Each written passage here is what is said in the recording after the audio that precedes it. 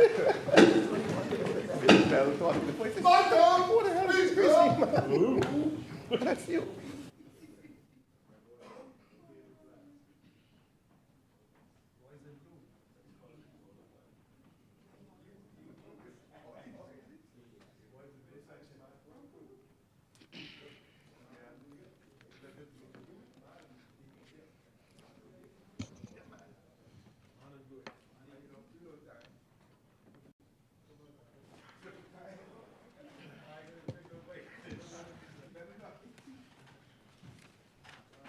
Honorable members, at the suspension, we were debating a compendium of bills. I presume we are now ready. Asmini? The chair recognizes the honorable member for Central Grand Bahama. Thank you. Someone said honorable. Thank you very much. Thank you very much, Madam Speaker. And as I stand to give a contribution on behalf of the good people of Central Grand Bahama, Madam Speaker, I noticed to my left, there's an empty space as well as to my right. Now, when my colleagues speaking, they have their members come and sit on the side of them to make it look good. But as it stands now, I look like I'm the voice of one crying in the wilderness. I want the people to know that that one voice have power. And that one voice will speak on their behalf. And I have, yes, West Grand Bahama want to sit next to me, that's fine. I welcome you over. But I'm here to speak on behalf of the people of Central Grand Bahama and the entire Bahamas. Central Grand Bahama, before I get into my substantive debate, the community park is once again being restored, temporarily it's being cleaned, and we're putting in the water system. Again, I ordered a solar pump, water pump, that is going to circulate the water consistently at the waterfall at the old Royal Oasis. And once we have that up and running, we'll put fish back in the pond at the upper level. The birds will come there for the fish, and the bird watchers will come there. Oh, tilapias, and they live. And my tilapia lives. They're there. They're strong. At the base of the Royal Oasis, we have tilapias. They say, yeah, big. My secret? Pray.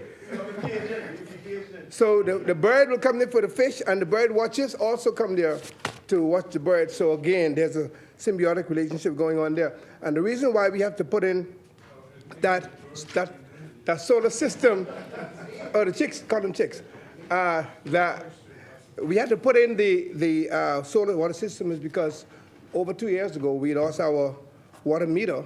The power company took their water meter out and said, before I mentioned it in Parliament, I should have come and have a discussion with them. I did go after it was taken out, and today it was still not restored. So in order to make sure our people are protected and the park is restored, we went and we bought our own water heater, so our own solar system.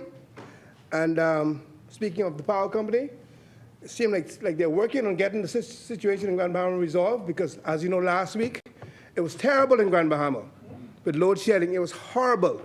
There's one thing that we was aware of, was known for in Grand Bahama, was stable power.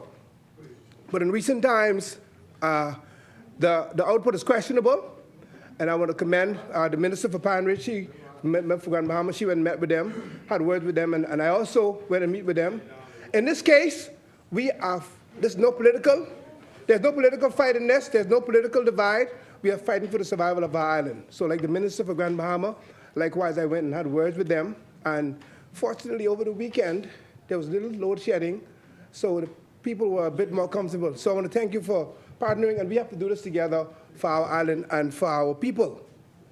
Madam Speaker, to the boating communities in Central Grand Bahama and Grand Bahama, there was this nagging issue with having a boat ramp or boat ramps where they could access the water, because, you know, the lobster season is rapidly approaching, and that's how a lot of these boaters and fishers survive. So there's a ramp being reconstructed at the end of Sabadilla Road in Hannah Hill. That was originally done by Mr. Junior Grant. That's being refurbished right now. And there's also one in Hunter's area, and they will be ready before the start of the crawfish season. In addition to the ramps, we will put up some solar lights so that the fishers can launch during dark periods. And we also will be ordering port and starboard lights to put up also, so that there will be navigational aids for persons, for the boating public in Central Grand Bahama and, of course, in Grand Bahama. So I expect also my colleague to partner with me and make sure that we empower our local fishers and farmers. One of the reasons why I mentioned the park is that in addition to the Central Grand Bahama, world famous according to West Grand Bahama, the former member, I miss him a whole lot, Mr. Obi Wilscombe, he titled it the world famous Central Grand Bahama Farmers Market. It's held at the Royal Oasis. And in addition to that, persons use the ground for photo ops, christening, for weddings, and also just to relax. It's a very good area. So we are doing our best to restore that for the general community. Madam Speaker, with respect to the matter in front of us, the Registered Land Bill 2025 and the Land Adjudication Bill represents a significant legislative effort to modernize and streamline land administration in the Bahamas. The primary purpose of these bills is to provide certainty and security of title, reduce ownership and boundaries disputes, we know we have a lot of those, and to promote efficiency in land transactions. By establishing a central land registry and defining clear procedures, the bills aim to facilitate transparent, reliable, and accessible land administration. Madam Speaker, as you know, the bill is broken up into several parts, so I will just highlight a few of them. Part 1 establishes the foundational legal framework for land registration in the Bahamas. It defines key terms and ensures the primacy of the bill over other land-related laws where land is registered under this bill, thus streamlining the land registration process. Part 2 focuses on establishing the land registry, appointing a registrar of land and other officers, and creating the land registry and registry map, which is very important. This aims to ensure effective management and maintenance of land registration records, promoting transparency, accuracy, and accessibility of land information. Part 3 clarifies the legal consequences of registration, stipulating that registration vests absolutely or provisional title in the registered proprietor, subject only to registered interests and certain overriding interests. This protection for registered proprietors and third parties dealing with registered land increases certainty, of course, in land transaction. Part 4 outlines the issuance and management of land certificates and certificate of lease, and provides for searches and official copies. The goal is to facilitate evidence of title and enhance public access to reliable land information through an official certified system, one that we can rely on. Part 4 governs dealing with registered land, including sales, leases, charges, transfers, and the creation of easements and covenants. It establishes rules to ensure the integrity of transactions and the security of registered interests. A notable feature is the requirement for leases exceeding 2 years to be registered to have legal effect. So some timelines are established. Part 6 regulates the form, execution, and verification of instrument dealing with registered land.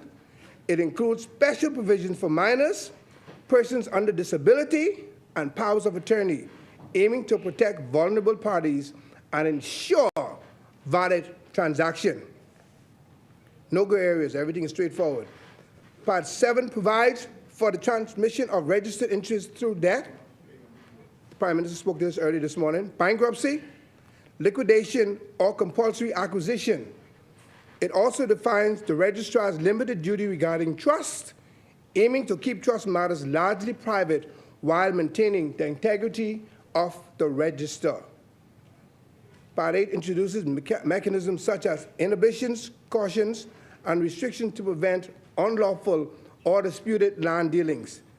This is important because these provisions, Madam Speaker, aim to protect interested parties' rights and maintain the land registry, reliability, and most importantly, security.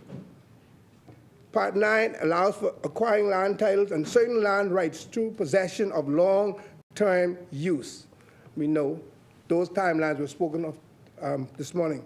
Squatters, and if you have inland properties, if you have waterfront properties, we know the timelines that was discussed this morning. It formalizes the procedures for claims based on long possession, thereby regularizing long-standing occupation. And two more parts that I want to highlight. Part 10 it enables the correction of registered errors and provide indemnity for loss due to registration mistakes. It seeks to balance the need for finality and certainty in the register and fairness for those adversely affected by errors that they did not make themselves. The final part establishes a clear framework for reviewing registrar's decision and appealing to the courts. This ensures, Madam Speaker, fairness and judicial oversight in registration matters.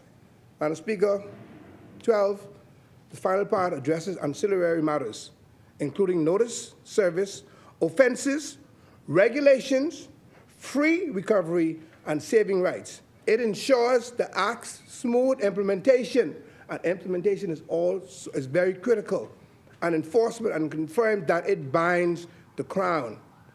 Madam Speaker, as I stand before you today, these bills represent a monumental step towards a more robust and transparent land administration system in the Bahamas, and it is certainly indeed time that we do address this in this Parliament.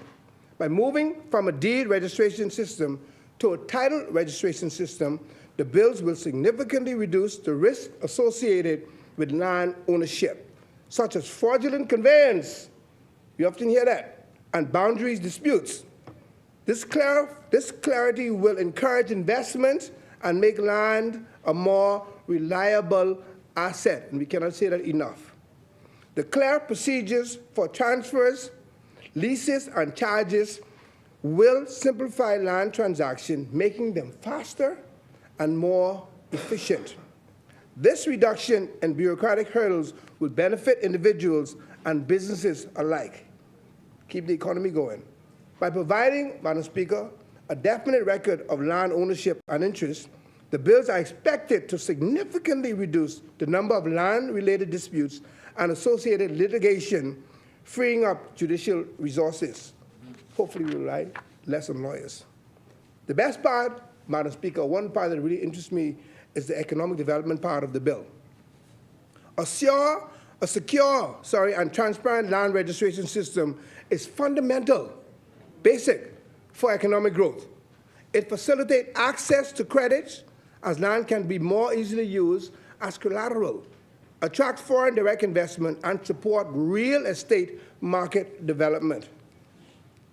Madam Speaker, the establishment of a central land registry and the provision for searches and certified copies will make land information more accessible to the public, promoting transparency and, of course, accountability.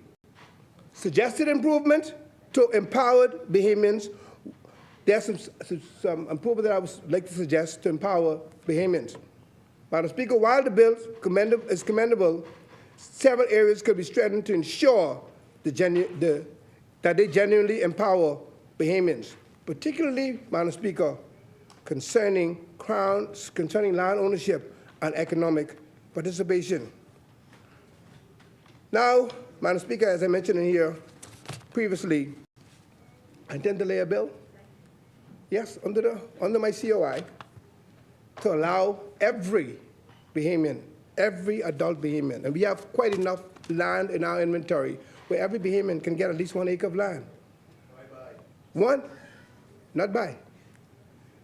It could be at least 1 acre, and that would even touch the amount of Crown land available in this country. 1 acre for every adult Bahamian initiative as proposed earlier. The proposal to grant every adult Bahamian 1 acre of Crown land, this is what it could do. It's a transformative idea. The Registered Land Bill provides the perfect mechanism to formalize and secure such grants.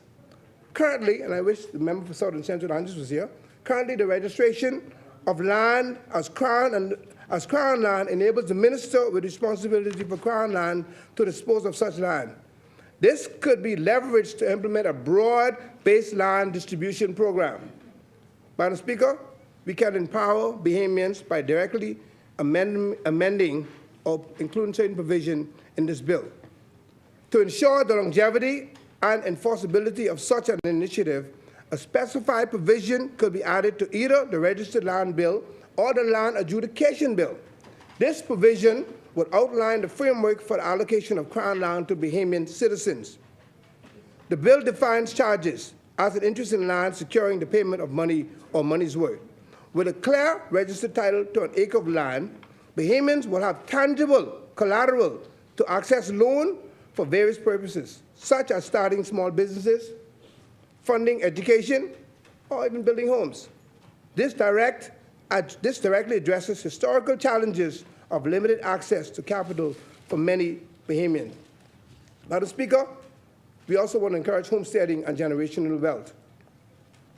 Madam Speaker, providing land for homesteading allows families to build generational wealth, fostering stability and economic mobility. The ability to register this land under the new system ensures that these assets are protected and can be passed down securely, as was mentioned by previous speakers. Madam Speaker, we should establish support services for landowners. To maximize the benefit of such land distribution, the government should consider support programs, which should include, 1, financial literacy and business training, equipping new landowners with the knowledge to utilize their land productively, whether for agriculture, small-scale tourism, or other ventures. 2, access to microfinancing, by creating specialized loan products tailored to individuals using their newly acquired land as collateral. Technical assistance, providing guidance on land use, planning, and, of course, sustainable development. Madam Speaker, the Land Adjudication Act 2025, which is built, of course, complements, is crucial for the initial registration of parcels. It is imperative that the adjudication process is fair, and it is transparent and sensitive to existing informal or customary land holdings. You know, I grew up in a small community on one of the family islands, and clear demarcates from Waterkey, north side of Grand Bahama, we call it Waterkey. And yes, you saw it from a distance? Beautiful, beautiful. It's about 45 feet above sea level, the highest part of Grand Bahama. No flooding, it's beautiful. Back in those days, when they would measure up their land, I was growing up, but our land is from this fig tree to the sapodilly tree over there. Or from that rock, 50 paces to the east or to the west. There was no clear demarcation. There are trees or there are boulders or whatever to identify the land. But now we are trying to change that with this process. And in order to achieve this successfully, particularly in those small communities, we must have community engagement. We must strengthen provisions for extensive community engagement during the adjudication process to ensure all claims, including those not formally documented, are heard and considered. And I'm sure East Grand Bahama is also going to be faced with this, as well as those in the West. This process can prevent future disputes. Madam Speaker, something that was mentioned earlier today, not everyone knows the law inside out. Therefore, I recommend that legal aid and representation should be considered. The government should provide free or subsidized legal aids to assist vulnerable population in navigating the adjudication and registration process, ensuring their rights are protected. The Prime Minister spoke to how they were swindled early in court this morning, citing stuff that they wasn't even aware of. But having legal aid provisions, having it subsidized by the government to protect the people, I think is critical. And to the member from being in Grantstown and Central Andrews, while the bill established a land registry, emphasis should be placed on fully digitizing the system from the onset. This will allow for, 1, online searches and application, making it easier for Bahamians, especially those in the remote islands, to access land information and conduct transactions without needing to travel to Nassau. It's always more costly for us. Digital systems can incorporate advanced security measures to protect against cyber threats and unauthorized access. A fully digitized digital system allows for immediate updates to the register, further enhancing transparency and reducing the likelihood of outdated information. Madam Speaker, we must also ensure that education and public awareness campaigns are carried out.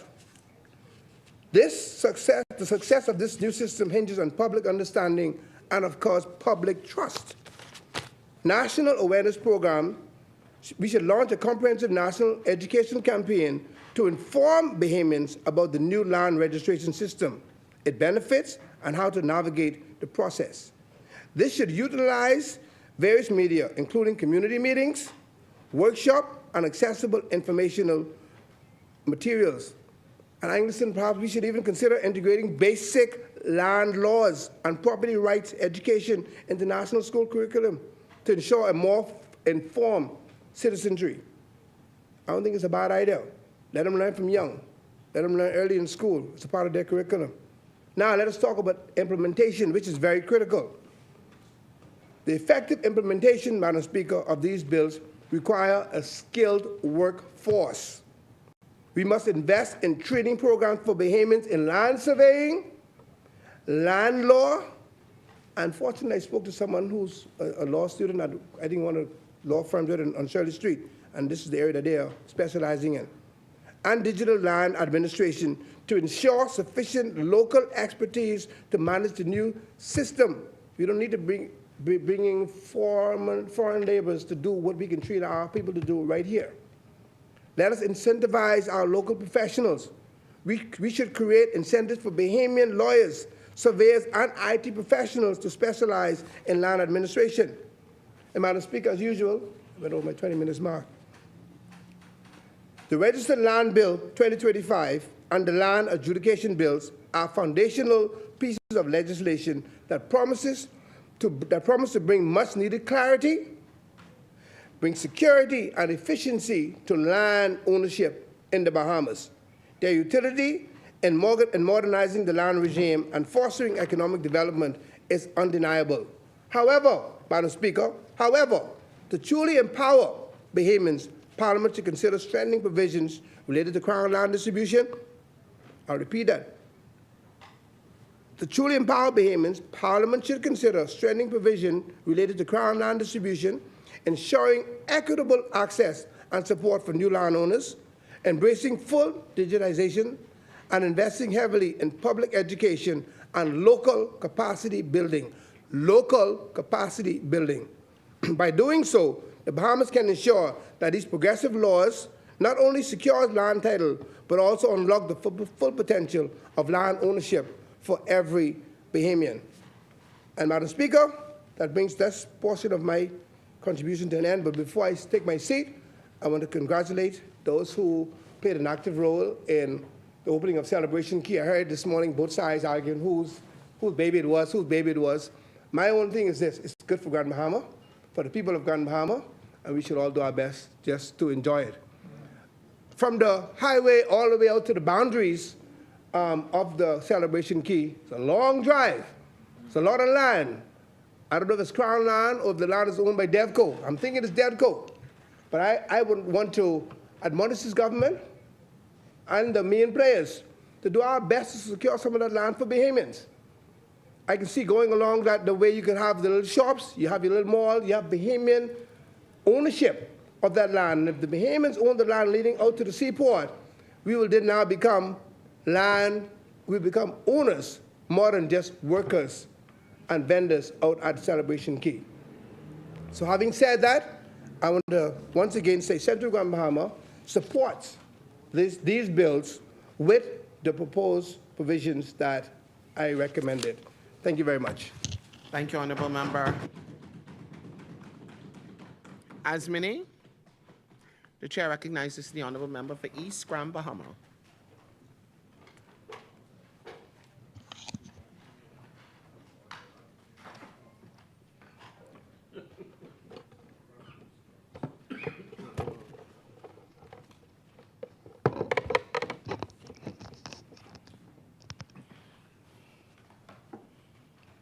Thank you very much, Madam Speaker. Madam Speaker, it is again a privilege to stand in this honorable place and to represent the good and the special people of the East Grand Bahama constituency. I owe a great deal to all of the people in East Grand Bahama, and it is a privilege to represent them. Madam Speaker, we debate the Land Adjudication Bill 2025 and the Land Registration Bill 2025. We in the opposition, as was stated by the member for St. Anne's this morning, we acknowledge the good intent behind these bills, and we are prepared to support these bills. Madam Speaker, though, I also acknowledge the first bills, as was said by the member for St. Anne's. The first bills, I believe he said, may have been drafted back in 1966. Those I was not aware of, but I was most definitely aware of the bills that were drafted by the FNM in 2010. As during that time, I was the Member of Parliament for Pine Ridge, and I could remember the consultative process of those bills. And also, I believe during the last FNM administration, there was some bills that were floated around during that period of time as well. Indeed, all of these bills sought to address the long-standing challenges associated with land disputes, unclear ownership, boundary issues, and title issues. All of the bills sought to provide an orderly, efficient, transparent system for the identification, demarcation, and recording of land ownership and interests across the Bahamas. This, Madam Speaker, is a goal that we can and must all embrace. These bills are in particular, or they are of particular interest to me. Like the member for St. Anne's, as an attorney, I've been an attorney now for coming up to 30 years and can remember law school, remember learning of the 1925 Law of Property Act, which addressed registered land in the UK. So at that time, we learned about the 1925 Registered Act, which dealt with registered land, and coming to the understanding that the Bahamas operated on a system that was pre-1925. So I believe it was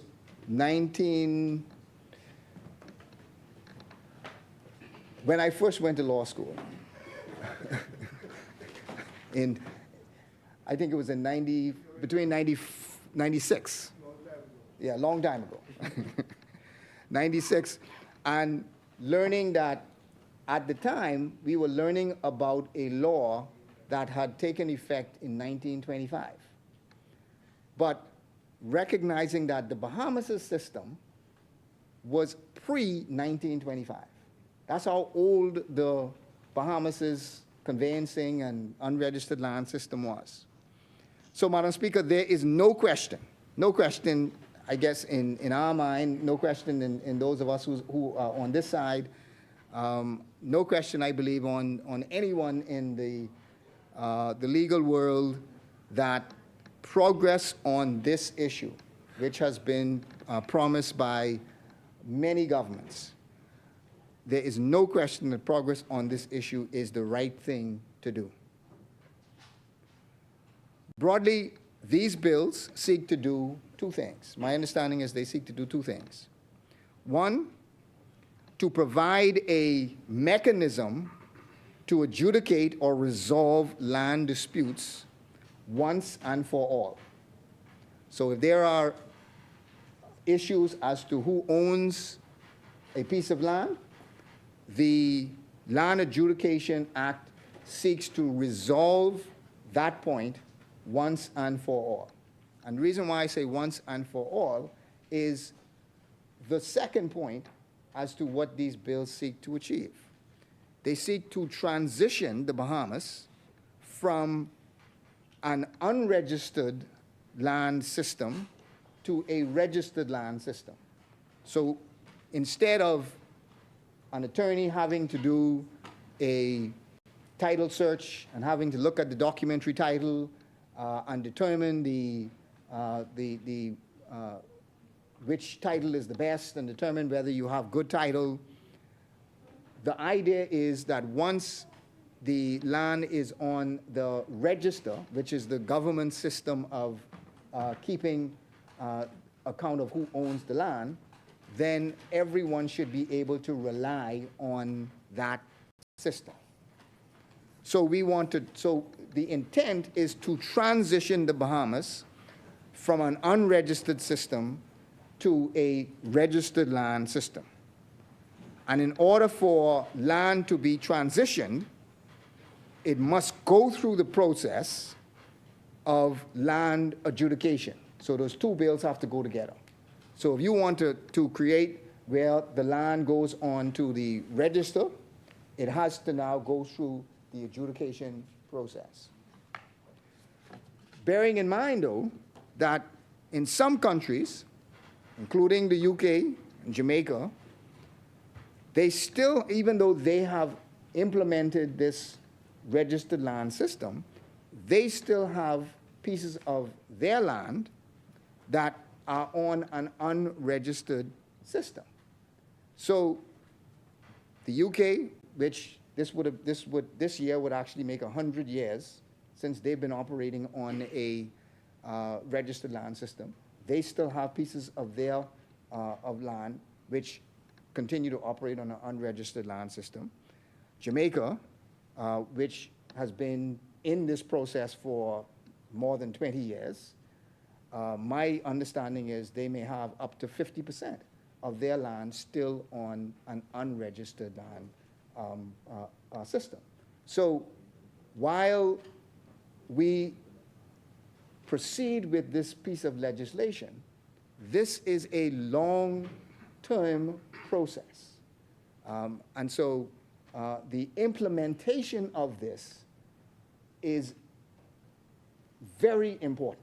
And in my mind, it is the most important piece of the process is the implementation of this unregistered or this registered land system.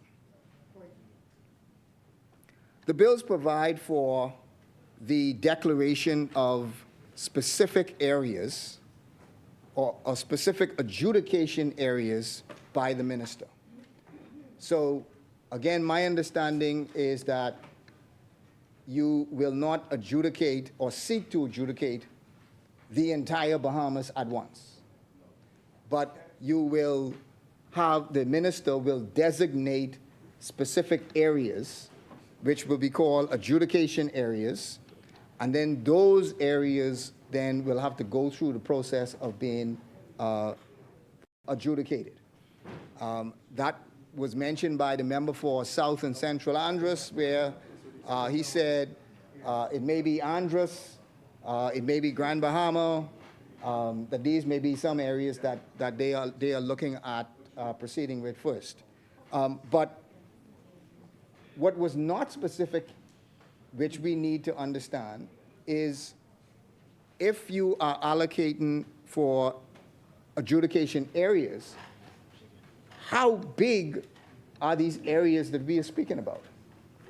So, for example, will the entire island of Andros be an adjudication area, or are we talking about subdivisions? Are we talking about constituencies? We need to understand what area and how big of these areas are we looking at. Because obviously, if you are looking at dealing with subdivision by subdivision, or if you're looking at dealing with constituency by constituency, or you're looking at dealing with island by island, it is a different process in terms of how you proceed. And so we need to understand that process and how large of an area we are talking about when they deal with these adjudication areas.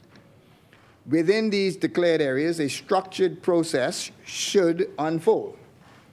An adjudicator who must be a counsel and attorney of at least 7 years of experience in property law has to be appointed, and each area to oversee the process and resolve disputes. Crucially, this adjudicator, along with 2 locally knowledgeable assessors, will form the Land Adjudication Tribunal to hear and determine not just land disputes, but all land in the Bahamas before the land can be registered. So again, my understanding is that the intent is for us to transition all of the land in the Bahamas from unregistered to registered. And if that is the intent, then my understanding is that all of the land will then have to go through this adjudication tribunal or go through this adjudication process. Now, it may be very simple, because you may have, take for example, my piece of land in Grand Bahama, which is, I have a registered conveyance, the bank has a mortgage for it. It may just be as simple as saying, here's my registered conveyance, the bank has a mortgage for it, no one is claiming any other interests, fine. That's fine.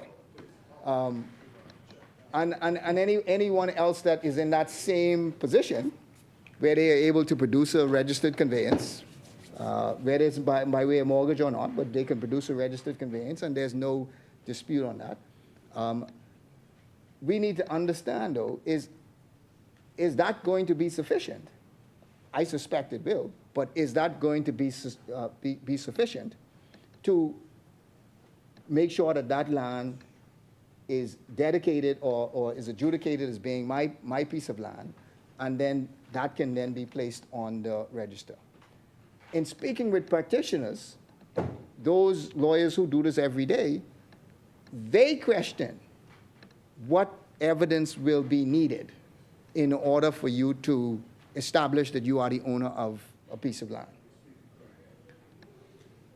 So, Madam Speaker, also, as you can imagine, if we are talking about all of the land in the Bahamas, now, again, we're not talking about doing it all at the same time, but if you are talking about the intention of doing it for all of the land in the Bahamas, as you can imagine, this is a monumental task if not properly planned and resourced.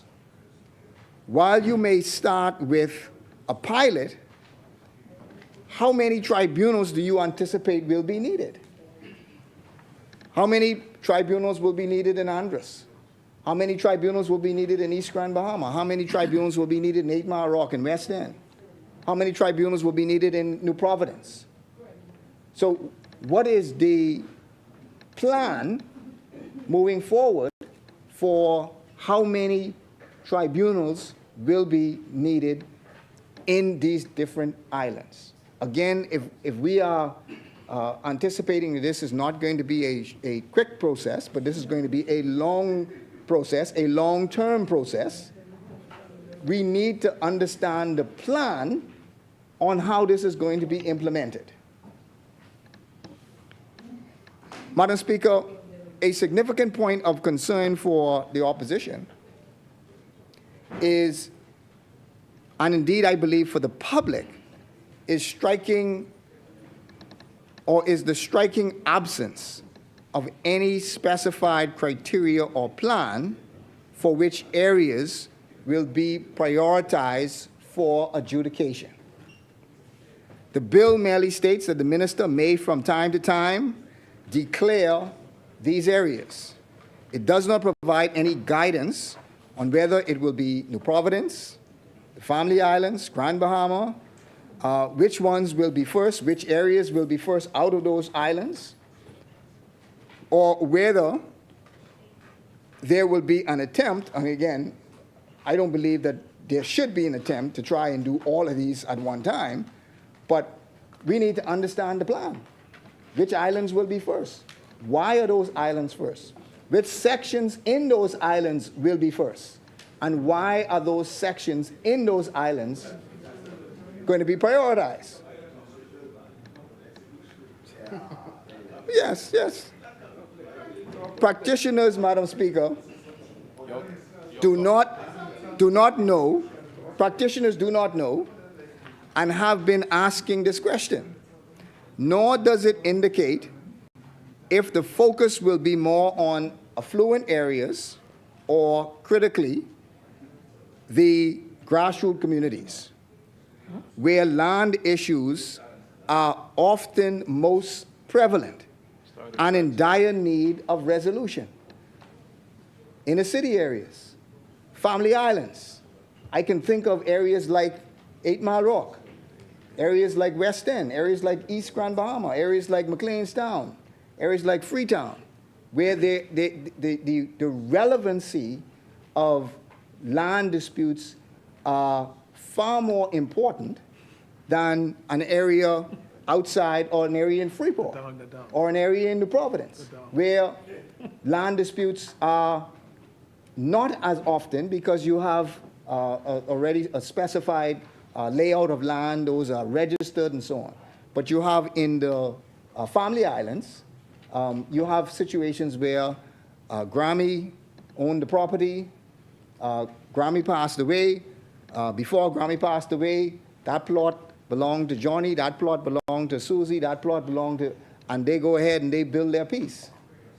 And then you have their kids who may have had a portion of land. I mean, almost the entire Pelican Point, portions of High Rock, portions of Rocky Creek, McLeanstown, have been developed using these kinds of situations. And so the relevancy of what is happening here is far more than in areas in Freeport. And so we need to understand what criteria is being used to determine who is going to be a part of the pilot program, which communities will be a part of the first set of communities that will be able to take advantage of this bill.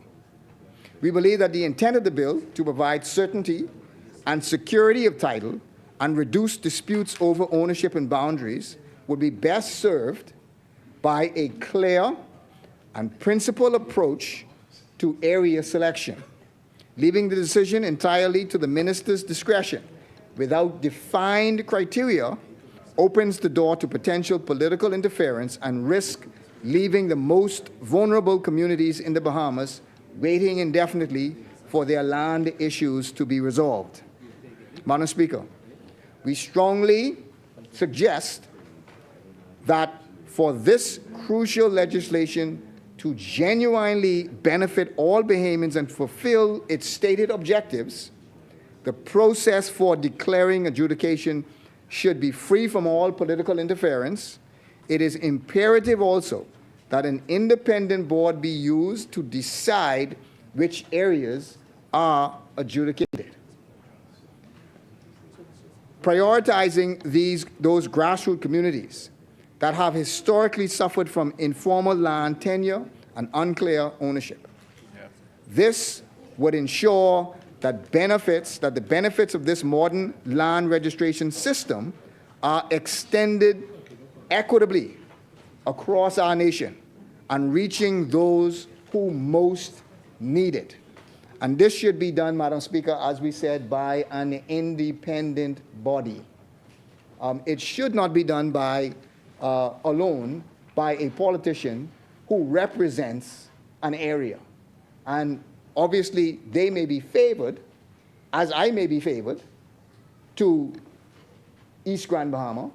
Other MPs may be favored to their own particular areas. So it should be done by an independent body who can look at a set of criteria and then who can make an independent decision as to which areas should be prioritized.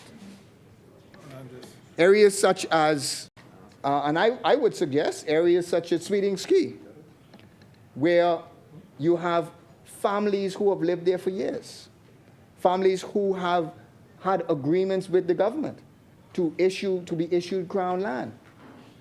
Some families who have paid a deposit. But those Crown land has not been surveyed, and it has not fully been executed for those persons.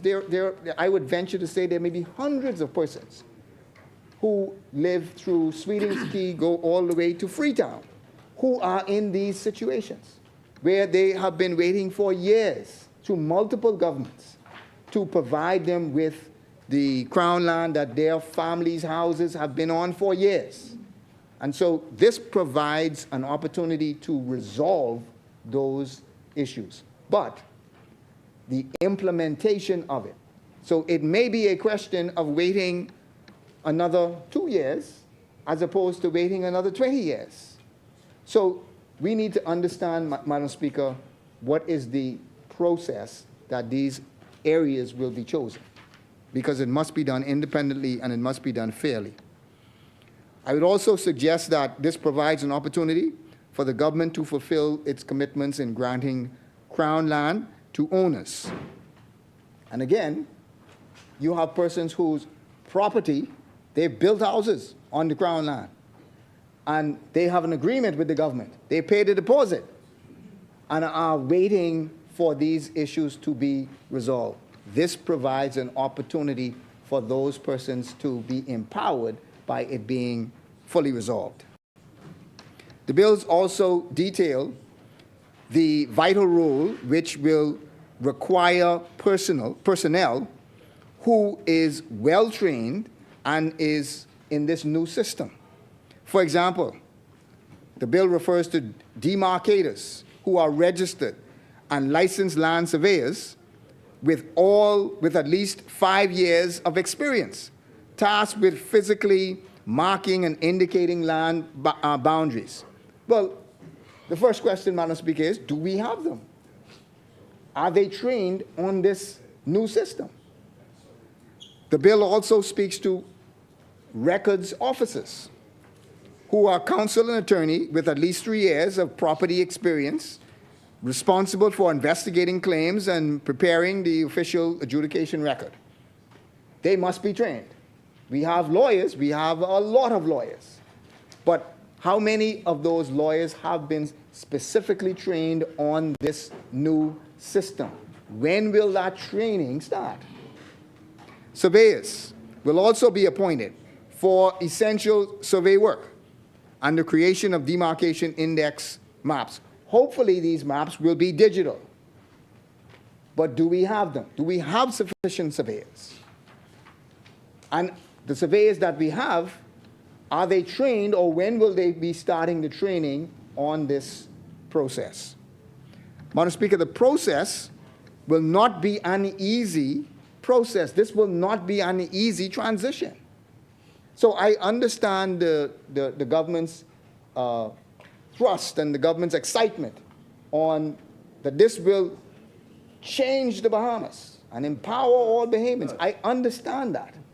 But the process of this piece of legislation is a long and, in some cases, it will be a difficult process to deal with, and a difficult process to transition from the unregistered land to a registered land system. And if all you would need to do is look at the experience of other countries. Countries like Jamaica, and the member for South Andros referenced St. Kitts, St. Lucia, referenced St. Lucia. Well, St. Lucia's process, and I'll go through that, but St. Lucia's process took almost 20 years for them to go through. So it will be rigorous. Once an adjudication area is declared, the public notices will be issued, requiring all claimants to come forward within at least 90 days. This in itself must be carefully done. What happens if the relevant person doesn't respond, cannot respond, is out of country, cannot be found? As a lawyer, we've dealt with a number of situations where you have tried to serve documents on someone and they cannot be found. And remember, the Constitution provides that no one should be deprived from land unlawfully. That's a constitutional right.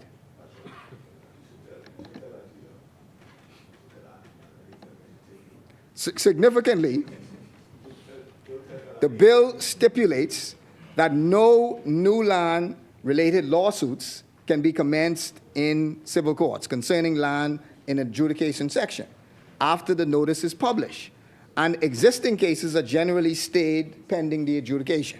Well, then this is a significant point when you look at the size of these areas. So if you allocate an area like 8 Mile Rock as an area, then that means that all land disputes will now be stayed out of the court and will now have to go to deal with the land adjudication. So do you have the resources to deal with that at the land adjudication tribunal? Madam Speaker, also, this is a significant point to take into account when looking at the size of a designated area.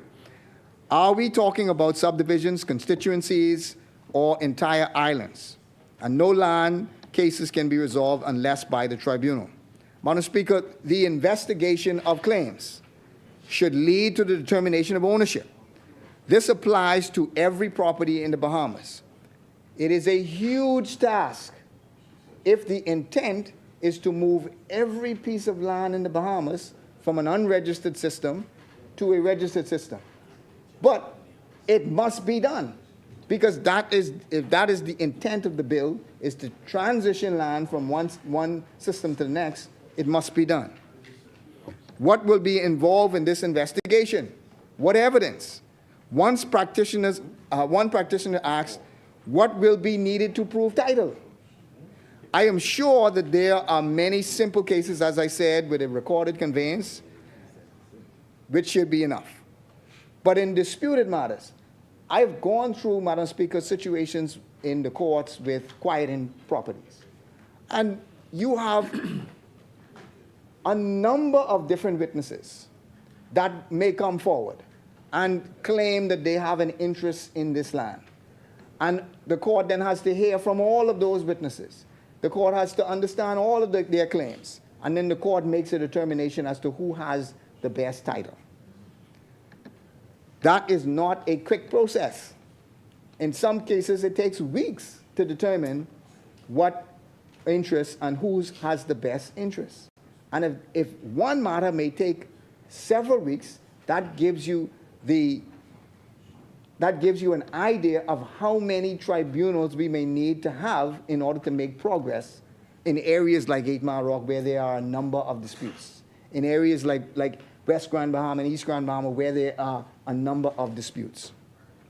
The bill also provides for absolute title for those in open and peaceable possession for 12 years or more on private land, 30 years or more on Crown land, and those with good documentary title, stretching back at least 30 years. And then it also speaks to provisional title, which may be granted where and later converted to absolute. Once completed, the adjudication record for each parcel detailing the owner and interest will be publicly displayed.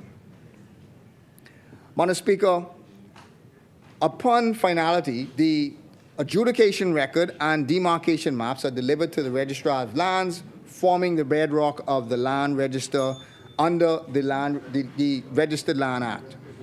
It promises to enhance public confidence and land holdings. Madam Speaker, again, we need to understand where is the national strategy, where is the timeline, where is the budget for the massive undertaking of adjudicating every single inch of private and Crown land in the country. Madam Speaker, we also need to understand that how the thousands, potentially tens of thousands of informal landholders will access this adjudication process. Madam Speaker, also, the government does not have a very good record when it comes to passing legislation and implementing those legislation. So therefore, while the opposition fully supports the principles and objectives, the government ought to have accompanied the bills with a robust, publicly declared written implementation plan. Madam Speaker, if I could just have 2 minutes just to complete, and I appreciate that. Only with such a comprehensive plan can we ensure that the promise of clear, secure, and accessible land ownership for all Bahamians can truly be a reality. And we only need to look at Jamaica, look at St. Lucia, and to see the years upon years upon years which it took them to proceed. Also, Madam Speaker, as I take my seat, we need to, what should have been accompanying the legislation was the written plan, the written implementation plan, because that is what is important for the public to see and understand where they are going to be, to see how many years it's going to take for their land to be applied, to see what they are going to need, what they are going to require. That is what is needed to accompany these pieces of legislation and the implementation of it. And finally, the record of the administration, Madam Speaker, is clear. It is long on legislation, short on implementation. Time and time again, the government has spoken about new laws or passed new laws before Parliament as proof of their good governance, transparency, and accountability. But once the cameras are off, implementation unfortunately falls flat. Just look at the Office of Ombudsman, touted by the government, but they only put in place $30,000 this year in the budget for its implementation. Just look at the Freedom of Information Act, which they committed, they promised that they were going to implement, and for the 3 years that they have been in government, we have not seen sufficient progress in terms of implementing that. Just look at the PPPs, where there is a PPP policy on the record that the government has, again, not followed in terms of them proceeding with the PPPs. Just look at the Independent Integrity Commission. They have, again, passed the legislation, big fanfare, but only let $30,000 was put in the budget for this. They passed the Procurement Act, but again, millions and millions have been given in direct awards. There are also some agencies that have not even complied with the Procurement Act. So, Madam Speaker, again, the government, unfortunately, has a record of passing legislation and not fully implementing those pieces of legislation that they pass.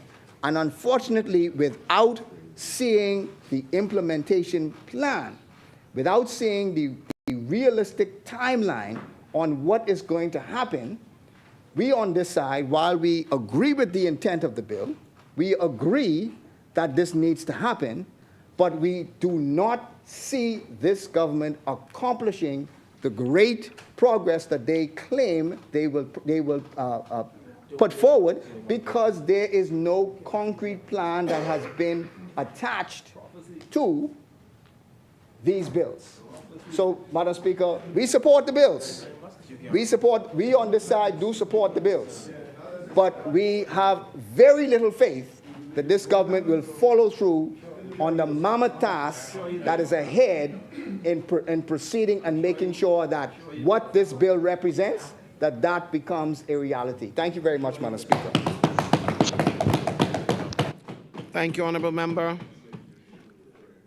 As many, the chair recognizes the Honourable Member for Yamacraw. Put it on the bill. Yes, thank you, Madam Speaker. Madam Speaker, the member for East Grand Bahama was going so good. And then he had to go to the doom and gloom. Ain't gonna wake, ain't gonna happen, they can't do it. It ain't gonna wake, it ain't gonna wake. Madam Speaker, we are not distracted by the doomers and gloomers. We are focused on progress, and progress we shall deliver.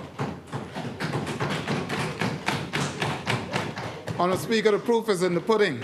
This Davis-led administration has so many examples of tangible accomplishments and achievements, but we do not take a victory lap or tap ourselves on the back, because we are reminded constantly that we have lots of work to do. We have a country that we have inherited, that we know where it was, and we know where we are, and we know where we are going, and we shall not be distracted or disrupted by the doomers and the gloomers and the negative Nancys. Madam Speaker, I am pleased to rise in this honorable place on behalf of the good people of Yamacraw, who set me here on their behalf. Madam Speaker, allow me this opportunity as I open to wish my dear wife, Candace, a 20th happy independence.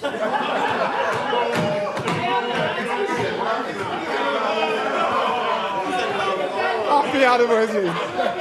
When you're in love, Madam Speaker, you're likely to. When you are.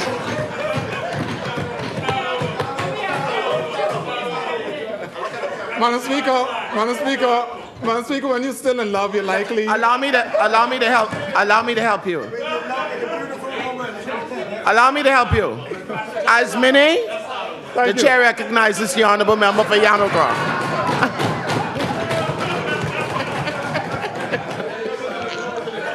Madam Speaker, I love my colleagues. You're always so spirited. Thank you, Madam Speaker. Let me go again. I wanted to wish the country a happy independence. And Madam Speaker, I want to use this opportunity to just express to my wife, Candace, happy independence on 20 years of marriage.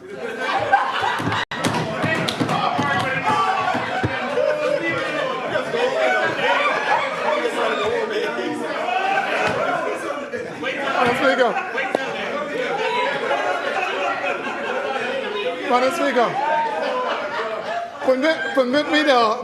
permit me to leave after this to go. You need me to Because suspend? I got to go to dinner. Madam Speaker, One more we time. celebrate. Leave One more independence time. out. Madam Leave Speaker, independence out. Madam Speaker, these members are distracting. Today is her birthday. Let me Speaker, say it for you. It's happy. On behalf of the Parliament, Yes. I would like to wish your wife, Candace, a very happy anniversary.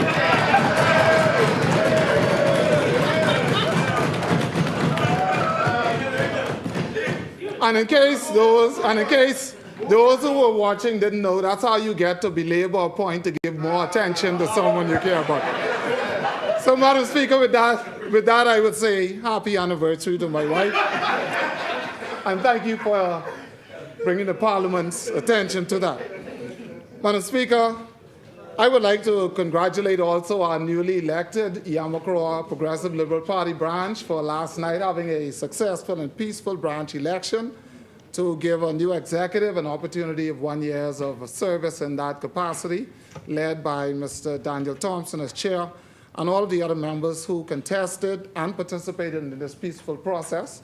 I want to just continue to encourage them to let us stay focused on our goals ahead. We have much to do, we have much accomplishments, and we have many things that we can boast of, but we are not done. The journey is not over. Madam Speaker, and honorable members of Parliament, fellow Bahamians here today, we are not just here to debate legislation. And as was made clear by the honorable member for Cat Island and San Salvador, we are here to correct history. Madam Speaker, we are here to restore dignity to Bahamian families and to finally bring clarity, justice, and opportunity to the land of which our people live, work, and dream. And Madam Speaker, our views, as we have often and repeatedly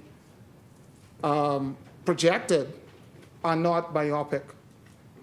We do not lack foresight, and we have the intellectual capacity for insight. Madam Speaker, like many Bahamians living in my constituency of Yamacraw, persons now living in Nassau are so excited about this bill because they have not always lived here, many of us. Many have, perhaps, some can say most, still have ties in the family islands to generational properties and inheritance. Therefore, it would be found that these bills impact Bahamian families all over this country and many living abroad. So while all zones were not immediately identified, as was stated by two members from the opposite side, the member for South and Central Andros made it clear that the pilot part of this program is only the beginning. For decades, land ownership in our country has been clouded by uncertainty. In many cases, generations have lived on land they could not prove they own. Some were denied the ability to pass property to their children, and others fell victim to fraud and bureaucracy. The current deed-based system built on paper trails and court battles has failed too many for far too long. Madam Speaker, historically, land records in the Bahamas were maintained through manual, often fragmented systems.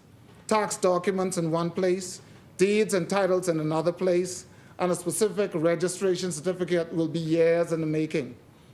Madam Speaker, modernizing and centralizing these records is crucial for property rights security, facilitating transactions, attracting investments, and supporting sustainable development.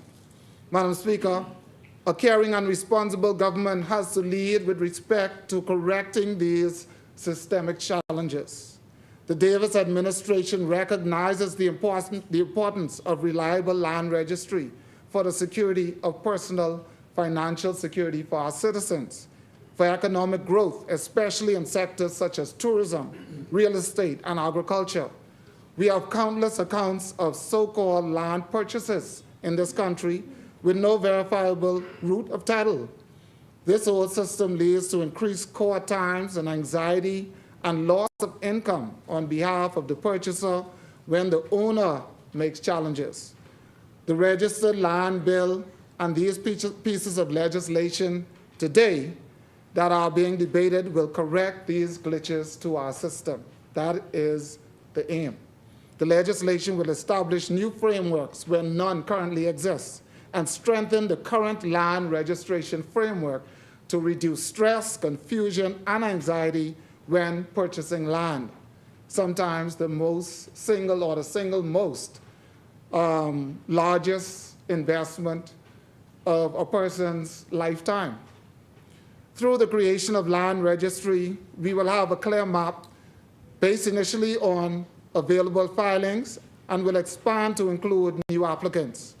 The land register will include every piece and parcel of land adjudicated in accordance with the Land Adjudication Act 2025. Each piece will show whether the land is private or is held by the Crown, and with respect to private land, whether the title is absolute or provisional. Madam Speaker, this information will be publicly available through the passage of this law for the first time in the Bahamas in a somewhat simplified fashion. Through the land adjudication process, we are creating legal provisions for electronic registration, title certainty, and dispute resolution. The Land Adjudication Act provides a clear framework for land claims to be heard within a specified period. This administration is set on a path to modernize how we deal with land matters in our country. We are creating real opportunities for qualified Bahamians to put their learned and earned skills to work in building this beautiful country. These skilled Bahamians include surveyors, person-like record officers, officers with within land registry, and GIS or geospatial information officers and specialists. Madam Speaker, history will reveal that our legislative agenda brought forward and passed in this place during this term have been bold, historic, and revolutionary. These steps towards fairness, clarity, and empowerment for generations of Bahamians is in line with just what we promised we will do, and that is to deliver revolutionary changes. With the introduction of the Land Adjudication Bill 2025 and the Registered Land Bill 2025, we confront one of the oldest, most persistent challenges in our country, the tangled, often unjust question of land ownership. Madam Speaker, land is more than soil and boundaries. It is our home, our inheritance, our birthright. And yet for decades, indeed for generations, too many Bahamians have lived in uncertainty. Families have occupied lands without title, heirs have been locked into endless disputes, investments have been stalled, and developments have been deterred. And most importantly, ordinary Bahamians have been shut out of opportunities because they could not prove what was already theirs. But now, the Land Adjudication Bill 2025 and the Registered Land Bill 2025, with these bills, we have the opportunity to fix it. Some may ask, Madam Speaker, what will these bills do? The Land Adjudication Bill introduces a fair and transparent process for determining who owns what. It empowers the independent adjudicators and legal experts to review land claims, inspect properties, and resolve disputes, especially in areas where records are missing or unclear. The Registered Land Bill creates a modern title-based land system, and every landowner will receive an official certificate of title. That title will be legally recognized, easy to transfer, and protected from fraud. No longer will Bahamians need to worry about overlapping claims, missing documents, or generations of legal limbo. Your land will be secure. Your future will be clearer. This reform matters, Madam Speaker, because in our clear view, this is not about politics. This is about people. The reform is, for example, the grandmother who lives in Andros on the same plot for 40 years can now pass land to her grandchildren. The young entrepreneur on Exomo Illuthru want to build a small resort, but can't get a loan without proof of land ownership, will now have resolution. The farmer in Cat Island who is afraid that without a title, his land may one day be taken from him, will receive resolution. This is about giving Bahamians the legal power to own, invest, inherit, and to grow. Madam Speaker, we know that with any reform comes responsibility. Therefore, this process, we have indicated, must be transparent with no political interference. There must be stakeholder consultations, especially on family island communities, and a fair appeal system so that no one is wrongly displaced. The goal is not to dispossess, it is to protect, not to confuse, but to clarify. These bills are not about seizing land. This bill or these bills are about securing it. Passing these bills, we understand, will boost economic growth through land-based investment, improve access to credit and mortgages, increase government efficiency, and reduce court backlogs, prevent land fraud, and protect vulnerable families, and above all, give Bahamians what they have always deserved: land ownership with dignity, certainty, and a peace of mind. We know that some members of the legal community have raised concerns about limits on appeals, as was raised by the member for East Grand Bahama in the adjudication process. But as it is set clear, the government welcomes open and honest dialogue. This is why these bills will go through rigorous debates here in Parliament, and we are committed to strengthening the safeguards where needed. However, we must not do what we cannot afford to do, and that is to let perfection become the enemy of progress. As Prime Minister, the Honorable Philip Davis has said, this is a generational shift in how we manage land in the Bahamas. And the Deputy Prime Minister who seconded the bill rightly called this a long overdue solution and a long-standing injustice. Madam Speaker, lest I remind the Bahamian people, when our administration came into office, the country's economic standing was on a cliff. The steady, capable, and bold leadership style of our leader has led this administration to shutting down the seeds of doubt, despair, doom, and gloom. We are used We are used to it now. We are used to how the opposition operates. We knew that instead of focusing on what we said today, they had to lose focus to bring some fake points or to raise some false red earrings, I will call it. Madam Speaker, I am pleased that these bills will empower the Bahamian people. Once new laws are created, they are supposed to complement and supplement existing laws. One can easily draw connections to our other successes and realize how these bills increase our strength of the Bahamian populace because other bills are attached. For example, the many public services that are now being sorted with promotions, reclassifications, confirmations, and the like will potentially now have access additionally through wealth of land reform. The savings and reliability associated with our aggressive energy reform will be complemented by the benefits of these bills for the persons who achieve and realize those savings for their families.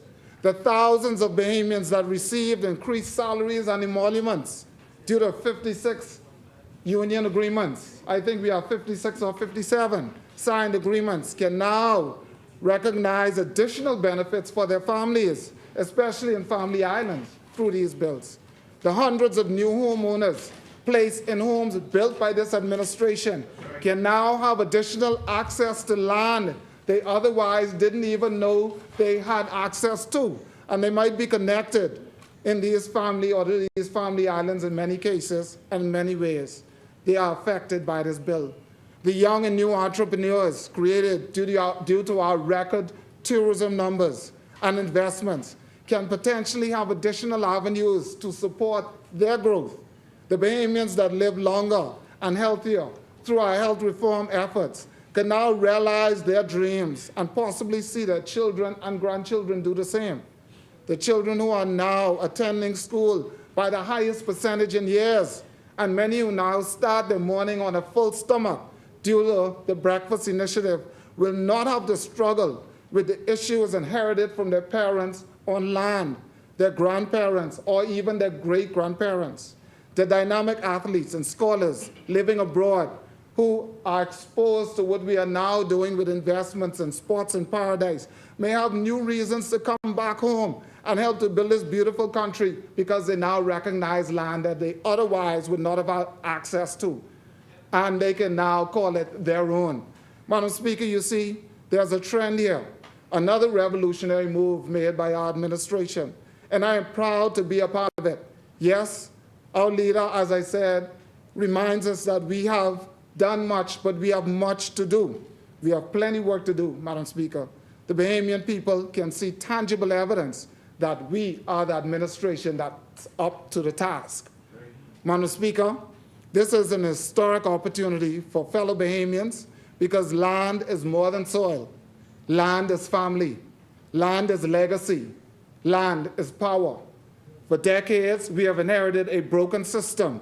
Today, we choose whether to pass on the same confusion or a clearer, stronger, fairer future. No, we are not the first government to promise land reform, but today, with the passing of these bills, we will be the first administration to deliver it. I encourage us all, let us rise to the moment. Let us pass these bills. Let us make land reform in the Bahamas a reality once and for all. Madam Speaker, Yamacraw support these bills. Thank you, Honourable Member Ismini. The Chair recognizes the Honourable Member for Nassau Village. Everybody knock off? Everybody knock off? I don't know.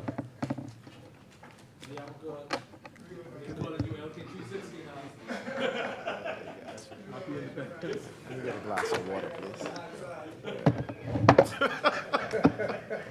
Two keys. Yeah. When you pull up to the host. Yeah, you told me to ask. You can leave now. You can leave. Yes, the 7 o'clock music. Be dependent. Good afternoon. Madam Speaker, I rise today in this honorable house on the behalf of the good people of Nassau Village, and of course, with the strength of God, always guiding my life and moving me forward. Madam Speaker, before I begin to delve into the heart of the bills before us, I would just like to notify my constituents of a few things, right? The youth in Parliament had their debate on climate change in urban and densely populated areas for the first time in Nassau Village constituency at the Nassau Village Community Center. Yes. They covered topics such as what does it mean for the Bahamas going forward as a densely populated island of New Providence for constituencies such as Nassau Village, Bamboo Town, and also Pinewood Gardens. So I was pleased to have them here, host them, and I was pleased at the depth of the discussion that they were talking and going into.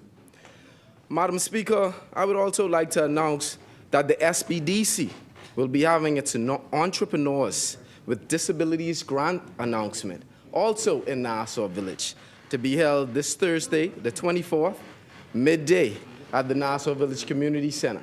So I encourage all of my uniquely challenged constituents who have entrepreneurs, who are entrepreneurs and who have businesses to venture and come out and see what the government has to offer and see how they can expand their small and medium-sized businesses. Yes.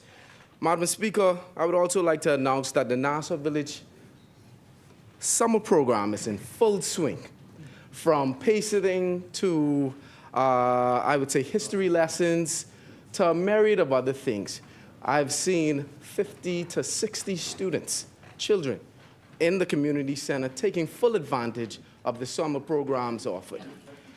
The reason I mention these things, Madam Speaker, is because for the first time, you see a true injection of attention to the constituency of Nassau Village. And I believe it's because of their young driving and pushing forward by their member of parliament. And, of course, you know, a young man. One and only. You see, Madam Speaker, Madam Speaker, we must ensure that when we represent a people, we always put their interests forward. And for the last 20 to 25 years, Madam Speaker, especially in the previous 5 years, the constituency of Nassau Village has been grossly neglected. And it's a pleasure, as a Nassau villager myself, to see industry come into the constituency, whether it be persons pulling up in their cars, having their cars washed at the community center, to small businessmen operating for the first time in front of the community park with permits. You see, Madam Speaker, when you have a residential area, it's very difficult to have industry created and move forward to really, I would say, enhance the domestic economy of the area. And by creating the community center, by having it, we, for the first time, are seeing local businessmen not having to go out for a second and third job, but actually working around the community center as an epicenter. And that is what I envision, and that is where Nassau Village is going. So as we move forward into the 2026 election, I can promise my constituents continued growth and further progress. Yes. Madam Speaker, yes. To the crux of the matter. All the way with strong. All the way with strong. Strong with strong, of course. Madam Speaker, esteemed members of this House, I stand before you today with a heart filled with hope and a resolute commitment to the future of our great nation. Madam Speaker, I am here to support two interconnected pieces of legislation: the Land Adjudication Bill 2025 and the Registered Land Bill 2025, that I firmly believe possess the transformative power to reshape our land administration system, unlock the economic potential of our people, and pave the way for more than just an equitable society, but an equitable society across all of our islands. Once again, Madam Speaker, this Progressive Liberal Party government is bringing forward another revolutionary bill designed to improve the lives of all Bahamians. But before I delve deeper, I believe it is imperative, Madam Speaker, that we acknowledge the extensive work, collaboration, and diligent efforts of the dedicated staff, legal experts, and various stakeholders who have contributed to the drafting and refinement of these bills.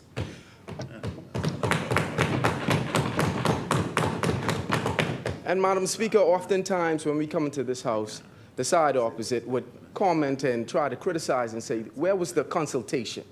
But Madam Speaker, we convened for a full day, and the experts went through line by line of each of these bills, just so each one of us, policymakers, could understand and appreciate the depth and the work that goes into it, but also the mischief that it was meant to manage. And Madam Speaker, I really commend them on a job well done. Madam Speaker, their tireless commitment to ensuring a secure and prosperous future for all Bahamians in matters relating to land is truly commendable and deserves our sincere appreciation. Madam Speaker, we always talk about the way forward, but we cannot chart a course forward or toward the future without first acknowledging the challenges that we have experienced in the past, those challenges that have held us captive. Our current land administration system is burdened by outdated practices, fragmented records, and ambiguous legal frameworks. These have created a complex web of uncertainty and inefficiency that touches every corner of our archipelago. Madam Speaker, these issues have been allowed to fester for far too long. And it is this Progressive Liberal Party government that has finally taken decisive action to curb it and to change it and to fix the problem. Madam Speaker, this inefficiency have created a cycle of issues that echo throughout our Bahama land. Today, namely, the burden of land disputes that countless Bahamians families experience, from Inago to Grand Bahama. They find themselves trapped in protracted legal battles over land ownership, disputes that can span generations, drain resources, and sow discord within each of our communities. Madam Speaker, these disputes rob us of our collective potential to work together. Another issue is impediments to economic growth, Madam Speaker. The lack of a clear and efficient land system discourages investment, stifles innovation, and hinders economic development across our islands. This holds back entrepreneurs and limits the opportunities of economic advancement for all Bahamians. Madam Speaker, we also have experienced unequal access to opportunity. The complexities of the current system disproportionately impact marginalized communities and those who lack the resources to navigate the intricate legal processes or the financial wherewithal, creating a barrier to prosperity for hardworking families throughout our nation. Constraints on buildings and development, Madam Speaker, the inability to accurately create building plans due to uncertain parcel measurements. They hinder landowners' activities, which can contribute to economic stagnation. Madam Speaker, these are not abstract problems. Honorable members, they are real-world challenges that affect the lives and livelihoods of everyday Bahamians. The stability and vision of this PLP government is essential to moving it forward, and that is why we have laid and brought these two bills here today, Madam Speaker. Honorable members, the Land Adjudication Bill and the Registered Land Bill are the two pillars upon which we can build a stronger, more resilient, and more equitable Bahamas, from Ragged Island to Bimini. You see, Madam Speaker, individually, they represent significant advancements. Both when enacted together, they form a powerful and harmonious framework for land administration reform, one designed to address the needs of every community, large and small, across our beautiful Bahama land. These bills represent just the latest in a series of groundbreaking initiatives brought forward by our government. From the revitalization of tourism, Madam Speaker, to the strategic investments in renewable energy and the digital economy, we have consistently demonstrated our commitment to building a better Bahamas for all. Madam Speaker, the Land Adjudication Bill 2025 sets the stage for a transformation by mandating a systematic, transparent, and impartial form of adjudicating land rights throughout the Bahamas. This means that whether you live in Nassau, in a bustling city, or in Snug Corner, a quiet settlement, there's a clear path to establishing claim to land. Madam Speaker, I took joy in analyzing this bill, specifically Clause 9, for instance, that ensures the adequate notice of the adjudication process is given, and that every person who claims or has a claim of interest in a land is given ample opportunity to make his or her claim. Madam Speaker, no one will be left in the dark. By providing a mechanism to gather accurate legal and physical survey information for each land parcel, we can better create a clear and defined picture of our existing landowners, to whom we should extend the protections and provisions found in the Land Registration Bill. This foundation, Madam Speaker, once set, will be the base for what is coming. This will allow those who are entitled, no matter their socioeconomic circumstances, whether they have big money or whether they have small money, Madam Speaker, to confidently stake their claim. Madam Speaker, the Registered Land Bill 2025 acts as a hand-in-hand with the Land Adjudication Bill, creating a central land registry with the ability to transparently track the dealings as well as enable more land use activities. This is more than just creating files, Madam Speaker, but it's about creating opportunities. The land registry will act as more than just a library or a central repository to store the documents produced by the Land Adjudication Bill process, but will act and ensure legal protection to citizens looking to lease, transfer, or receive rights to land. Madam Speaker, as we delve even further into the bill and we look at Section 32 in particular, it is crucial as it clearly defines the effect of registration with absolute title, vesting absolute ownership in the registered proprietor, subject only to certain limitations. This brings clarity and security where there has been uncertainty and anxiety, Madam Speaker.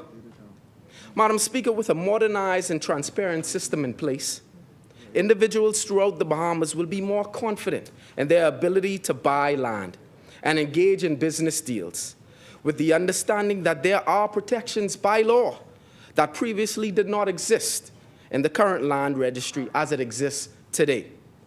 But Madam Speaker, the bill is these two bills are such big and beautiful bills.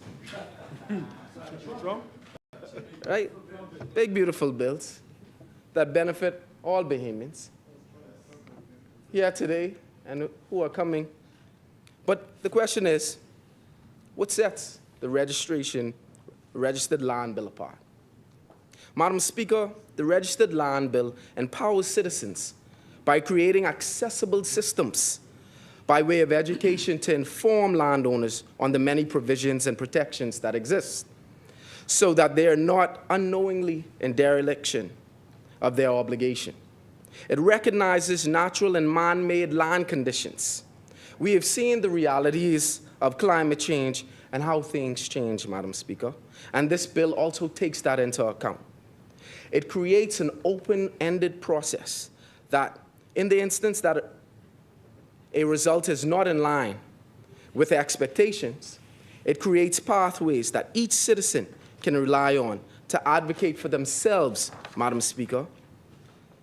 And if I were to pause, Madam Speaker, I found it so ironic that the lawyers on the side opposite were so fixed on where the fees for these lawyers might be going and why Bahamians could not represent themselves at these tribunals.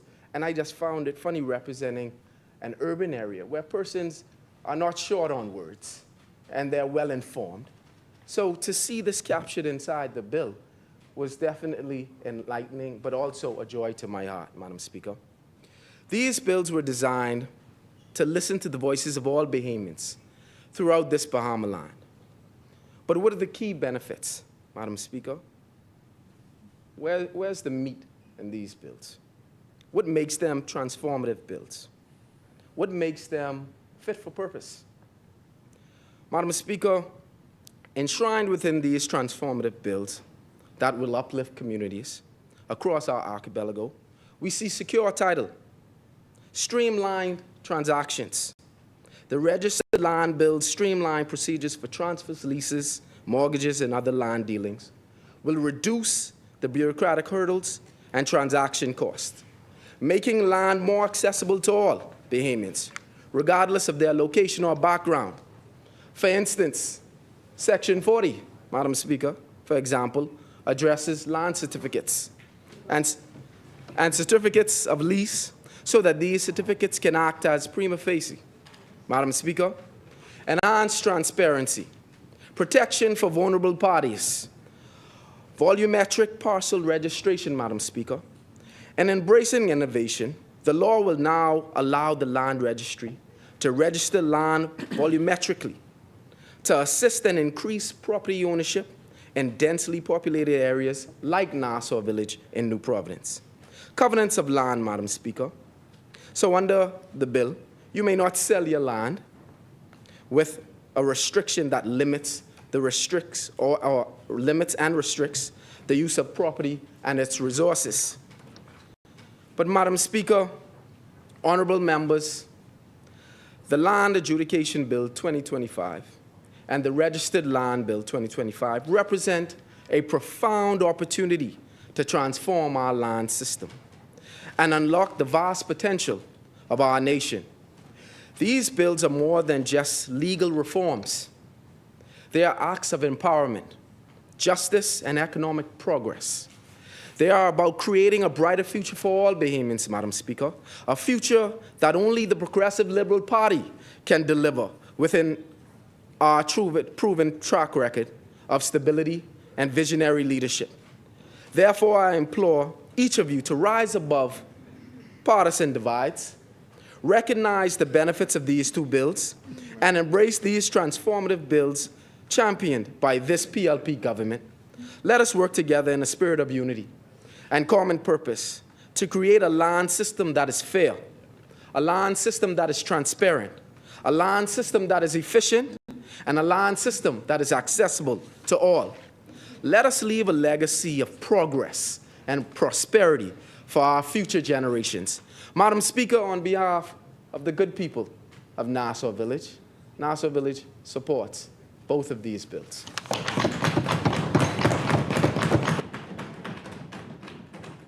Thank you, Honorable Member.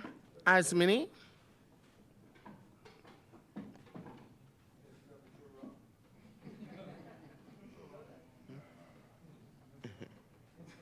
The chair recognizes the Honorable Member for Kalani. Let me move that.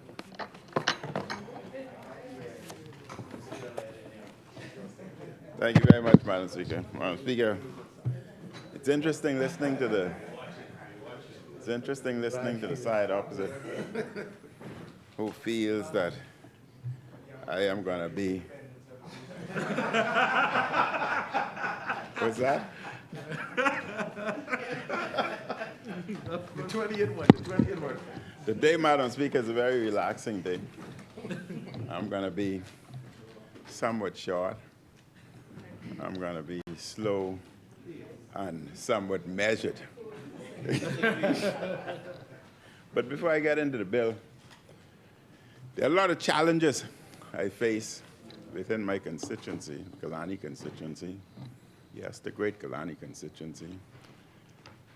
And my people are watching me because they want to be assured that I am informing the government of our challenges. And I know as a responsible government, you will correct those problems and deal with it effectively.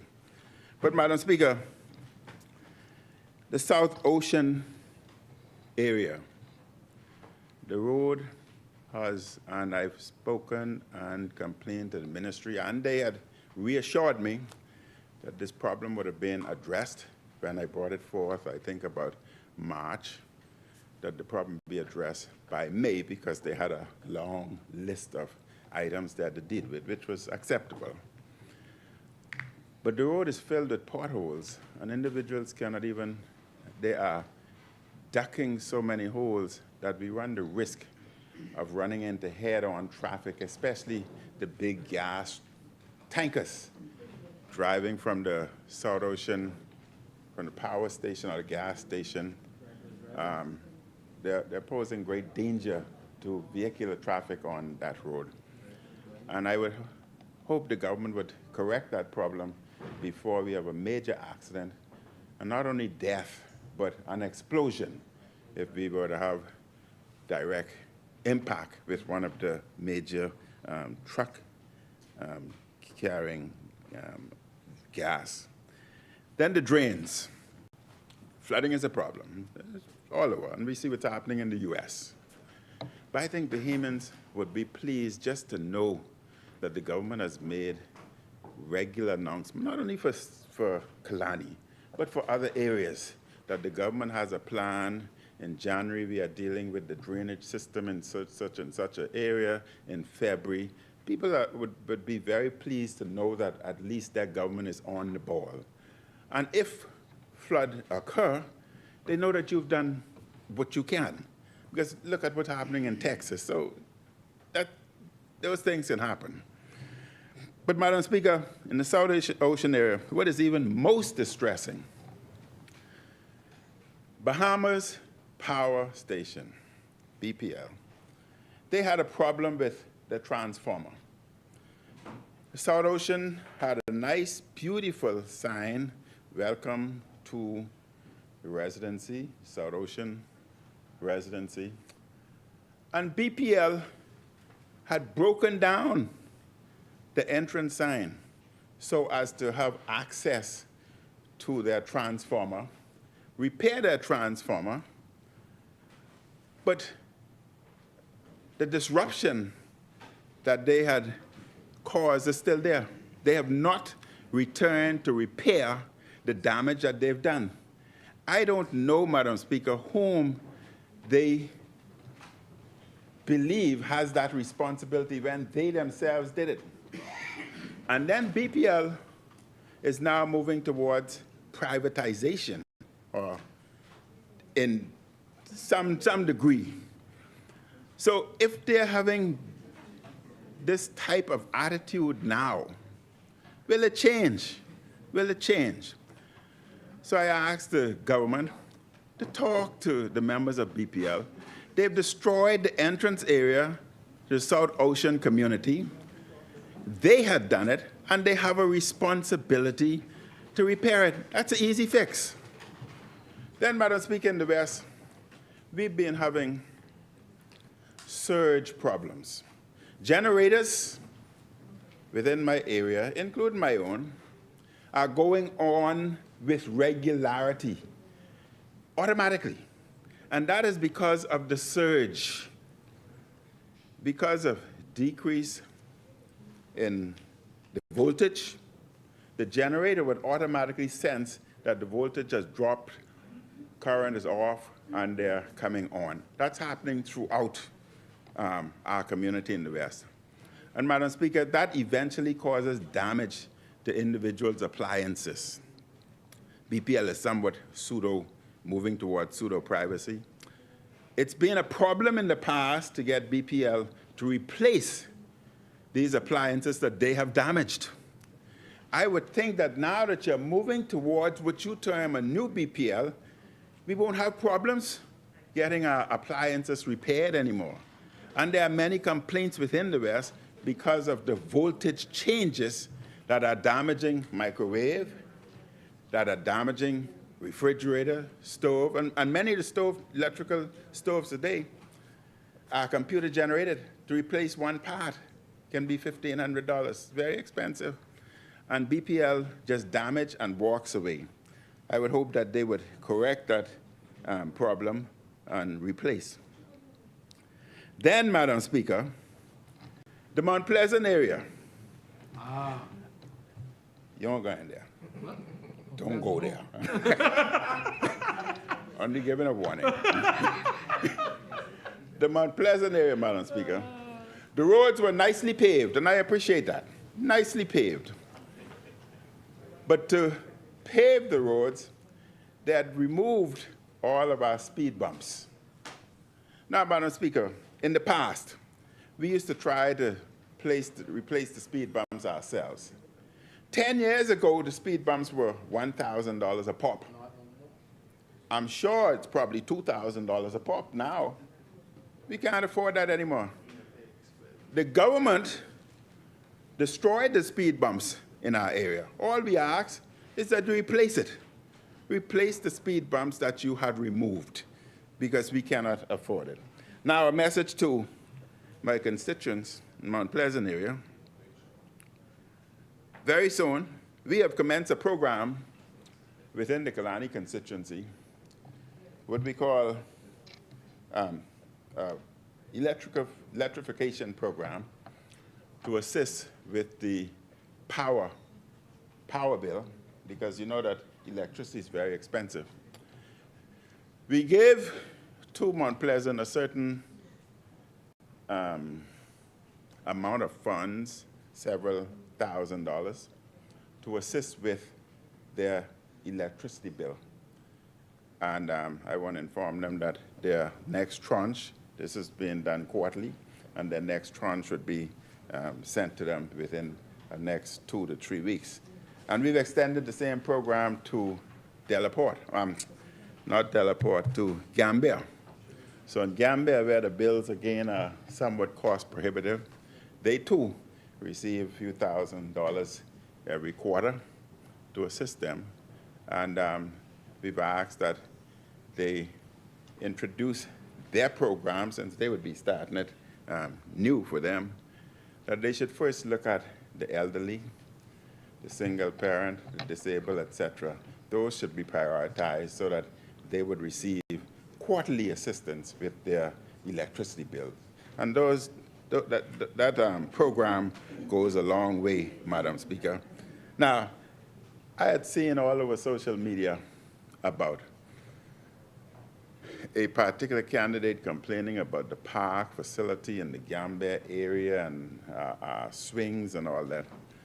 I would only send a warning to individuals that before they talk, they should do search and find out the proper information. Without calling her or his name, I would say to them that I would say to them that if they had done their homework, they would have realized that the scoping has already been done for the park facilities in our area, and we were only working with the private sector to ensure that it's done in a timely manner, and it had subsequently started. But if they love Gambia or the West so much, then I would ask them to make a handsome donation, which we can hand over to the private sector that's dealing with these structures for us, and we would be grateful. We would be grateful.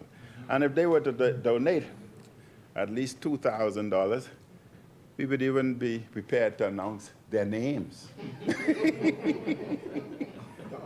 And if they donate 3, we would announce their party. And it can go even further. So, Madam Speaker, those are some of the challenges that we face within our constituency. Madam Speaker, I rise to make my contribution to the Registered Land Bill 2025 and the Land Adjudication Bill 2025. These are major, major pieces of legislation. And land ownership is a primary means of wealth creation and allocation. Land, Madam Speaker, may be used for multiple purposes. One can build a house, rental accommodations, or another business. And land can be used for farming and, again, other purposes. Moreover, land tends to increase in value and often more than other assets and cash. Indeed, Madam Speaker, These are among the reasons that land ownership is often referred to as real estate. Real estate. And my advice to the young people is that land represents wealth, and they should buy as much land as possible while they're young, even if the infrastructure is not in place, because with time, the infrastructure will be put in place. Land in the Family Island is affordable. Land in New Providence is not necessarily affordable, and that's where government has a role to play, especially with New Providence. So the young people, I would advise that they make a 15-year investment, plan their life so that over the next 15 years, they purchase as much land as they can in the Family Islands. Those land would be very cheap and affordable, and in 15 years, when they are just approaching the prime of their life, that land will be more than 10 times the value that they purchased it for. Land, Madam Speaker, is wealth. As former Prime Minister, when I was Prime Minister, Madam Speaker, we had introduced our policy. And our land and housing policy was simple. And I think it's essential for us to announce that policy again. It was a two-phase approach. Our approach, and yes, this was done, we would give individuals land at reduced rate so that they would have a certain amount of equity. And that equity would be sufficient, according to the financial sectors, we've already done the work, the equity would have been sufficient for them to have their homes built by the private sector, and thus remove government involvement in terms of building. Madam Speaker, that was very successful. Well, the program already had about 1,500 applicants were approved already, and approved for financing. And we had anticipated that there would have been a construction boom, and other properties were already identified. And as a part of phase one, we passed a law in 2018, the Access Affordable Act, which was passed in 2018, making all government subdivisions tax-free. That land is there, that law is there. And then, in the Sunset Garden subdivision, there were still land available. We reduced the prices dramatically to, I think, about $14,000. Individuals bought those land at $14,000. All the infrastructure were in place. This was phase one, done. And if you visit that area today, you'd be amazed with the beautiful homes that individuals had built. But they were able to do that because they received the property at $14,000. Therefore, the equity was well in excess of $50,000. And the member, Michael, I'm sure, is well versed, because that's in his constituency. He'd be well versed with that area. It's called it's Sunset Garden subdivision. Then, Madam Speaker, that was phase one. Phase one, the land, the area had been declared tax-free, meaning that all government subdivisions have been passed and approved as being tax-free. The law is there. They can bring in all of their supplies, equipment, so that they can build, bring in their percolators, furnitures, etc., duty-free. All of that was to assist the young people and individuals. There has been a misnomer when we started the Prospect Ridge. People were saying, oh, that's only for professionals. Madam Speaker, it's a misnomer. Many people believe that professionals are just doctors, lawyers, and accountants. But for clarification, a plumber is a professional. A carpenter is a professional. A nurse is a professional. A shoe shine boy is a professional. He does that better than any of you, right? So, Madam Speaker, all of those, a lab tech is a professional. A mechanic, a carpenter, a mason, all of them are professionals. So no, nobody is excluded. So it's a complete misnomer to believe that only doctors, lawyers, nurses, engineers, accountants are professionals. It's a misnomer. So, Madam Speaker, part two of that plan, the land that there are 2.5 million Crown land in this country. 77% of the land is owned by the Crown. And that's you. That's the people. They own that. That's the people's land. Only 23% is owned by the private sector. We were, as phase two, phase one, I spoke about the tax relief subdivisions. Phase two, we were going to legislate that every Bahamian must have a piece of land granted to them free of charge within subdivisions. And subdivisions were chosen for a reason. The infrastructures are in place.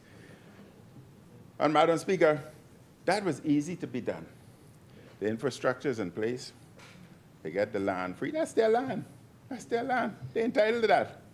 Would you not prefer to see the average Bahamian own a piece of land, be it 40 by 80, 40 by 100, 50 by 100, everybody having that opportunity, as opposed to one or two individuals having 3,000, 4,000 acres of property? How they got it is a different story.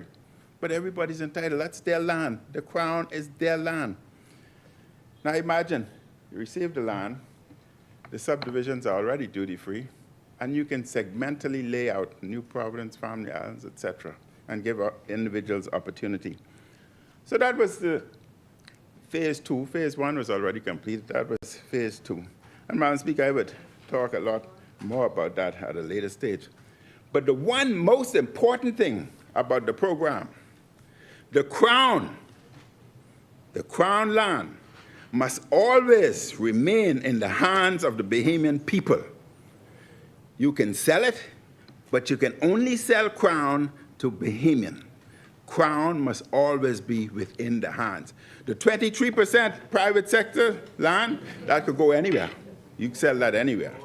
But the Crown must remain in the hands of Bahamian people. That was our policy. Madam Speaker, we need a better system of certainty surrounding land ownership in the Bahamas. We also need a better system of dispute resolution regarding land ownership. And after much work by the committee associated with these issues of land registration and ownership, we have these bills before us. The Registered Land Bill 2025 seeks to modernize and streamline the system of land registration in the Bahamas by introducing a comprehensive legal framework for the registration of titles to land and regulation of dealings on registered land. And after decades of talk and complaints, we are moving away from a deed-based system to a title-based registry. This is a major change, a change that is welcomed.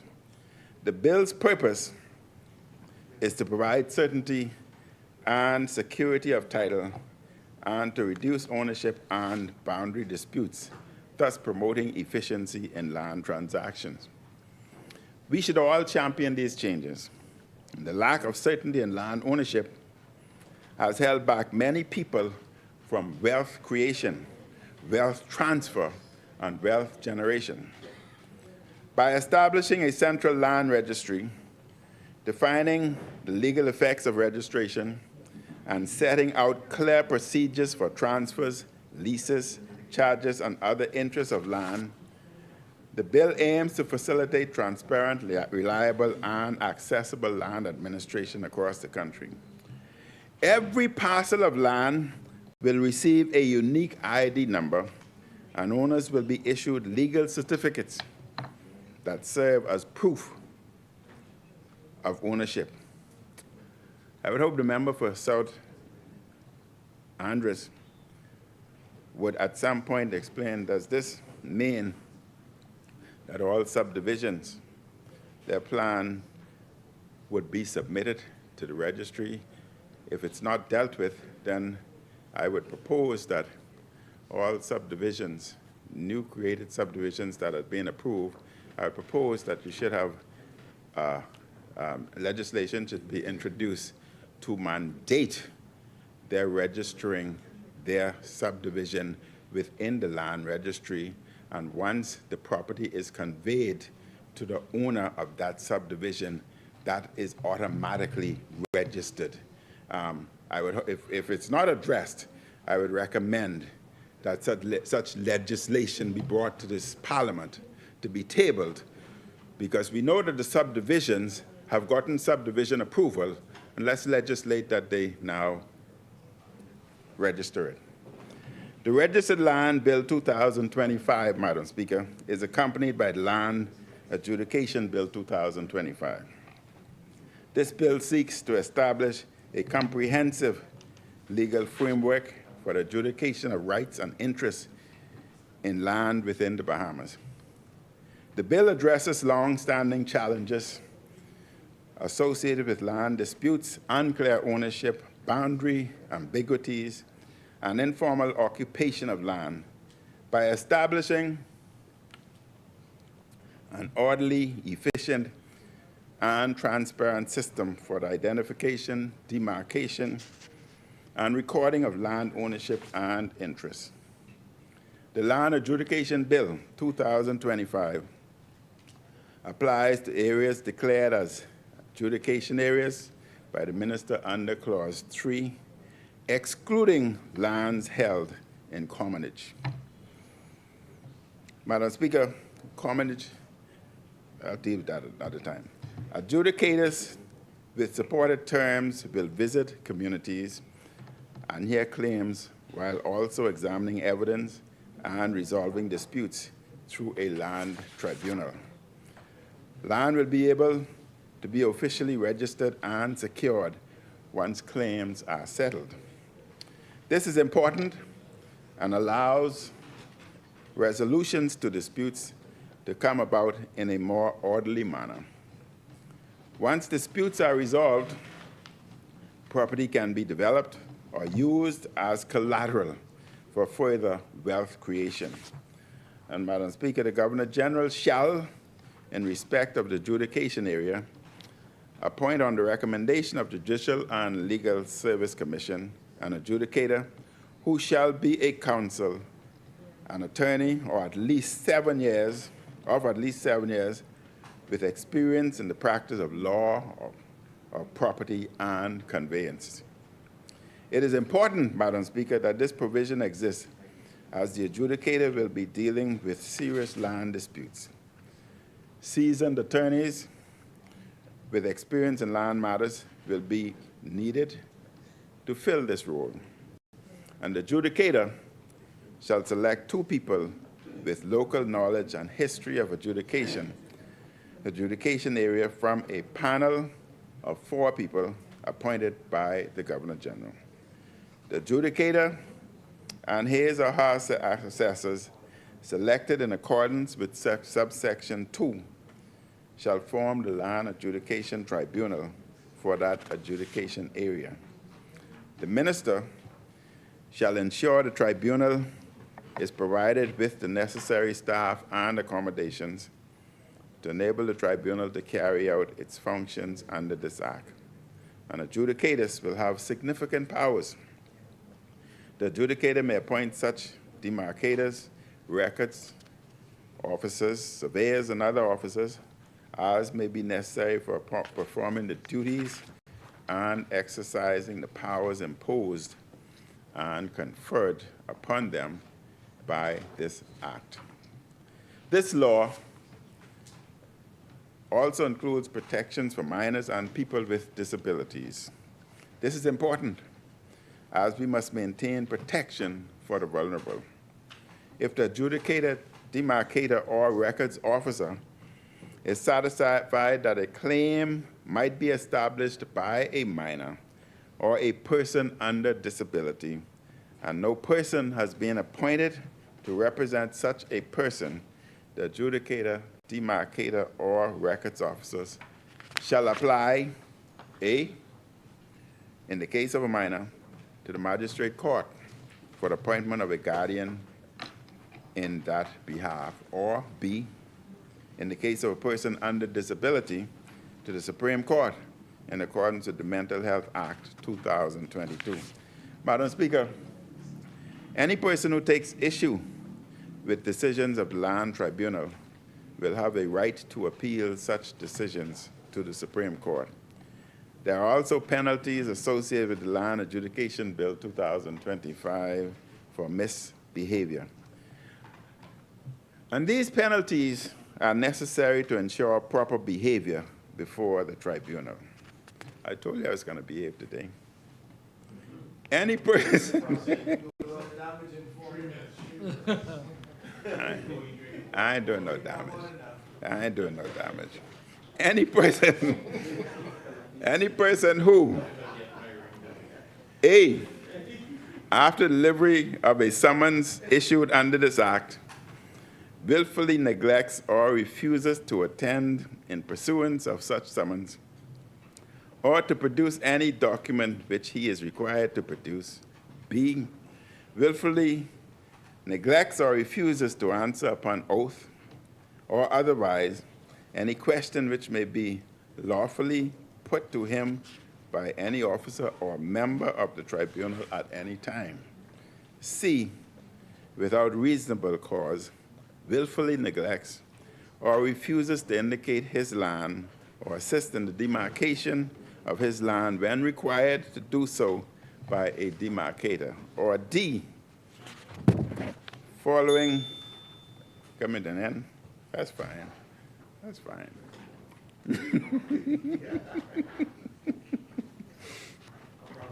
Madam Speaker, I said today I'd be very measured.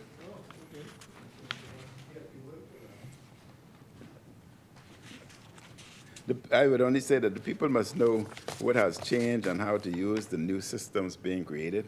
It would be counterproductive for us to create helpful new laws, but the people do not know what the changes. And I was happy to hear the member for South Andrew speak of that, the educational programs, town hall meeting, church sessions, etc. And I totally endorse that. People must understand exactly what's available for them. Madam Speaker, Kalani basically supports this bill and look forward to a proper registry being established. And we can start by introducing new legislation, making it mandatory for subdivisions under the Subdivision Act that has been approved, that those lands, once they are being conveyed to the correct owner, they can automatically be placed on the proper registry by law. Kalani supports this bill, Madam Speaker. Thank you.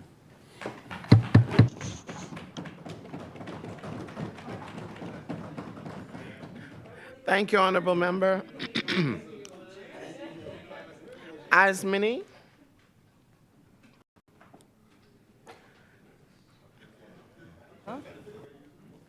The chair recognizes the Honorable Member for Engliston. Thank you.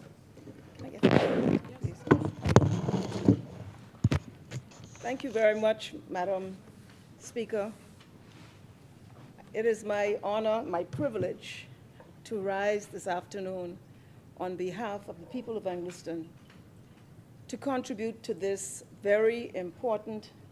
two very important pieces of legislation.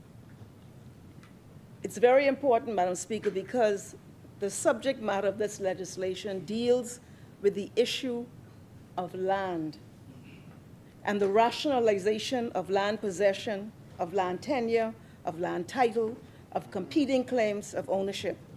So this seeks to bring a rationalization to an area of our national life which in some respects can be described as risky and chaotic. In an article by Michael Goldman, Nancy Lee Peloso, and Wendy Wolford titled "The Social Lives of Land," they make the following observation. Land is foundational to life. It is generative of and embedded in cultural and environmental politics and political economies. The word land invokes landscapes, fields, forests, and mines, but it is also physical and philosophical, both as a whole entity and as divisible into parts, from its material components of soil particulates and microorganisms to its multi-scales, territorial, and commodity regimes, and to other modes of claiming based on cultural politics, practices, and emotional attachments. This quote describes land as being more than the physical thing in a social and economic reality. And it describes land as being foundational to life.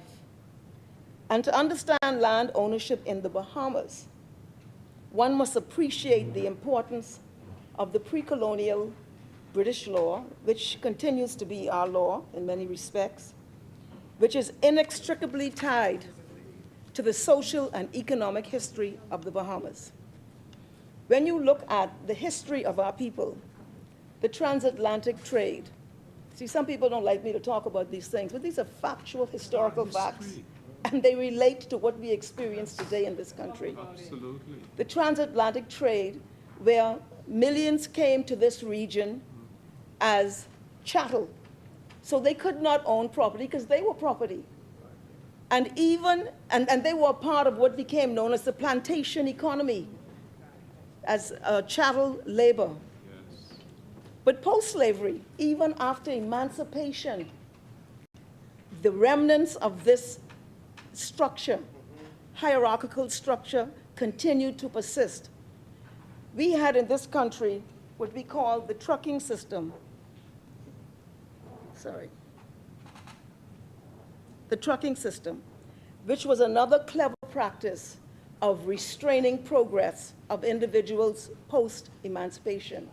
And this was a practice where laborers were paid not with money, but with goods or credit. Yes. And so they never achieved any sort of financial stability because at all times they were in a place of dependency.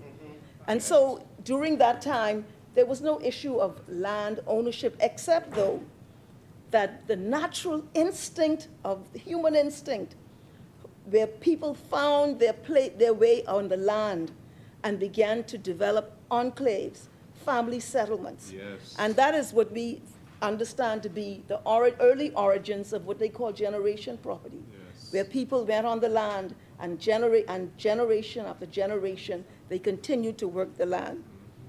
And then, in addition to this, this history of oppression, really, there were other restrictive and disabling practices which limited the ability to become empowered to progress. And these restrictive practices prevented access to the franchise. You couldn't vote. And the corrupt practices of that time, which was self-dealing practices. And the member for Cat Island Rumkey in San Salvador spoke earlier about the self-dealing that in this parliament. This is the history of the Bahamian people. And he spoke about the infamous case of the 3 Cat Island women farmers, and I talk about them a lot. And I even recommended some time ago that we create images or concrete images of these women to symbolize this era and the extent to which the force of the state would come against people in this country. Yes. And the 3 Cat Island women farmers worked the land. It was then known as United Estate or Old Bite. And this is not irrelevant because this is all to do with land and the mixed reality that we see now in land and the inequity that persists even now today in this country. And it's these women, these 3 women, and we've heard their names, Adeline and Brista, Janetta Roll and Virginia Roll. They perhaps worked this land for generations. We know for a fact that they were on the land for a very long time, farming the land. And their member of parliament, Sir Harold Christie, Prime Minister didn't call his name, but I will. He filed a quieting action claiming land in his constituency. And his constituents were adverse claimants because they were working the land. And they were at some point found to be in contempt of court. And they were in prison, at Fox Hill Prison. Now, these were farming women. I always say they had dusty shoes and big dresses. They went to Fox Hill Prison. And the MP was the complainant. And they paid a high price for that. But this was but one instance of a purposeful and deliberate effort to gobble up land in this country. I want to put a contextual understanding that people who are doing extremely well, many of the oligarchs, as they may want to call them, if they use that language, there's a history to how the land was attained. There's a history to it. And in Creighton and Saunders' book, they call it A History of the Bahamian People. They describe Sir Harold Christie. And this is a history book, so this is not the PLP member of Engliston. Sir Harold Christie is described as seeing land as a commodity, a natural resource of tremendous potential for personal wealth and power. He is said to have had an unconscious ambition to take over the entire Bahamas, if only to divide it up again for sale and profit. The authors state, these two authors, that in his voracious quest for land acquisition, he and his emulators, this is how people become dispossessed. They took advantage not only of the demand as time went on, cleverly stimulated by advertising, but of immensely favorable local circumstances, the shortage of money, the failure and hardships of traditional agriculture, the local farmers' ignorance of value to others of their beachfront lands, muddled and tenuous titles, and an inefficient, if not actually corrupt, surveyor general's department and registry. Over the years, Bahamian realtors built up a veritable land bank of properties, some bought at windfall prices, but most being items on which options and agency agreements were held. Madam Speaker, much of the dilemma we face today as it relates to inequity and ownership of land in this country finds its genesis and sustained strength in our history. In our history, and in particular the history of land ownership, rooted in a history of oppression, corruption, and but simultaneously ad hoc systems of land ownership and land possession, that natural human instinct to possess the land that the Bahamian people had, despite the corrupt environment in which they were operating. And so we have the generation property. This is a product of, which is a product of this history, but also demonstrates the continuing human aspiration to attach to the land. And Madam Speaker, it is our job as policymakers not to accept entrenched inequity or historical irregularities, but through our policy to uproot the status quo and bring about a new day. This is what a new day is, a new day. Madam Speaker, a new day understands the history in which we emerge from and what our obligation is to our people in every sphere of human endeavor, in everything we do. This is what our task is. Yes. To redeem our people from a painful, difficult, hard history. Yes. The PLP understood this in 1981 when they enacted the Immovable Property Act. Yes. And I asked one of the clerks to assist me with finding this because you can't find it no more.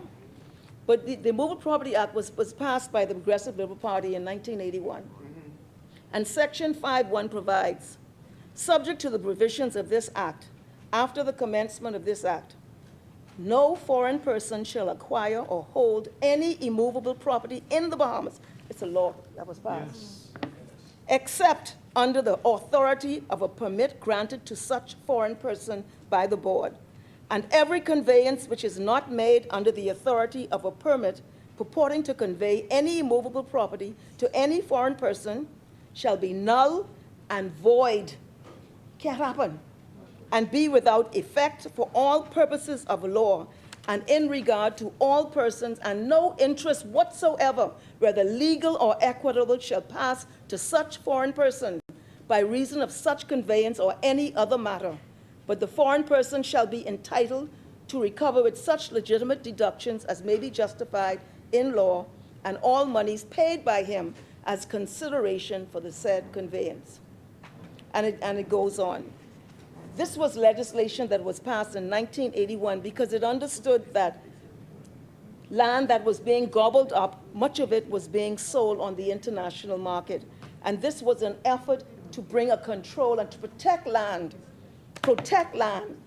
foundational to life for our people, to protect land for the Bahamian people. And then just to go quickly through it again, Section 9.2. And this legislation had a fate under the first Free National Movement government, and I'm going to get to that. But Section 9.2 provides that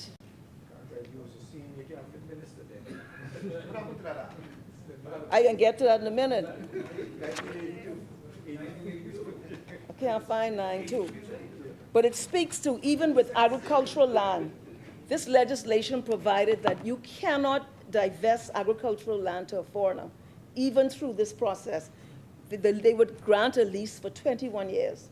Agricultural land was put in a special category, and permission was generally given for industry, touristic purposes, etc. And it allowed the board giving permission to attach conditions to what must happen if you were able to acquire that land, what you must do on that land, and if you don't, the legislation speaks of penalties where you get the land and you do not fulfill the purpose upon which you were given permission. Now, and this is a matter of history, and I think people should avail themselves of reading this legislation when the opportunity presents itself. It was in 1992 when there was a change of administration. One of the first things the Free National Movement administration did was to repeal this legislation. And in less than 12 months, or just about 12 months, and they repealed it by something they call the International Persons Land Holding Act. And this legislation was an enabling legislation for foreigners to purchase Bahamian land. It took the complete opposite direction from the prior legislation. And that was the Ingram administration. But I think even then, the then Prime Minister Ingram understood the errors inbuilt in what had happened. And he came back in 2009, and he made amendments to that legislation to try and scale back the implications that were playing out in this country. And so we sat in this parliament, amendments were made to that, restricting access to land by foreigners. And so what it has led to now, this shift in, when you look at the history of our land ownership, you look at this legislation that the PLP administration then put in place, the Pindling administration, and then the Ingram administration, and then him trying to scale it back a little. And then we find ourselves now in a situation where land is on the open market in the world. And it has had the effect of driving up the cost of land and making it inaccessible to so many people in this country. So, and then we also face with this dilemma that Bahamians find it almost impossible, many thousands, to access land. We face what a housing crisis in this country. And I don't think we have fully articulated what is actually happening. I can only speak to what I see as a member of parliament. There's so many people who are being evicted, who cannot pay the rents because the rents are escalating, and who are being displaced and homeless because of this housing situation in this country. And so I want to thank the minister of Housing and Urban Renewal, the MP for Carmichael, who has identified land in the Engliston constituency to provide housing, which is a solution to some of what we are seeing, but it is a very serious dilemma that we are facing in New Providence in this country. Yes. In New Providence. So, Madam Speaker, land impacts our social and economic reality. Land planning, land management, and then the issue of foreign direct investment, which is another component of foreign access to Bahamian land. And some time ago, I read an article by Dr. Peter Blair, who's a Bahamian professor at Harvard University. And he noted, and I had a dialogue with him also, and he noted that in small, open economies like the Bahamas, classical economic theory suggests that the path to economic growth is through attracting foreign direct investment. He notes that this is the accepted wisdom and the explicit policy followed by most governments in the region. He tested this theory in this paper by looking at specific policies in the Bahamas, one that attracted foreign direct investment and another which made it harder for foreign direct investment.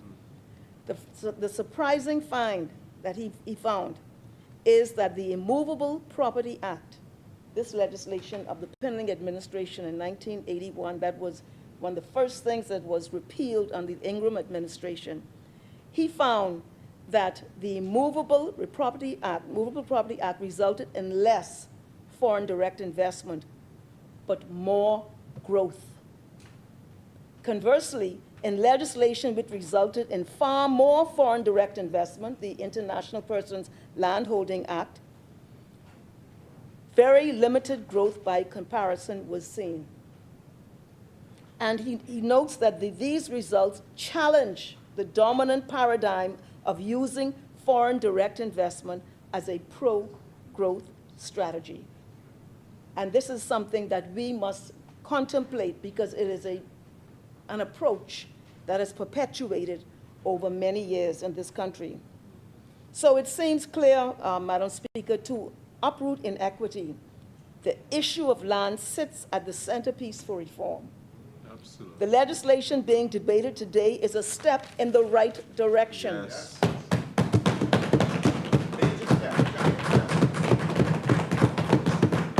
It's a step of reform, but much more must happen to redress the historical inequities and oppression which have resonated even into the 21st century.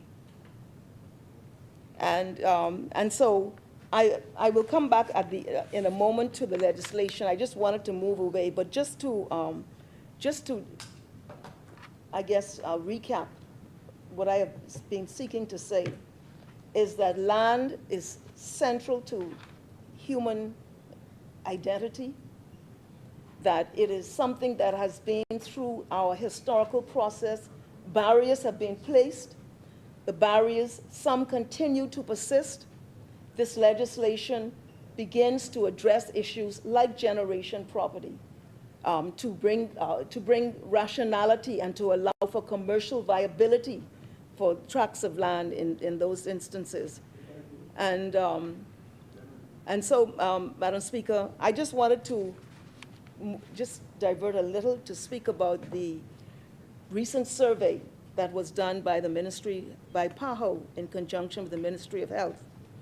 And just to give you a quick overview of what this survey found, they found that and this was done of school students, public and private, they found that there was an increase in overweight students of over 135%. They found that 50% of students who were surveyed were sexually active students having unprotected sex. They found that 74% of those surveyed tried alcohol, and 75% of that group were not asked for identification when they purchased alcohol. 55%, that survey said, tried drugs by the age of 13. It found that 1 in 3 were bullied. 1 in 3 were exposed to violence in the home. 1 in 3 is sexually exploited or forced to have sex. 1 in 5 feels depressed most times or always. 1 in 5 practice self-harm and 50% of parents don't check their children's homework. The response underway is, as we speak, with the Ministry of Health and Wellness, the Ministry of Education, the Minister of Social Services, the Ministry of Youth, Sports and Culture, the Ministry of Housing and Urban Development, have created a subcommittee to consider recommendations that are inbuilt in the survey. And for ourselves, I believe the Ministry of Education has been engaged in strategies 3 years ago, post-COVID, when we saw the impact this was having on our children. And we've increased access to guidance counselors. We've partnered, intensified partnership with the Rotary, Kiwanis, and a variety of volunteer organizations who do extracurricular and support activities for the schools. We sought to raise awareness on mental health issues and to help build empathy. We've put in place anti-bullying initiatives, and the health and family life curriculum is currently under revision. And this is to raise awareness and education on mental health issues. And this will be from pre-primary to grade 12. And so I wanted to also, I noted that when you look in the newspapers, you see almost every day 2 and 3 stories of perpetrators who have sexually assaulted or abused children being found guilty and sentenced. I think there's one in there today, and there's one yesterday, and it's unbelievable what we're seeing, the numbers that we're seeing. But I want to thank and congratulate the Royal Bahamas Police Force, the Office of the Attorney General, the Director of Public Prosecutions, the judiciary, for their role in ensuring that the rights of children are respected by this country and protected through this criminal process, where, you know, it's unfortunately it's after the fact, but it sends a strong signal that this is not acceptable in this country.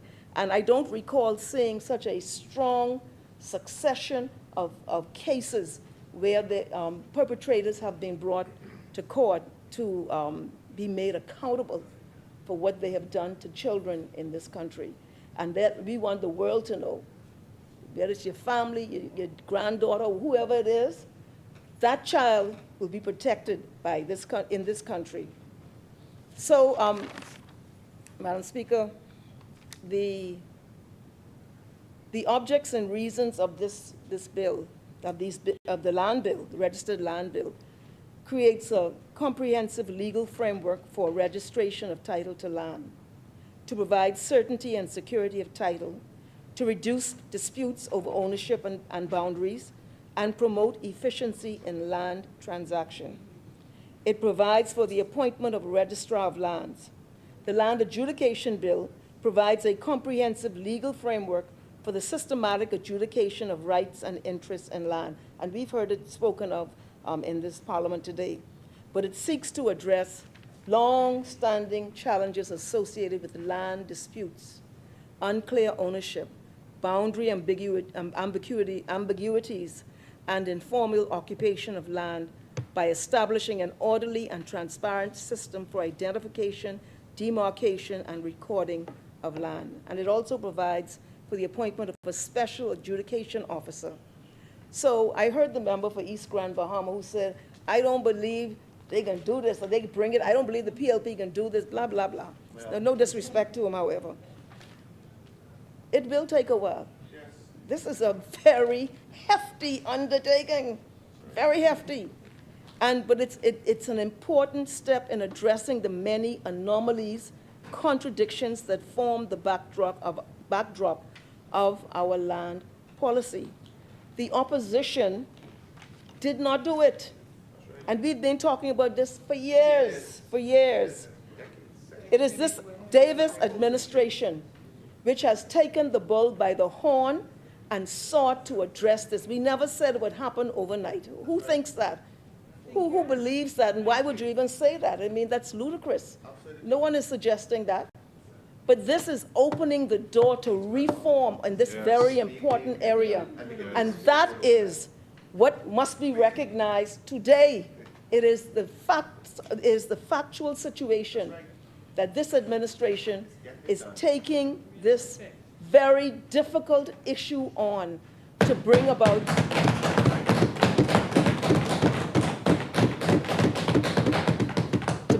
increased quality of life for the Bahamian people.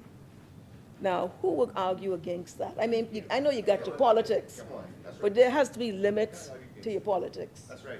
Okay? Yes. And so, and as I said, this is an arduous and complex undertaking. Perhaps it's even challenging. We don't know what we're going to, but we got to deal with it. Yes. We have to deal with it. Yes. And the member of East Grand Bahama wanted the step-by-step of how it can happen. That's going to come.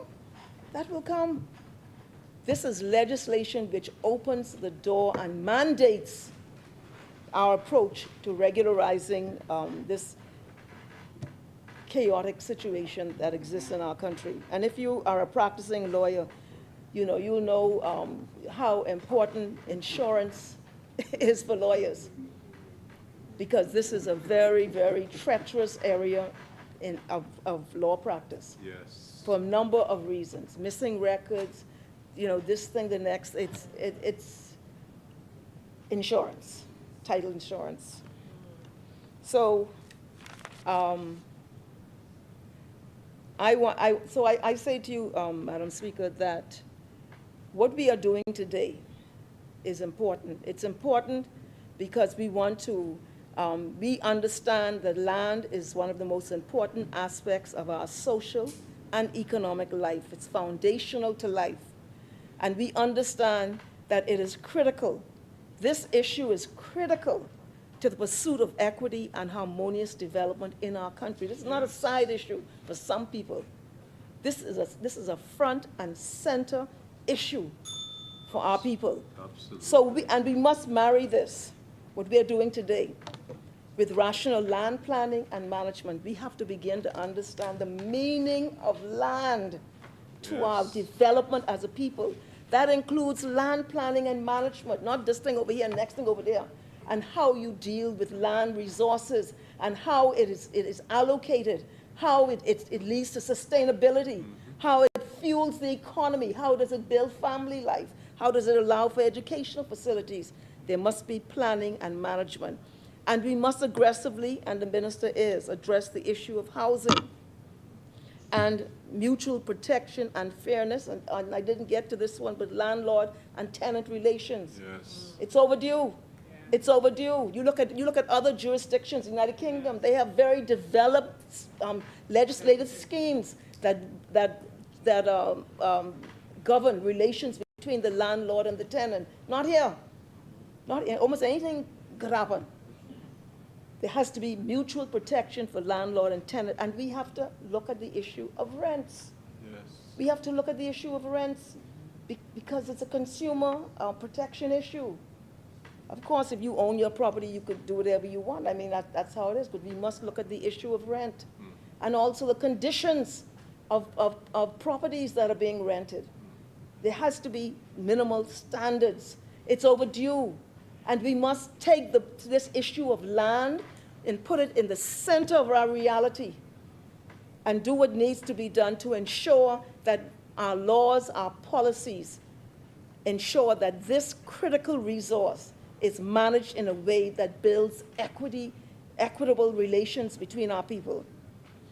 Policies which assure sustainability of this limited and precious resource for generations yet unborn. And I said, and I'll say it again, governance must be redemptive. It must be the liberating, progressive force for human development, a break from our painful past, Yes. and the beginning of a new day. Yes. And what we see today is part of that beginning or continuation of our efforts. It's our continuation of our efforts. Yes. And I end with a quote. They said it's an Amish quote. I thought it was biblical. I couldn't find it online, but they said it's an Amish quote. I don't know. And it says this: we do not inherit the earth from our ancestors. We borrow from our children. this is our obligation as it relates to land. And so, trustees, Madam Speaker, I support this legislation. This is something that stayed out there as an aspirational thing. I've been in plenty meetings talking about this issue. The day has come. I support, Madam Speaker. Yes.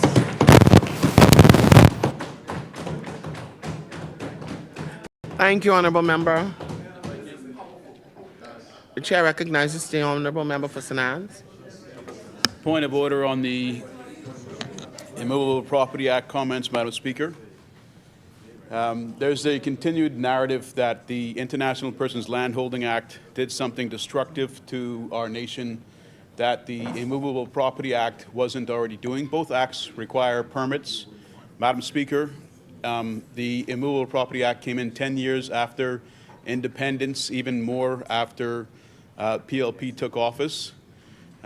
Property was sold in that interim. I think we should step away from trying to lay blame on the Right Honorable Hubert Alexander Ingram for the International Persons Landholding Act. There is no record of any applications being denied under the Immovable Property Act, so technically everybody that wanted to buy really had no impediment to buying. And while there is a study from a foreigner about what happened in our own country, recited by Engliston, Madam Speaker, during the 80s, there may not have been as much foreign direct investment, but we do know what was stimulating our Bahamian economy during the 80s, Madam Speaker. I'll leave it there. I think Dr. Peter Blair would be very offended if being called a foreigner. He's a product, his mother and father are Bahamian. He's a Bahamian. He's a Bahamian. He's a professor. You don't believe Professor at a Harvard. professor could be at Harvard, be a Bahamian. He's a Bahamian. He's a Bahamian. And it's his observations of his country and what happens in his country. And and truly, Madam Speaker, that was not really a point of order. You disagree? That's your right to disagree. I'm not finished. Okay? That is your right. But he gave his observations as an economist. He's an economist. And I agree with him. And secondly, the Bahamian people will make their judgment, whether they believe we should have controls over how our land is divested to foreigners, as the Canadians have now done recently. That's right, Where they yes. have put restraints on selling residential properties to foreigners. That's right. Okay, maybe that'll make it more acceptable to you that Canadians did it. But the Bahamian people will judge whether they want unrestrained sale of their land to everybody out there, and they can't access nothing, or whether they want to see some controls on how land is managed in this country. Thank you. Yes. Thank you, Honorable Member. Yes, thank you, Madam Speaker. I was not aware of the professor being a Bahamian. I'll look and find out more about him, so I accept that. But the honourable member for Engliston now, in her rebuttal, is attempting to paint these two bills as though they're going to prevent foreigners from buying our land. The bill that would prevent foreigners from buying our land is the International Persons Landholding Act. If they want to amend that and say no more foreign investment, do that. But don't sit up here today talking about you're protecting Bahamian land for Bahamian people under these two bills. Foreign investors go through the International Persons Landholding Act, not these proposed bills, Madam Speaker. Nothing is being done to preserve that today, Madam Speaker. Madam Speaker, I don't know if the member for St. Anne's, and I don't want to be disrespectful, whether he was sitting, listening, or even following what I was saying. I was speaking about the history of how land has been managed in this country. And I didn't say this bill addresses that. I don't know if you heard me say that then. I don't know what you were hearing, okay?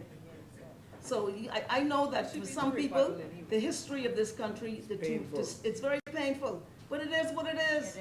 You ain't do it, eh? So don't take it personally. It is what it is.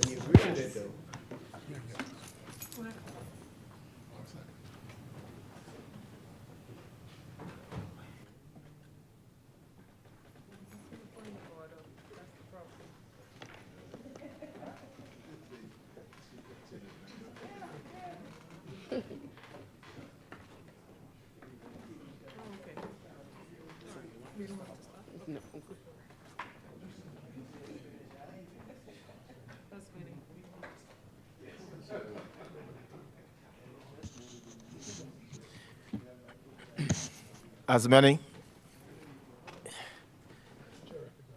The chair recognizes. Thank you very much, Mr. Deputy Speaker. Mr. Deputy Speaker, on behalf of the people of Fort Charlotte, I want to express my gratitude for the privilege of representing them, and also to express my thanks. Last week, we commenced the 25th annual summer camp. We have 150 youngsters from Fort Charlotte, and the camp Ignite meets daily from 9 to 1, and engage in communal activities of learning, building community, sharing, creativity, innovation. At the end of the camp, the campus will have sewed their uniform, which will be on display, created craft, which will be not only on display but also for sale, and will have undertaken joint excursions to the Clifton Heritage, to the Fusion, and also to visit various historic sites in New Providence. We have 12 trained teachers who have used their vacation to give this, to pay forward to the community. And for 25 years, Mr. Deputy. Is it 25? 25. This is the 25th year I've had the privilege. And I've seen young people come to the camp in primary school. Some of them have gone on. Invariably they come back and serve as young facilitators. And I've seen young people right from the community, from Quarry Mission, you know, from Chippenham, from the Pitt Road, get scholarship. Yes. One is Matthew Saunders. Yes. Right through Quarry Mission. That's right.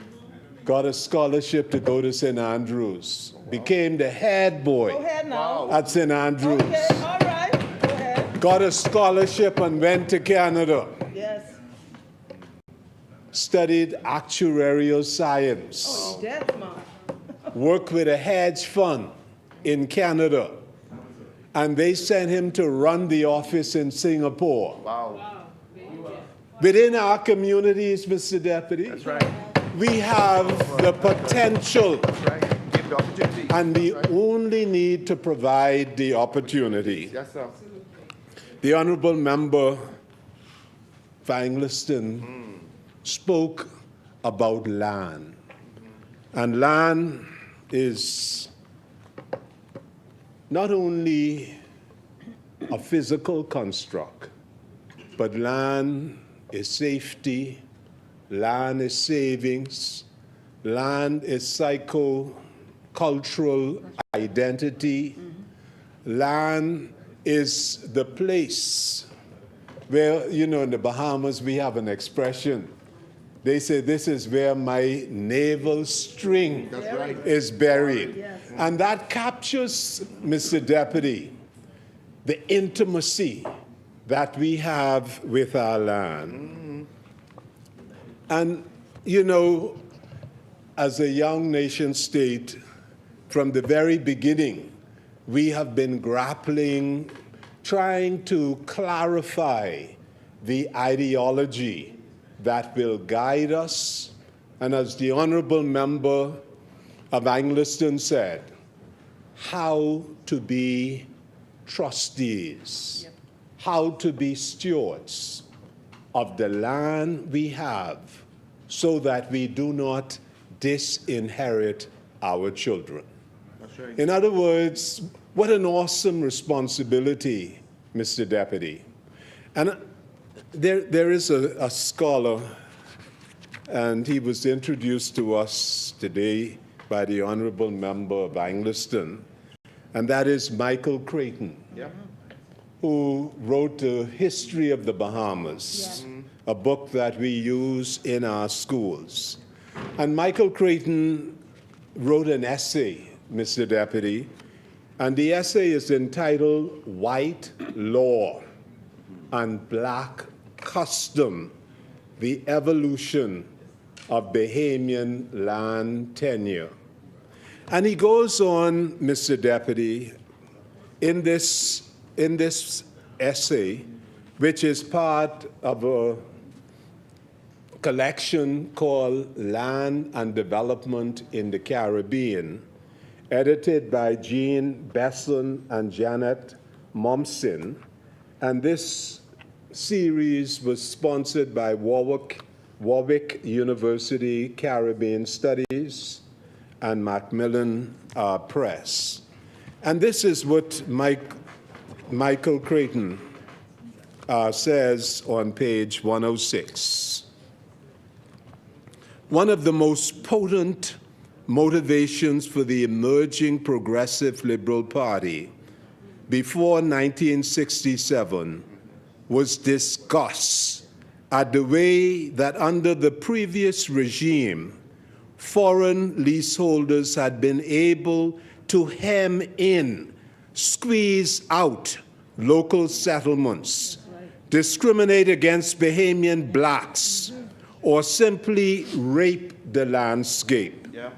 PLP platforms and the Independence Constitution represented the land as the national patrimony. Here, Mr. Deputy, again, the honorable member of Angliston talks about trustee. That's right. Talk about stewardship. And Michael Creighton talks about patrimony. At the same time as international agencies were providing aid to map and survey the use and potential of islands, which incidentally led to an upward revision of the land area from 4,375 to 5,358 square miles, the new government made plans to revise or even cancel the leases of such giant corporations as the Grand Bahama Port Authority or the Owens, Illinois, to review the terms by which bases have been leased to the United States by the British imperial government, and to draft a comprehensive National Land Act. In other words, Mr. Deputy, what Michael Creighton, as a historian, crystallizes in this paragraph is a journey that we have been on from the abolition of slavery. And I'm going to just refer us. How do we, the majority of whose ancestors were property under the law? How do we, Mr. Deputy, how do we, in receiving the land, and I want to give some interesting example, Mr. Deputy, because while the white planters, some of whose descendants live here today, when they receive compensation from the British government, and the British government was paying compensation based on a bond that the Treasury of England paid off just only a few years ago. While the whites were getting compensation, Mr. Deputy, we see that in the transition to freedom, the African Bahamian population had to squat. In other words, some had the benefit of receiving grants from slave owners. And we know the popular case of Lord Rolle and his son, Dennis Rolle. And the legend has it that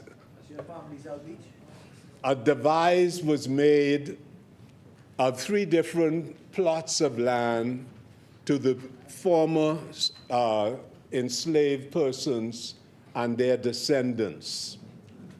Those plots of land, Mr. Deputy, were registered eventually as commonage.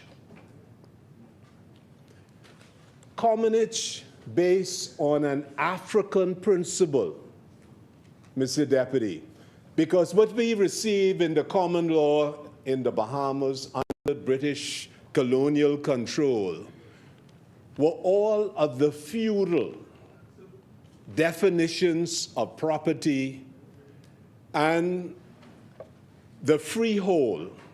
First of all, property residing in the sovereign, in the king, granting to loyal knights or members of the court, and all of the various constructs of a feudal English history were transposed into the colonial context. But it was based on the concept of fee simple in an individual. But look at what happened, Mr. Deputy. When the Africans in the Bahamas got the land, there were a number of interesting things. The tradition of Africa defined how they dealt with the land. So we see a counterpoint to the fee simple in the commonage. In other words, land was owned and treated by the collective. In other words, a tenure that is based on collective ownership. Land which was available and unused was for the common use according to need. Land belonged equally to the user group.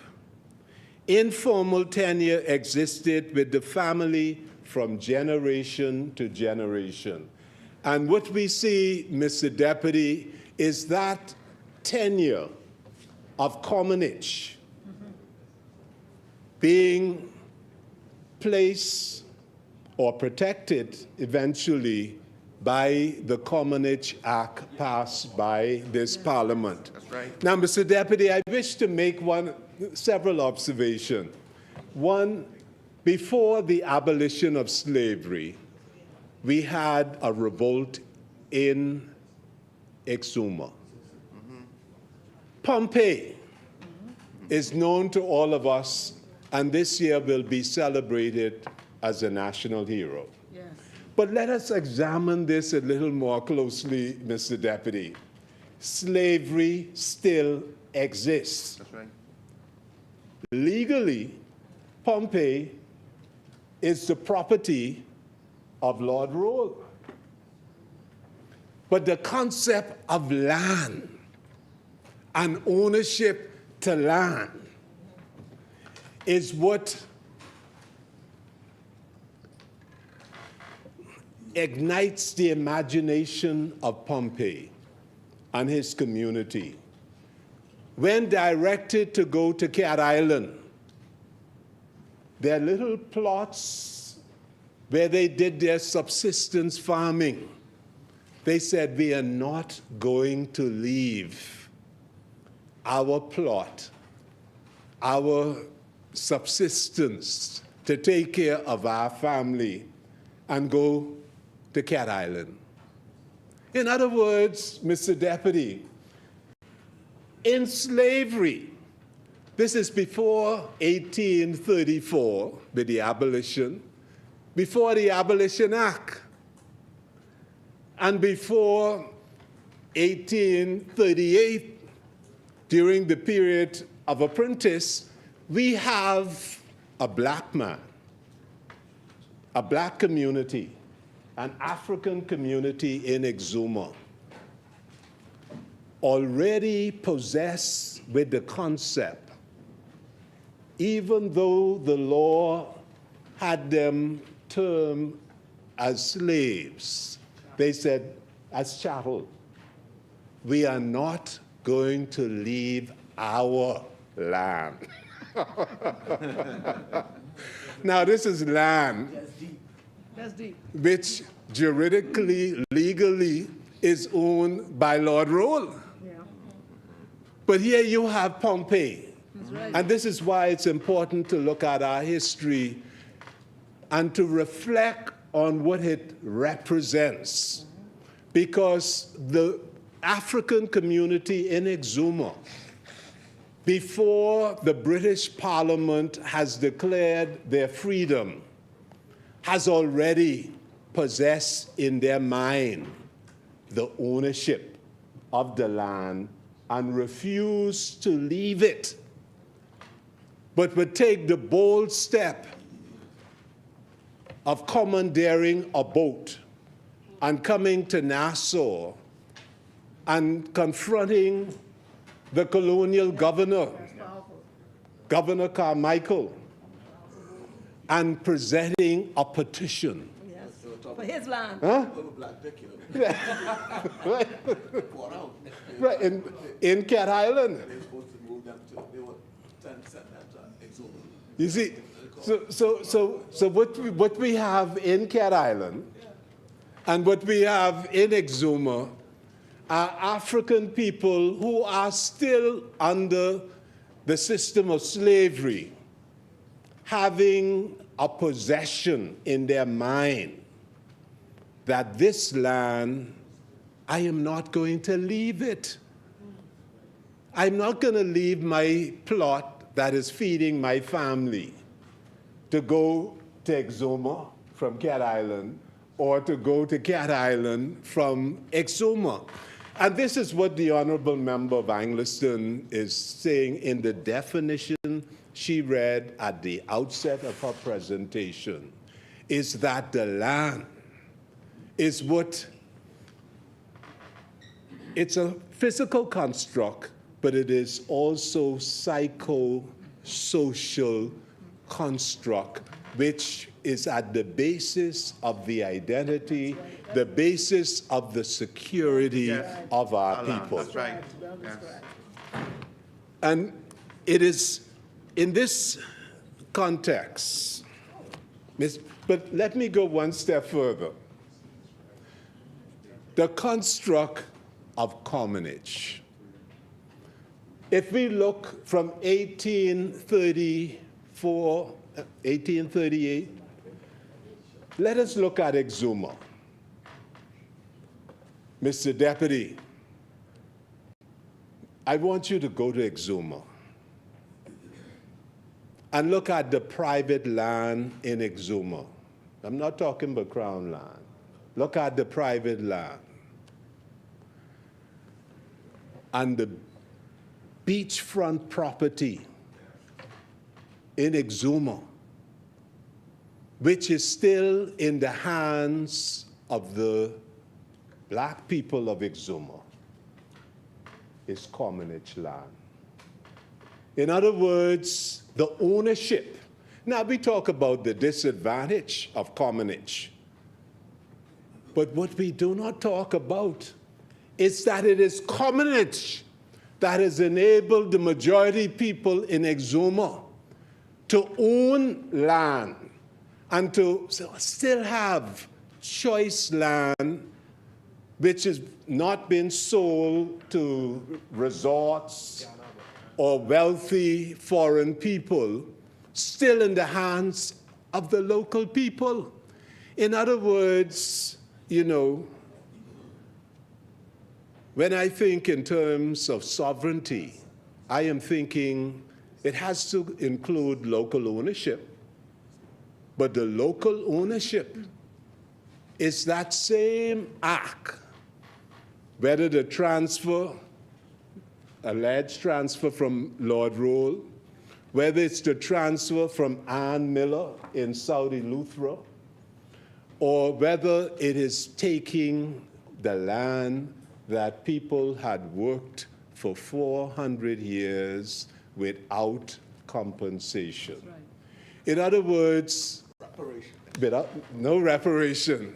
In fact, it was the slave owners who got reparation. And this is why to this day, and for the rest of my life, I will fight for reparation. Because I wouldn't be worthy of my own ancestors if I do not continue to fight for reparation when the people who benefited from their labor, they got paid. Up to 2015. Huh? Yes, I was the first chairperson of the Reparation Committee. But, Mr. Deputy, so it is this wrestle that we have been engaged in from before that. And the fact that there were liberated Africans who came with even a more recent memory, active memory of the concept of commonage, common ownership. The village land is owned for the benefit not just of one or only for the chief, it's for the benefit of all. And that's the concept of commonage that was carried into the Commonage Act. So what we see, Mr. Deputy, is that in this struggle, it was at the very core, according to Michael Creighton, in 1967, when the Progressive Liberal Party led the transition to majority rule, the issue of the land. And we see that one of the early acts of the Progressive Liberal Party was the Immovable Properties Act in 1981. This legislation was intended to do several things. To do precisely what the Honorable Member of Angleton said, to act as trustees of the land for the future generation of citizens within this country, but also to prevent the land being purchased by foreigners to sit on and speculate and inflate the price where the land was beyond the reach. And every government has had to grapple with this issue. How do we create opportunities for, as the Honorable Member for Kalani, for young Bahamian professionals? The Progressive Liberal Party has consistently put emphasis on housing. Yes. And how do you provide decent, affordable housing for the Bahamian people? We see we have had different approaches, that is from the Immovable Property Act to the International Person Landholding Act. In other words, we've been grappling with this issue, how to balance our obligation of stewardship for the future with development and accommodating investment. It has been this tension, but it takes courage to continue the process, because what has happened, Mr. Deputy, the 1959 Act, which is the Quieting Act. The Quieting Act is not a normal act. because when a judge presides over a quieting action, the judge doesn't apply the strict rules of evidence of the Evidence Act. It is what they call an investigatory proceeding. There is more informality than in the normal trials within the Supreme Court. And in an archipelago, as the honorable member for Cat Island, Rumkey, and San Salvador shared with us this morning, is that in this disparate archipelago, where we have people separated from the capital, where we have the legacy of slavery still manifests, where on many of these islands we are dealing with subsistence, we're dealing with survival, or your children come to Nassau and work, and just like other migrants sending remittances to their family, the children are sending remittances to their family on the family islands. And to enable them to work in Nassau or Grand Bahama, they sometimes even send their children to be raised and cared for by their grandparents and other family members. This is the history of our survival as a Bahamian people. And therefore, the process of how do we basically deal with the legacies of our past, where the accumulation of ownership of the land were done by people here in New Providence, lawyers, merchants, who had the access and use of the mechanism of power. And this is why, you know, it is so embarrassing, really, and I must say embarrassing, because when our court, and you know, when you read this, you have to read it very carefully because, you know, Lord Walker, who wrote the opinion in this case, Anthony and Brister versus Marion Lightbourne, this quieting case. The Privy Council now has to tell us that, look here, you need to do something. Listen to their words, as gentle or as genteel as the language. The message is clear, right? This is what they say at paragraph 7 about the Quieting Titles Act, 1959. The purpose of the 1959 Act is to provide a judicial process for the determination of disputes as to title to land in the Bahamas. The process is initiated by a petition presented by a claimant. The petition is advertised. The adverse claims may be made by rival claimants.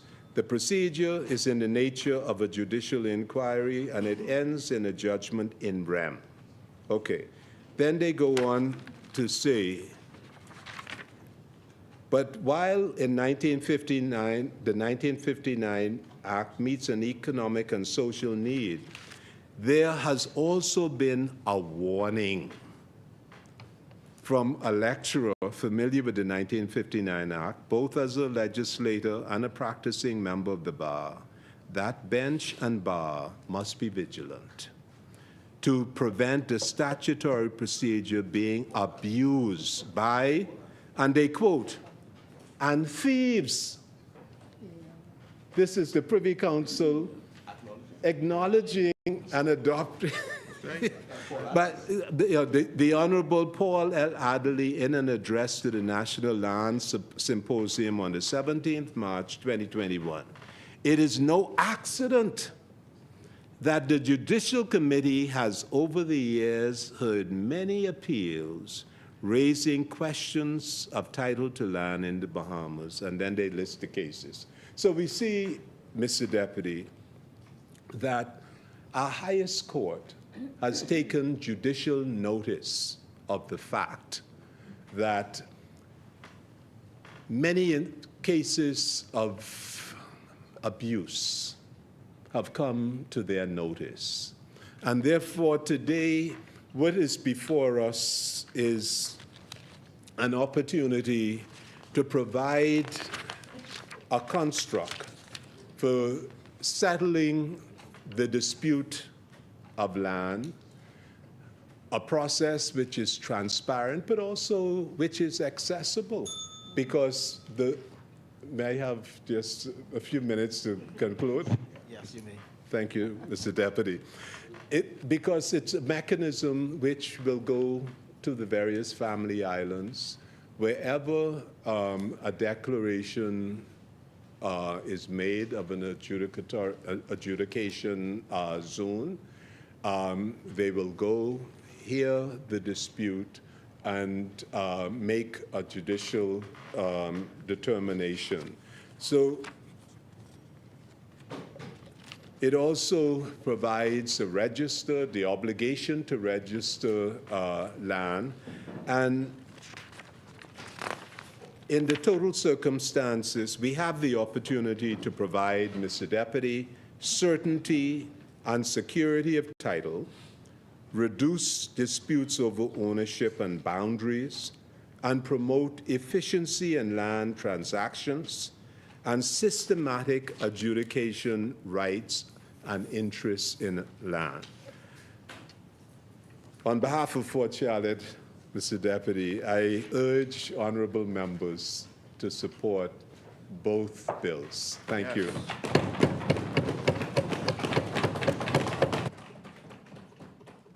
Thank you, Honorable Member for Fort Charlotte. As many, the chair recognizes the Honorable Member for Long Island. Give me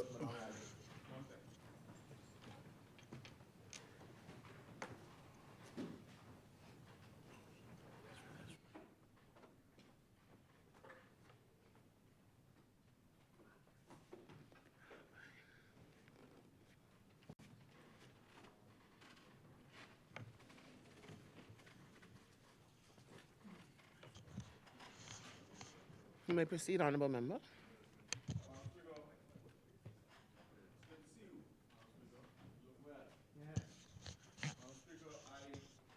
Yeah, to rise on behalf of the great people of Long Island, the people from whence I came. I am you, and you are me. Honorable Speaker, I want to begin by extending condolences to a number of persons in my constituency and then broadly. I want to extend condolences to the family of Miss Hilly Knowles, wonderful lady. I understand that she passed last night. Miss Hilly Knowles from Mangrove Bush. So to her children, Sherry and Cherry and Susan and the entire family, Wayne and Jeffrey, I extend my condolences. Also to the family of Miss Ina Major. Miss Ina Major from Clarencetown, Long Island. Her children, I extend my condolences. Sharon, Gay, Leo.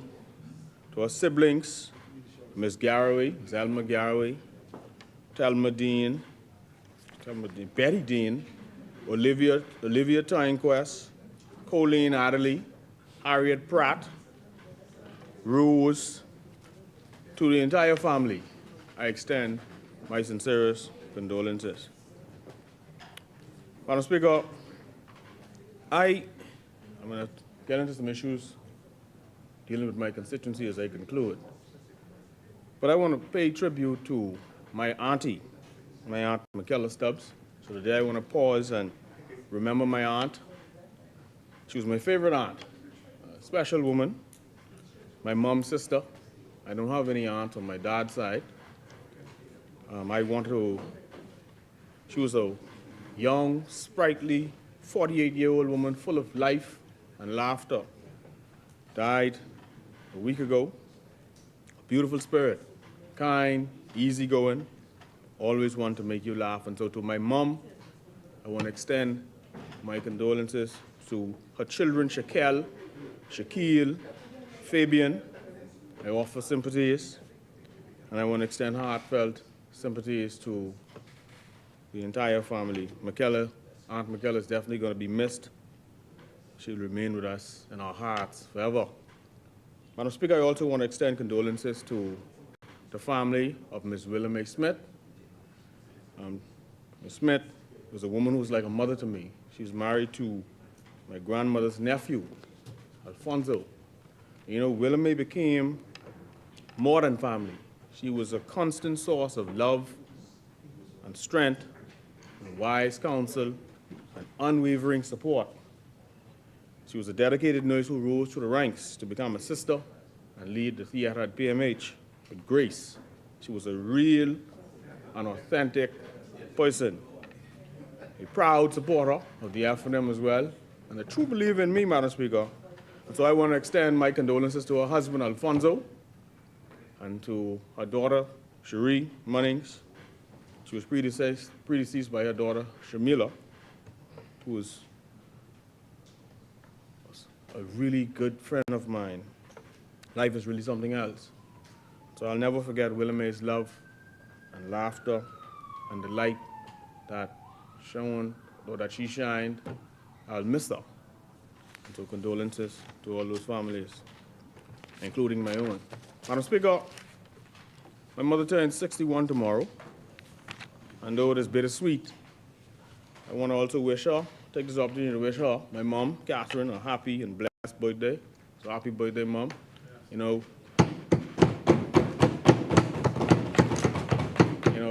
that's the side of the family that has Cat Island and Mangrove Bush, not Mangrove Bush, Mangrove Key roots. My grandmother on her side is from Mangrove Key, and my grandfather is from Dumfries, Cat Island. Madam Speaker, today I rise not merely as a member of Parliament, but as a voice for the landless, the disenfranchised, and the generations of Bahamians whose ancestral birthright have been bartered away in silence, obscurity, and legalese. I rise to contribute, Madam Speaker, to the debate on two pieces of legislation that purport to revolutionize land law and conveyancing in the Bahamas. And frankly, Madam Speaker, currently the system sometimes too often favors the powerful and frustrates the poor. While I welcome any effort aimed at modernizing our archaic land system and creating efficiencies in land registration, I am equally duty-bound to interrogate the far-reaching implications of these bills and offer constructive critique and recommendations. Madam Speaker, these bills are ambitious, and let me say at the outset that I support them. I note that they seek to introduce a title by registration system where persons now can register their land backed by a state guarantee. Now you have the lower litigation risk, and you have more certainty when it comes to establishing land ownership. And I think this is critical for economic development and securing credit. You also have a single electronic land register that would come about. I think that's commendable because what it would do is create transparency and accessibility for Bahamians, particularly those Bahamians in the remote family islands. And then, of course, there's the promise of cheaper, faster conveyancing without the need to do all that we have to do now as council and sometimes drag land deals out for months. Madam Speaker, I had made some notes in reference to the bill on the land adjudication bill. One concern I had was the time to challenge the determination of the adjudicator. I think that should be extended from 90 days to 120 days to give people more breathing room, more flexibility. And then, of course, we talk about adjudication. We want to know, well, what areas would be initially declared for adjudication? I think these are legitimate concerns, pre-implementation, and people would like to know these things in advance. I know lawyers certainly are asking questions. Madam Speaker, a couple of criticisms before I get into the meat of my contribution. you know, I note the bill gives broad powers to the registrar, including the power to rectify titles. And, you know, I am of the view that a registrar should be, particularly with this kind of power, should be someone who's apolitical, free from political intimidation, and maybe there's consultation on both sides of the divide. Because, you know, the pendulum does swing. 1 minute we hear, the next minute someone else, etc. So you want someone who will act in accordance with the law, regardless of who's in power. And of course, you have the real constitutional concerns. That is about the deprivation of property without due process. You know, if landowners find their rights altered or even canceled by some administrative fiat, we may see a flurry of constitutional challenges. In the Family Islands, Madam Speaker, we have grappled with the plague of generation property for many, many generations. That's land passed down informally without legal subdivision or probated wills, etc. And so while this bill could be beneficial, I am hoping that persons, like for example, the elderly residents in my constituency, unrepresented families who can't afford lawyers, low-income persons, I'm hoping that they would at least be equipped to navigate any bureaucracy, or they might lose some of their ancestral lands by default. I believe that it should be about empowering ownership, Madam Speaker. Madam Speaker, the registrar we see in these bills have some kind of, it's afforded a quasi-judicial power, which means that they could determine boundary disputes, issue cancellation notices, rectify titles. So I'm concerned about checks and balances. I see that an appeal is allowed, but what would the initial impact, let's say, of a rectification be on a person? What would that be? Contemplating that. And then, of course, as we pass these bills in here today, where's the digital infrastructure to support a national land register? Where's the training of surveyors, registrars, and legal practitioners? Like, what's the plan for that? And have we invested in public education, particularly in accessible formats for the elderly? Because you have a lot of elderly persons sitting on a lot of land, and they don't understand some of these technology that we're using today. Absent these, Madam Speaker, this bill, without these features and without putting in place these mechanisms, this bill would amount to legislative idealism. And so we hope that we can go beyond that and get some actual work in with putting these tangible things in place. Madam Speaker, you know, a question that I have is what happens when you talk about an adjudicator, what happens in shantytown areas, the shanty towns? What happens in communities like those in Eleuthera, where land is occupied informally, communist land, but peacefully? You know, how are they going to manage that? Madam Speaker, I believe that we need a national land use and regularization policy to unify all the laws in some coherent strategy, rather than piecemeal legislative tinkering here, piecemeal there, so we could solve decades of land chaos that has faced our country for many, many decades. Legal practitioners, Madam Speaker, across the country, with the passage of these bills today, with earlier amendments, and with having to also deal with the old system and now trying to learn this one, they'll have to juggle a lot of overlapping regimes. And so I know a lot of legal practitioners express that concern as well. Madam Speaker, notwithstanding that, we should not oppose modernization, but we must demand implementation grounded in reality and with tangible effort towards putting in place some of these measures I spoke of earlier. Madam Speaker, I believe as we go forward, we should consider introducing a land justice fund to assist generation property owners with legal costs, where you provide free title searches and surveys and probate assistance. I believe, Madam Speaker, we should strengthen judicial oversight over the registrar's decisions through automatic review mechanisms, particularly for vulnerable groups. And I believe that we must mandate a bipartisan oversight over implementation of these bills, which will be law soon, via maybe a parliamentary land reform committee, right in this parliament. Madam Speaker, we know that our current land title system is a patchwork of crown grants, generational claims, church deeds, etc.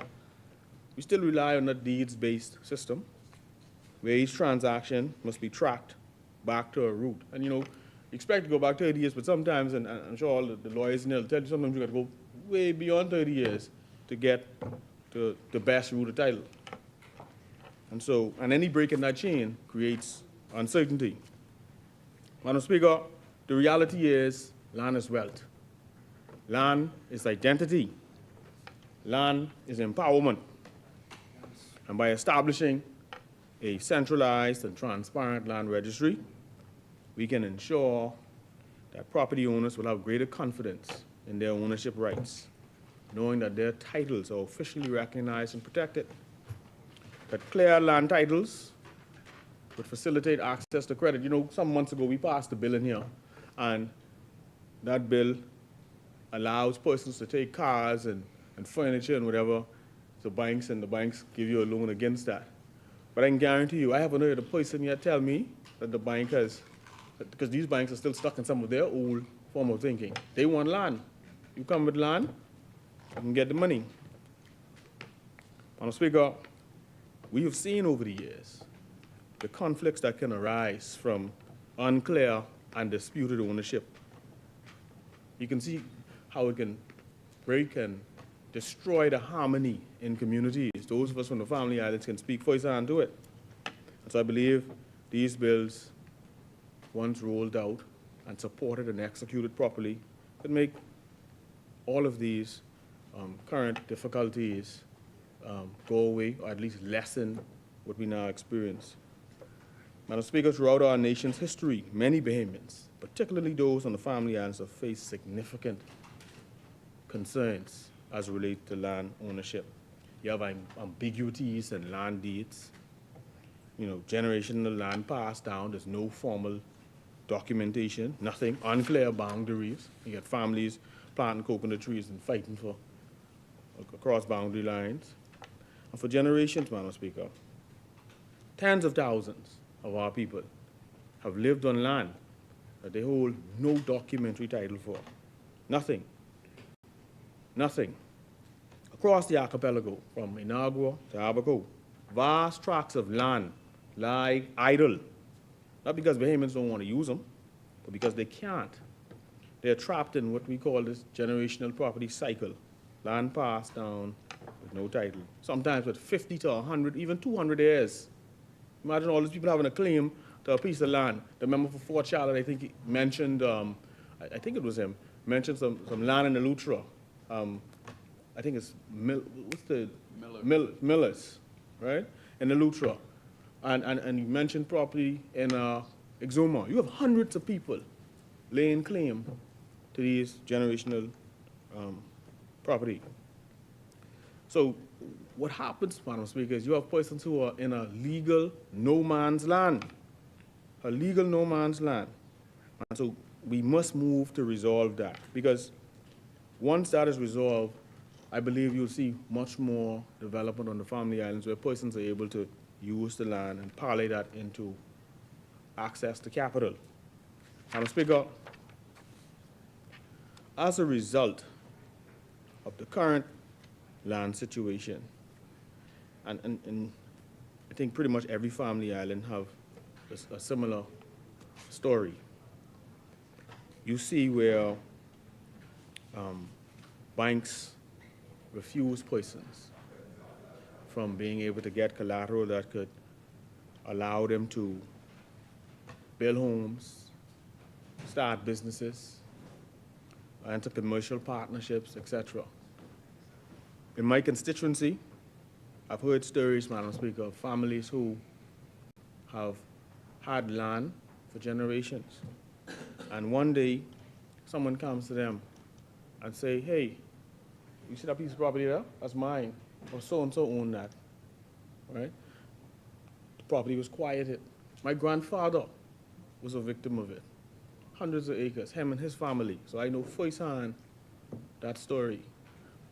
And so I hope that these bills, once implemented, could offer people real, tangible hope, real, tangible progress as Bahamians seek to gain title to inherited land and be able to mortgage that land to build homes and businesses, lease it for farming or tourism-related projects, and pass it on to their children.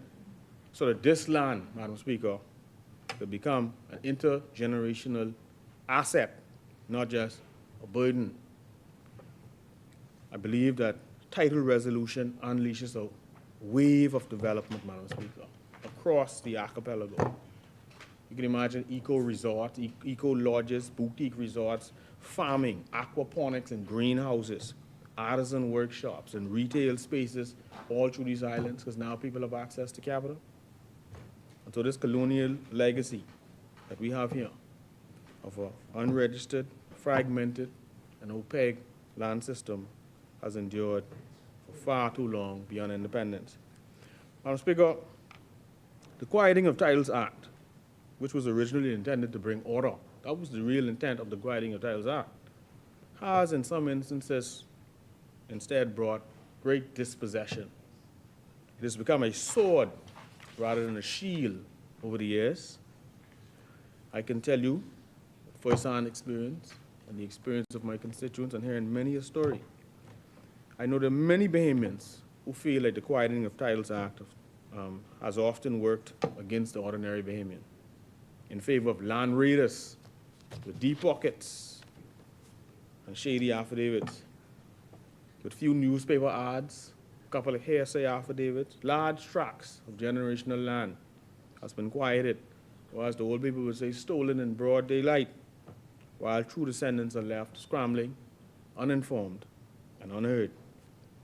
So this tool that was meant to protect ambiguous titles has, in the hands of some, become a scalpel by which to carve up land for themselves. So, Madam Speaker, I hope and trust that the government would move to address land with a broad-based approach, right, including generational land, commonage, etc. Madam Speaker, Crown land is of great interest to my constituents, and I'm sure it's of great interest to many family islanders. We need to, and I call upon the member for Cat Island to ensure that we audit and map Crown land throughout this country so that we would know what we have and we can actually be able to provide Bahamians with these lands to carry out various economic endeavors. Madam Speaker, we could even classify land by suitability, from the land that has irrigation potential, the land that has access to markets, etc. I think you heard the former Prime Minister, the member for Kalani, today saying that some 77% of the land in this country is Crown land. We could prioritize lands on Long Island, Andros, Eleuthera, Exuma, Abaco. They could become major agri-hubs. We could establish agro-economic zones for each island, I'm Speaker, there's much potential for us, and we have the land to do it. We just have to have the zeal to also carry it through. I'm Speaker, when we issue Crown land leases going forward, I think that we should issue Crown land leases with performance clauses, where persons have to meet a certain standard or do something by a certain time. Otherwise, they can't just sit on the Crown land. We should develop lease-to-own Crown land schemes for qualified Bahamians, particularly young farmers and returning residents. Then there's, of course, the idea of land swaps, because if we do an audit, you could swap land where persons relocate off marginal land to fertile agricultural land if they want to get into farming. Then, of course, you have places like Long Island, strategically placed to contribute to the national food basket, you know? But we have to have a forward-thinking approach to this This would also, once we resolve some of the land issues in the Bahamas, I could see persons wanting to return back to the islands to get their piece of property, to be able to use that piece of land to develop whatever. So we need a national audit with respect to that.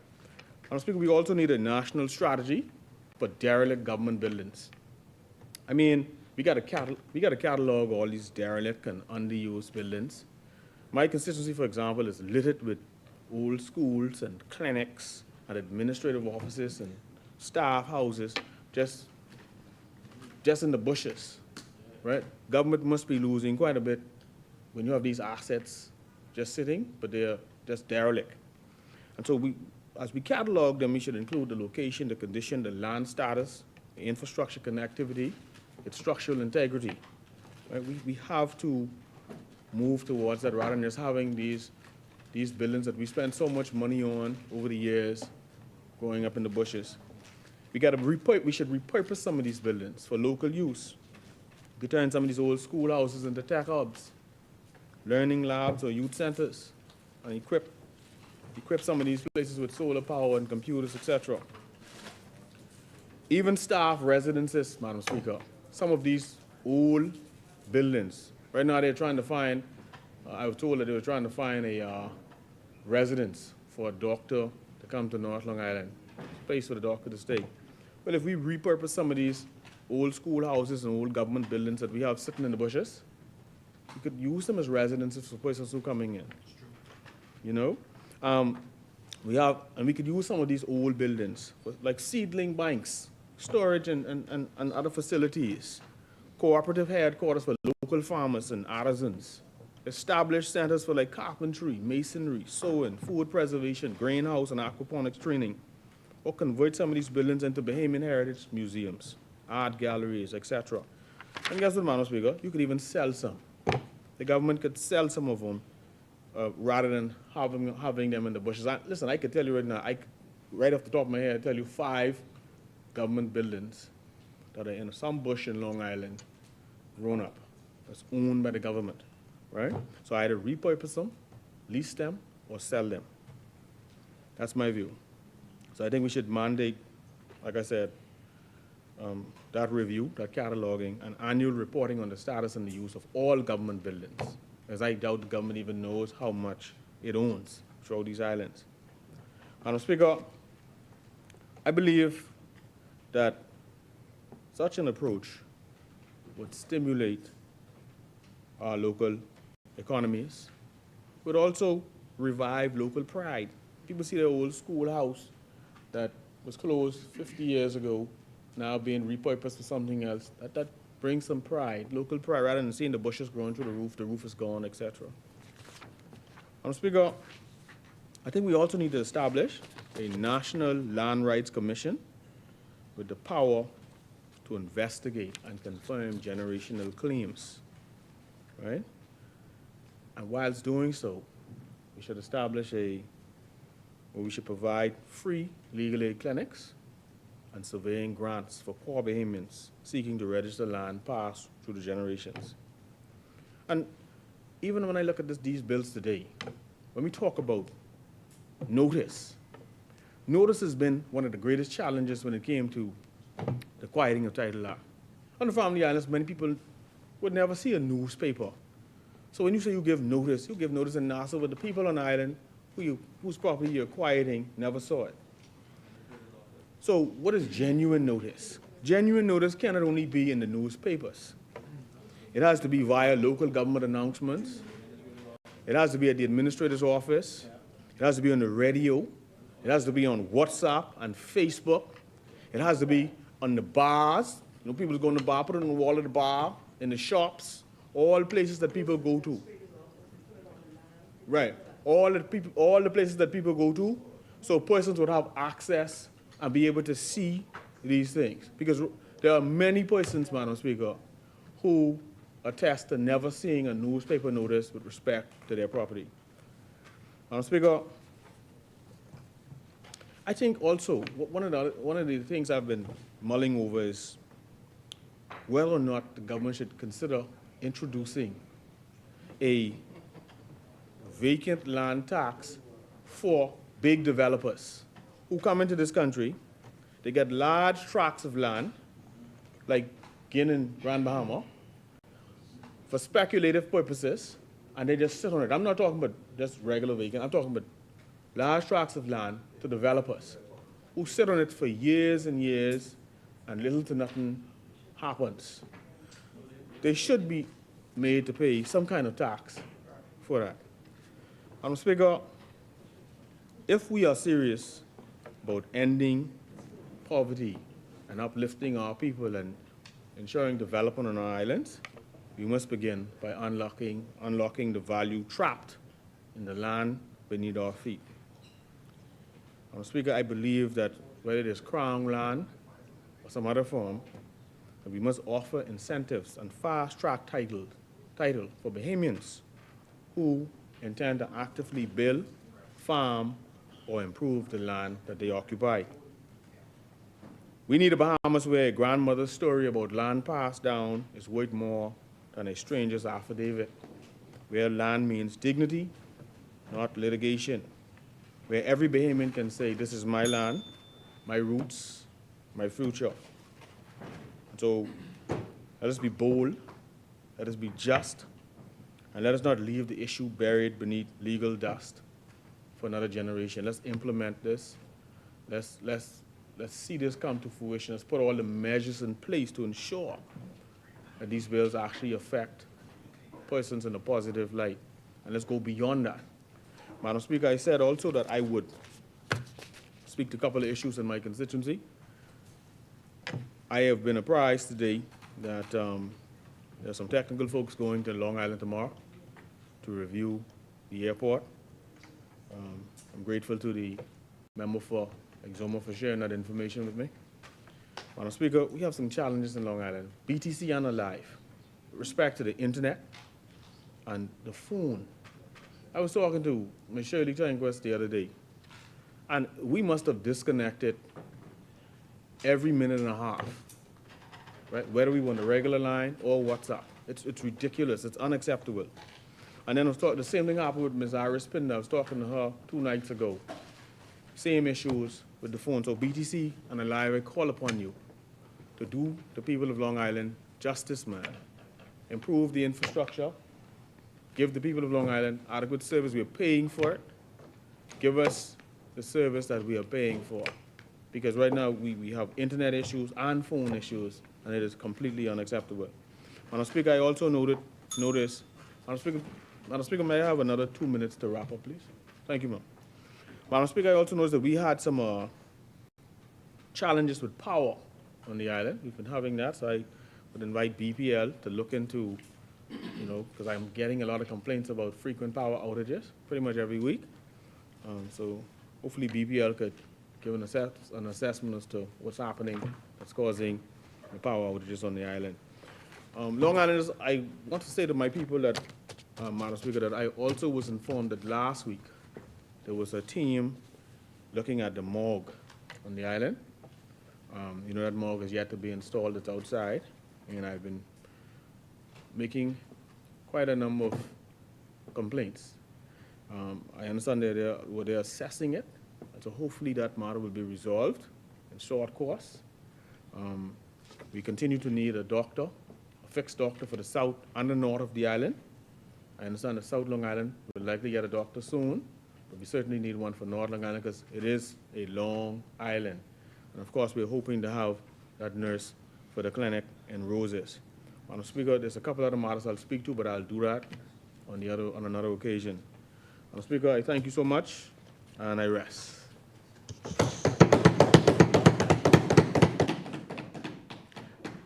Thank you, Honorable Member Asmini.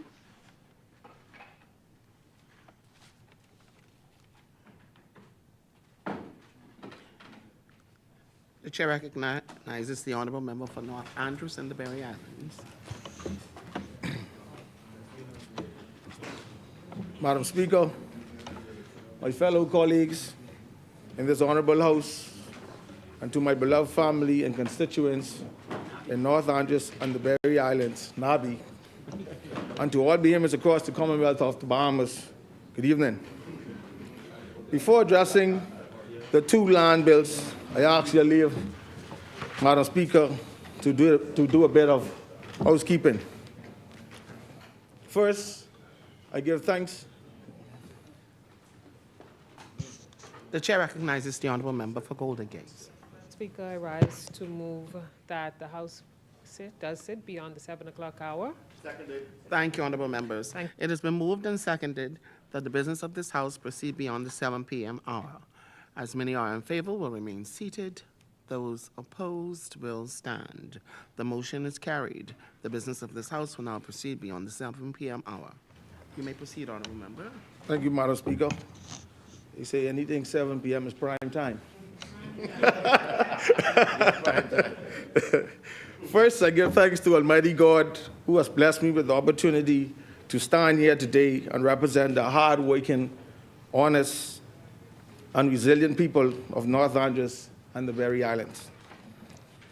To my mother, of course, Lenora Gray Brennan in Mangrove Key, Andros. To my grandmother, Pandora Veronica Miller, and to my four sons, Caden, Carter, Kimea, and Cameron, I am forever grateful that I had trusted you in my care. 4 boys. Yeah, I'm just saying my voice, 4. I love you all. 5-foot basketball team. We got to have a private conversation on that one. Daddy loves you all. Thank you for your strength, patience, and support while I serve. To the member for Cat Island, Rumkey, and San Salvador, I thank you for the opportunity to serve under this visionary, people-focused, transparent, and accountable government. To my dear constituents who has lost loved ones recently, especially the Campbell family in Nicholstown, I extend my heartfelt condolences. May God grant you comfort, strength, and peace that passes all understanding during this difficult time. To those celebrating birthdays and life milestone, I say happy birthday, and may you be blessed with many, many more. Madam Speaker, I am proud to report that the 30th annual North Andros and Berry Islands Regatta held over the weekend was a tremendous success. This year, we were privileged to honor the late Mr. Alfonso Smith. The success of this year's regatta could not have been done without the following individuals and government ministries, of course. First of all, the Prime Minister, the Honorable Philip Brave Davis, Ministry of Works and Family Island Affairs, Ministry of Tourism and Investment and Aviation, Ministry of Youth, Sports and Culture, the local and New Providence Regatta committees, our stakeholders, to the sponsors, vendors, and sailors, and the wonderful attendees, visitors, and locals alike. This celebration of culture and community was a strong reminder when we invest in our people, we all rise to the top. Before I turn to the bills at hand, I am reminded of Leviticus chapter 25, verse 23. The land should not be sold permanently, for the land is mine, for you are strangers and sojourners with me. And also in Psalms chapter 115, verse 16, the highest heavens belongs to the Lord, but the earth he has given to mankind. Madam Speaker, these verses affirm that the land is a gift and inheritance to be protected not only for the few, but for the people. Madam Speaker, I now turn my attention to the Land Adjudication Bill 2025 and the Registered Land Bill 2025. Both form the most comprehensive and people-focused land reform in our nation's history. Together, they address long-standing disputes over land, the plight of informal landholders, the lack of access to secure titles, credit, and opportunity.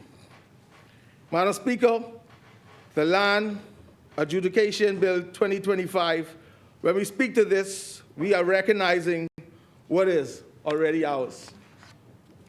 This bill creates a legal and community-based process to determine and confirm who owns what land, especially in areas like North, Central, and South Andros, Mangrove Key, and other family islands.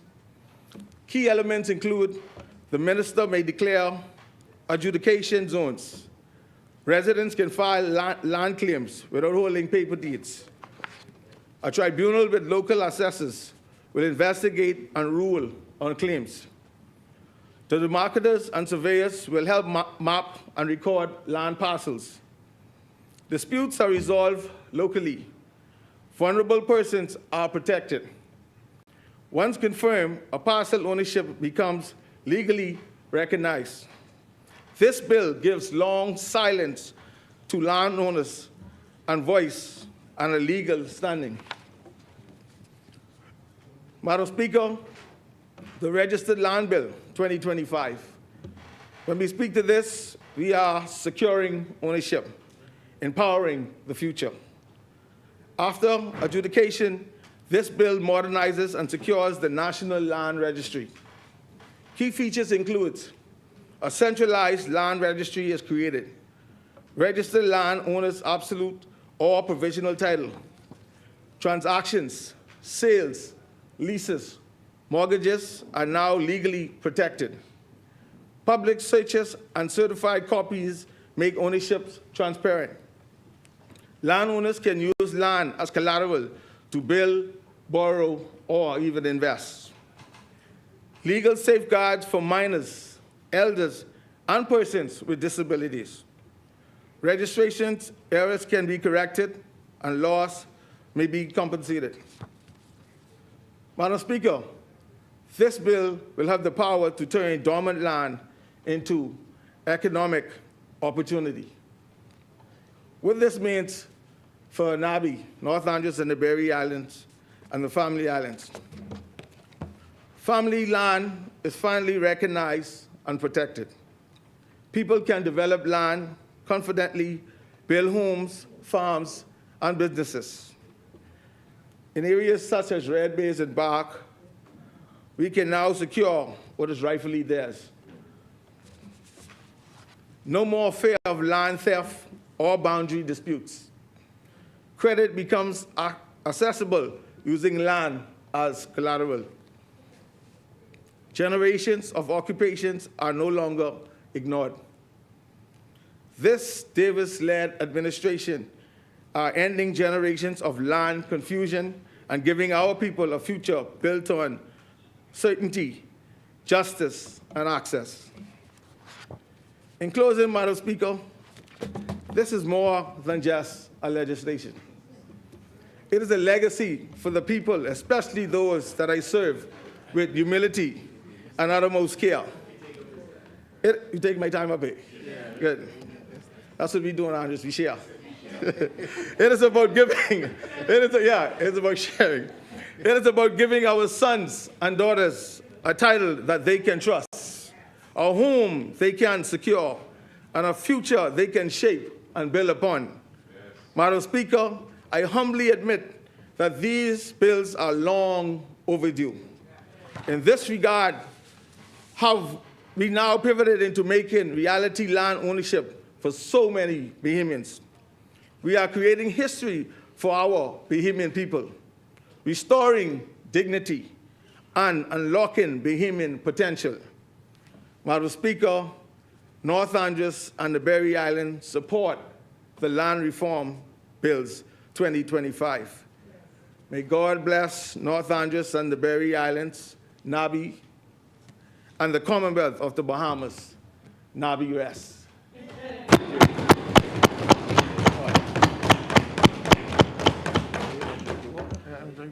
Enjoyed that 9 minutes. I follow the Prime time. As many, the chair recognizes the honorable member for Pine. Thank you, Madam Speaker. There will be a continuing trend on this side. Madam Speaker, I rise on behalf of the wonderful people of the great constituency of Pinewood. I'm forever grateful for their continued support. Madam Speaker, just a few house cleaning matters. Madam Speaker, we held our monthly branch meeting last night, at Cleveland Elias.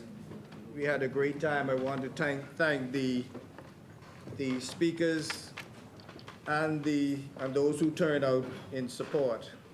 Madam Speaker, drain cleanings continue in Pinewood, and the Minister of Works and his technical team from the ministry in the upcoming, probably in another month, will give an update on the budgeted $20 million drainage system that was appropriated in this budget, and that is scheduled to start later in the year. Madam Speaker, I'd also like to thank the Attorney General and the people in his team in the OAG for the work that they have been doing in clearing up titles for members of the Pinewood constituency, among other areas. And we expect distribution of conveyances to those affected Pinewood residents to commence shortly once real property tax matters have been cleared up. Madam Speaker, I also wish to advise our constituents that in collaboration with the Ministry of Works and the Department of Environmental Health, there'll be a cleanup exercise in the community, and residents are asked to advise of debris, trash or derelict vehicles that need to be removed. Also, where there are bush or vines growing up on these lamp poles, that has been a regular complaint. And also to pin those potholes in the area, once the rain comes, we try to clear them up. Finally, Madam Speaker, the Street Legends Bridging the Gap Constituency Voices Constituency 10-week Summer League will touch down in Pinewood between the dates of August 2nd and August 8th at the Isaiah Taylor Park. Your Pinewood Gators will be one of the 8 teams participating, and I think our first victims will be Carmichael. So come out and support the Gators. Madam Speaker, turning to this bill, Madam Speaker, of which affect people of Pinewood, some of them negatively impacted by our past archaic laws, can be assured that in the future, closure may be swifter and more certain. Madam Speaker, I take this time to commend our Prime Minister, the member for Kent Island, Rumkey, and San Salvador, the seconder from Exuma and Ragged Island, and in particular, Angliston for her powerful contribution, along with Ministers, MP for Charlotte, and all those on this side who have contributed. Yes. In law, I say I adopt their position, Madam Speaker. No need to relitigate. Madam Speaker, but just when we talk about laws, I'd like to speak in a concept of people that are affected by these laws. And Madam Speaker, the member for Kent Island, Rumkey, and San Salvador, and also Angliston, spoke of his family and how they were dispossessed, and also those 3 ladies. And these are real individuals who suffered real loss. And I think that we should put that apart from legislation. This legislation affects people. Madam Speaker, the member spoke of fairness and equitable relief that are encompasses in these 2 bills. It allows for the public and not just third party to access information. Madam Speaker, long-lasting land disputes will become a thing of the past, along with certainty of land ownership being achieved. And this won't be achieved overnight, Madam Speaker, but we have to get to the point where we make the first step. Yes. Madam Speaker, we all have familial relationships of individuals, and I would like to speak of just a few. Madam Speaker, my mother-in-law, the late Closandra Gibson, from Savannah Sound, Eleuthera, up to her death, spoke of land that was dispossessed by an attorney representing her family. And these are not peculiar stories. And we're talking about prime land, and so her and all of her siblings are now passed.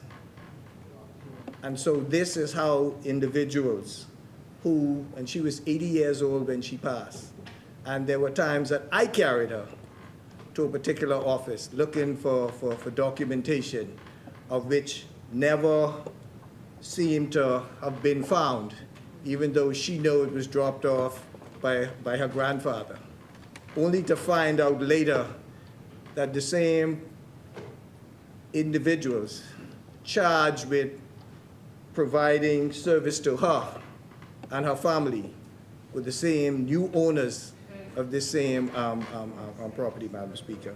And so to hear those stories passed down from her to her children, to her grandchildren, give you an idea of the pain and hurt that the archaic laws of this country has put on our people. Madam Speaker, I always speak up of growing in Cripple Hill, Crooked Island, with my paternal grandparents, the late Olston and Ethel LaRhoda Nee Moss, and my paternal grandmother, Zelina Harriet Moss Nee Coakley, who was born in 1884.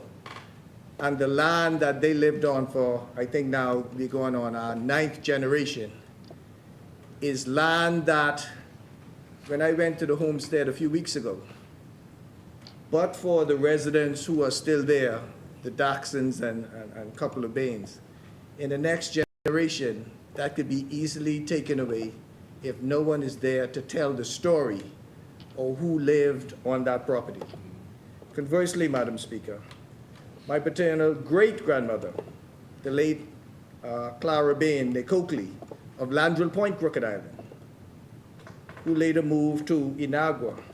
The McKinneys in Landrell Point today are still complaining about lands that have been dispossessed by them. And anyone knows the story of Landrell Point and the McKinneys, Cavallis, and Gibsons. They know quite well how long they have been there. But yet generations are saying who want to farm, to extend their farming. And I'll put a name to it. One, Elton McKinney, who spoke to me on my visit there saying, you know, I'm trying to expand my farm, and he sent photos of and images of crops that he's grown, only to be told that the land that he's looking at is owned by someone who has never probably ever visited Crooked Island, nor set up roots there.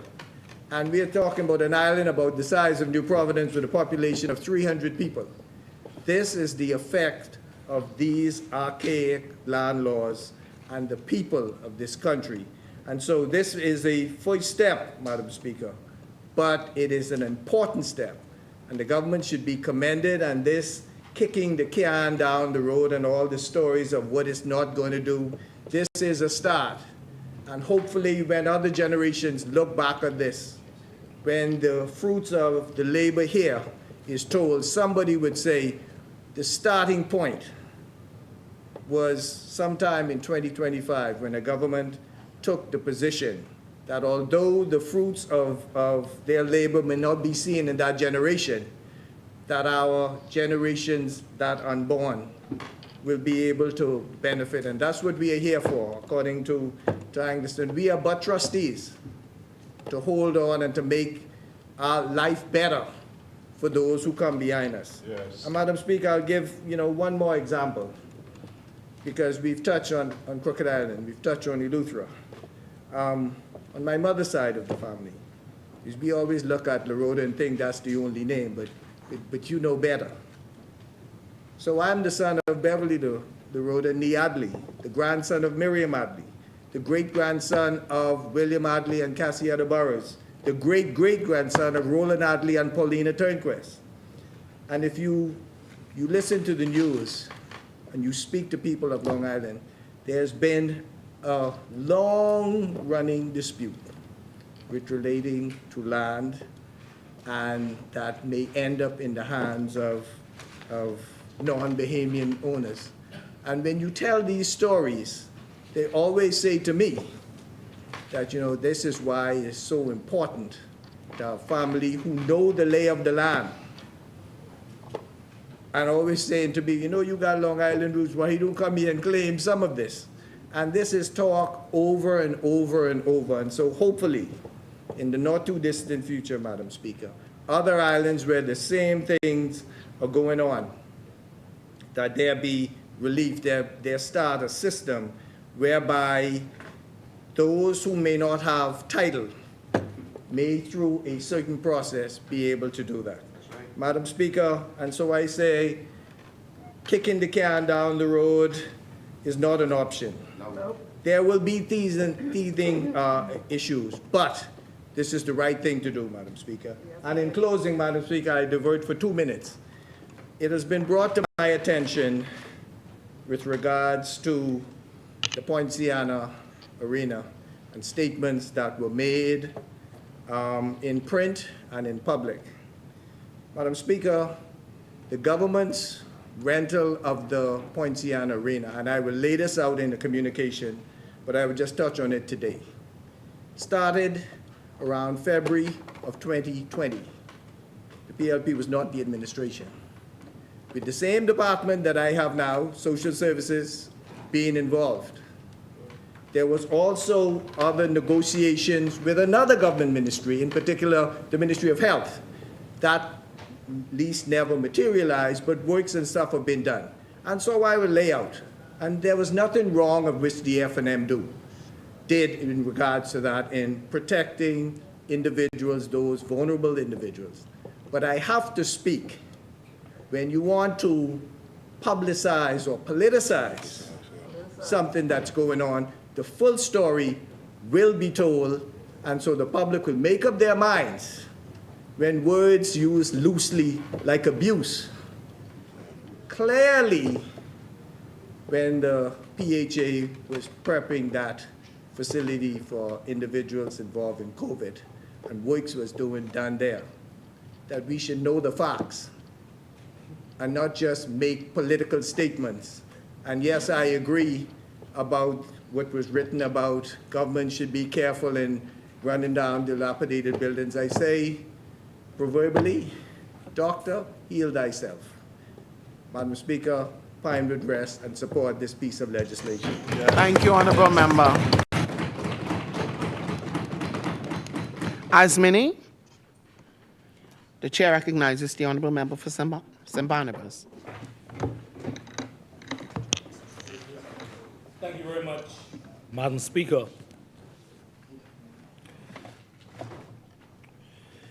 Madam Speaker, I rise on behalf of the great people of St. Barnabas. Thank Almighty God for allowing me to see another day in the greatest country in the world, the Commonwealth of the Bahamas, and to see another day as a member of Parliament in this honorable House, Madam Speaker. Madam Speaker, I intend to be very brief, Madam Speaker. I've said that. I've said that before.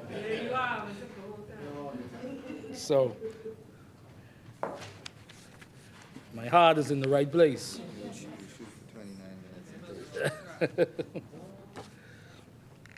Madam Speaker,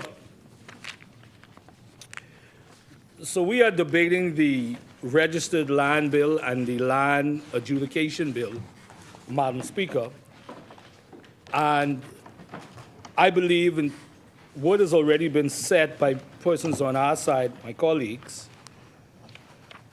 would obviously indicate our support of these pieces of legislation, with some concerns and highlighting some blind spots that we believe that the government ought to consider both before passage and generally in what will become of the execution in real time, where the true impact of these pieces of legislation, as important as they are, will be. we know oftentimes, Madam Speaker, that we pass pieces of important legislation, Madam Speaker, but its value truly is not only in passing, which is important, but how it ultimately benefits the Bahamian people and how it is executed, Madam Speaker. But this issue of land, Madam Speaker, that has been discussed today touches so many aspects of Bahamian way of life, an empowerment for the Bahamian people, for us collectively as a people, and ultimately what it does for the advancement and the transformation of the lives of our fellow Bahamians, Madam Speaker. Madam Speaker, you know, experiences turn out to be very instructive if you embrace them in such a way, Madam Speaker. About 2005, Madam Speaker, I was pursuing my LLB through the University of London's external law program. And simultaneously at that time, I was employed at Graham Thompson & Co., Madam Speaker. So besides anecdotally, Madam Speaker, like everyone here, we have family members and friends who would have experienced some of the many issues that would have precipitated the need for such an important piece of legislation and pieces of legislation.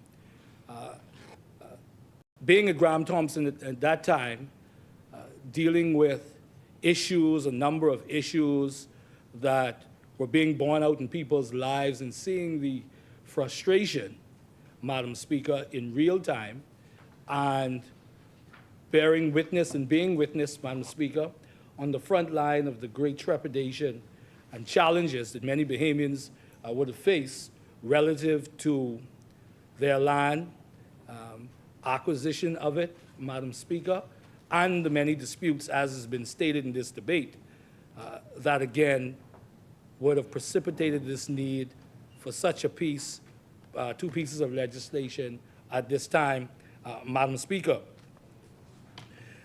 Madam Speaker, as we talk about land, we cannot help also but think about those things that intersect, Madam Speaker, those things that intersect with the whole issue of land in the Commonwealth of the Bahamas, Madam Speaker. And one of those things, Madam Speaker, as I get into the merits of the bill, and as I mentioned, some issues, some blind spots that we see, Madam Speaker, is the issue of illegal occupation of land in the Commonwealth of the Bahamas, Madam Speaker. And there are things that, many things that the member of Yamacraw City as leader of the opposition, and indeed our caucus, have talked about as it relates to this.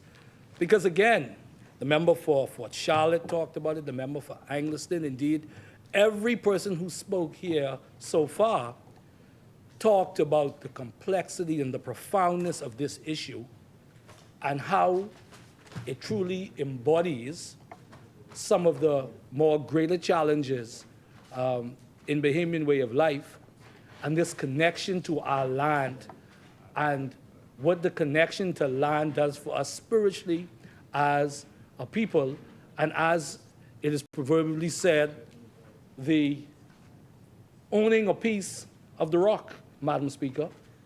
And while there is no doubt that while it is a goal to be connected and to acquire and access a piece of your country, that for those who may not be fortunate to do so, it does not change the fact that they are connected to this country. When you own a piece of the rock and you are connected to the piece of the rock, there again is a spiritual connection of tremendous impact on the psyche of your people. So this is important, Madam Speaker. And so this issue of illegal occupation of land and so forth in the Commonwealth of the Bahamas, it is something that we have to be very aggressive with, Madam Speaker. And the member for Yamacraw City has talked about launching a national audit of land occupation on public land and pursue swift legal action to remove illegal developments, Madam Speaker, where we cannot allow our scarce land resources to be stolen from the people that they were meant to serve, Madam Speaker. Right? To bring forward legislation that ensures private landowners are supported in reclaiming their property, Madam Speaker, and this is in cases where illegal communities have taken root and where owners fail to act, the government will intervene, Madam Speaker. And to strengthen the enforcement, Madam Speaker, of existing laws, including provisions under the Immigration Act that prohibit the harboring of undocumented individuals on any property, Madam Speaker. And then again, Madam Speaker, to introduce a permanent enforcement and education strategy. This will ensure Bahamians understand their rights, their responsibilities, and the legal consequences of violating land laws in the Commonwealth of the Bahamas, Madam Speaker. Also, Madam Speaker, again, the issue of broadly acquisition and access. It's a little segue, but nonetheless connected, Madam Speaker, ever so slightly, is this issue of how we access, Madam Speaker, how we access the use of the beaches in the Commonwealth of the Bahamas as I turn to the pieces of legislation specifically, Madam Speaker. There was something posted on social media, Madam Speaker, and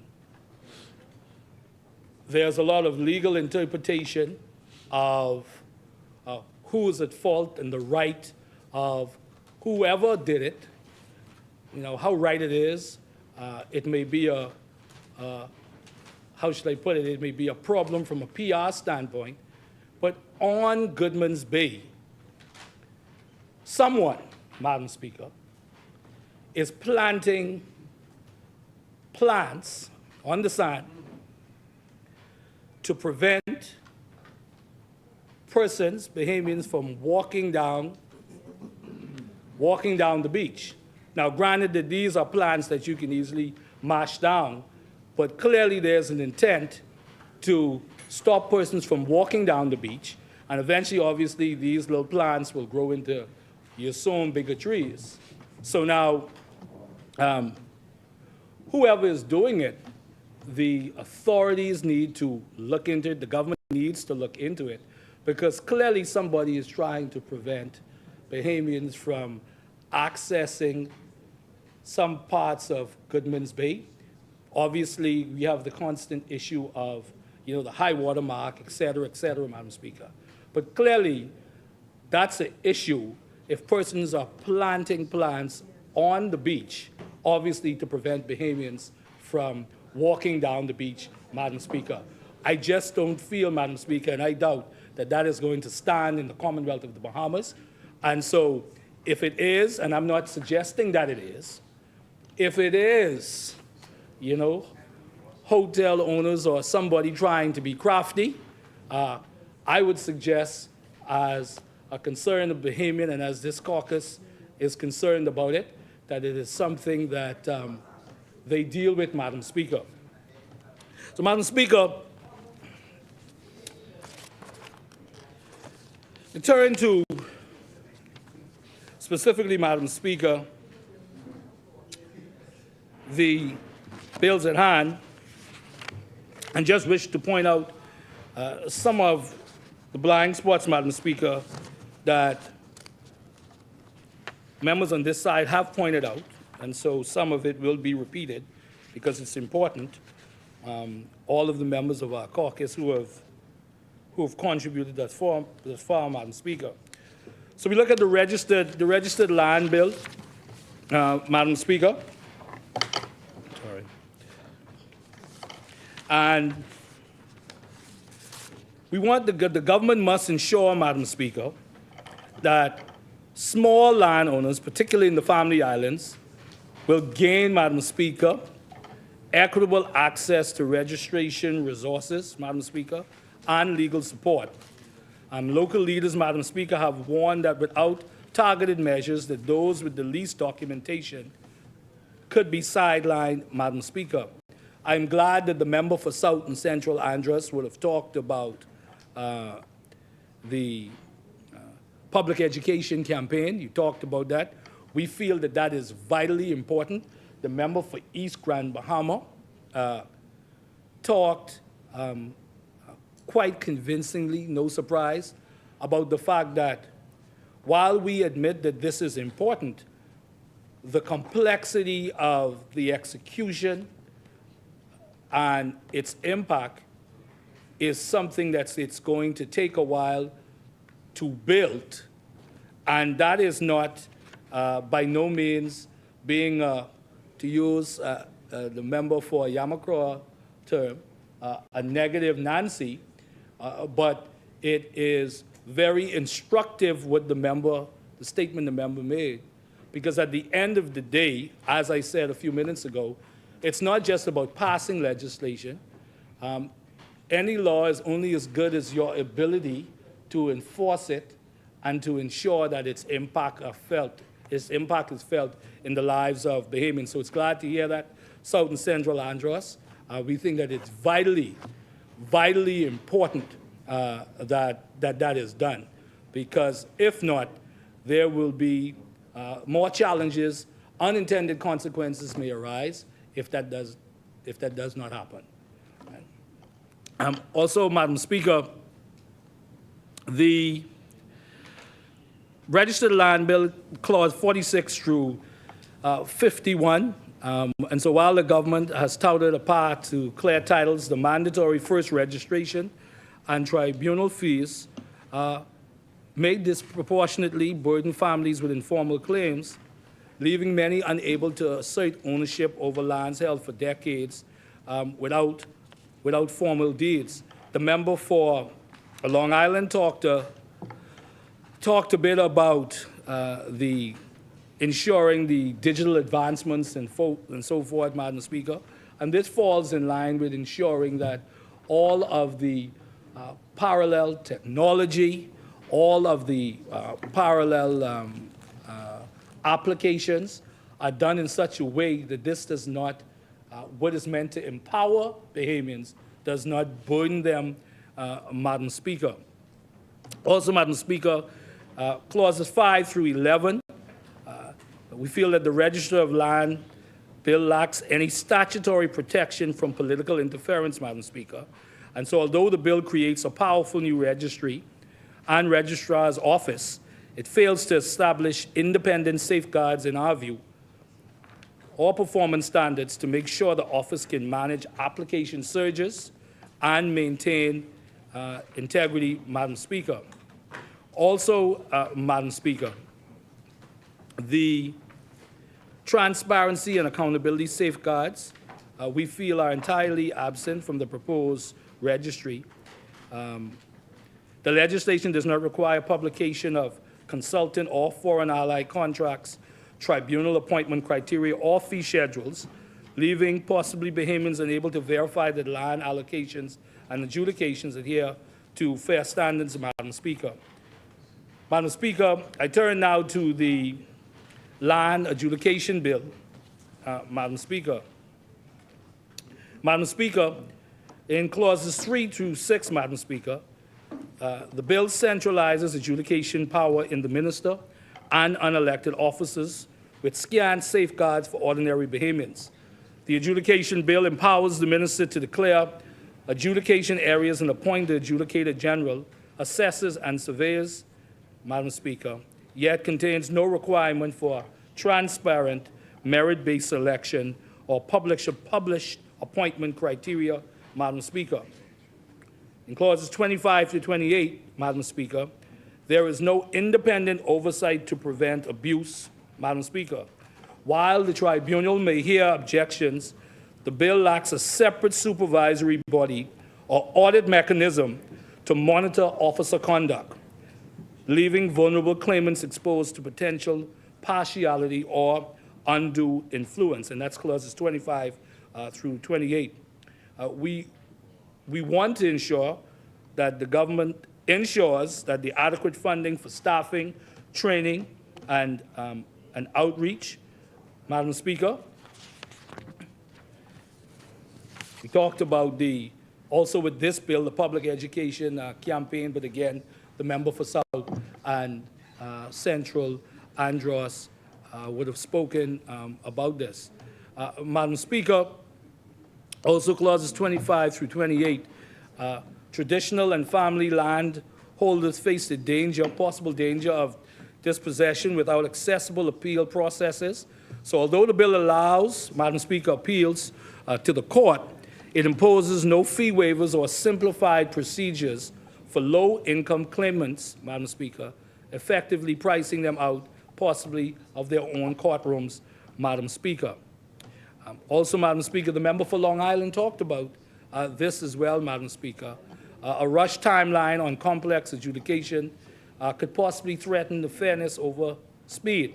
The bill mandates notice periods and objection windows measured in weeks in sections 21 through 24, but rapid parcel mapping and certificate issuance, Madam Speaker, could risk bypassing thorough local consultation and undermining public trust in the system, Madam Speaker. So talking about the short window that the member for Long Island talked about, Madam Speaker. And so, Madam Speaker, just a few recommendations, if you will, Madam Speaker. We believe publish every land allocation and consulting contract, plus all fee schedules for registration and adjudication. Bahamians must see who stands to profit before laws change, Madam Speaker. Amend, Madam Speaker, the registered land bill to require open tenders, public notice of first registrations, Madam Speaker, and real-time online access to registry map.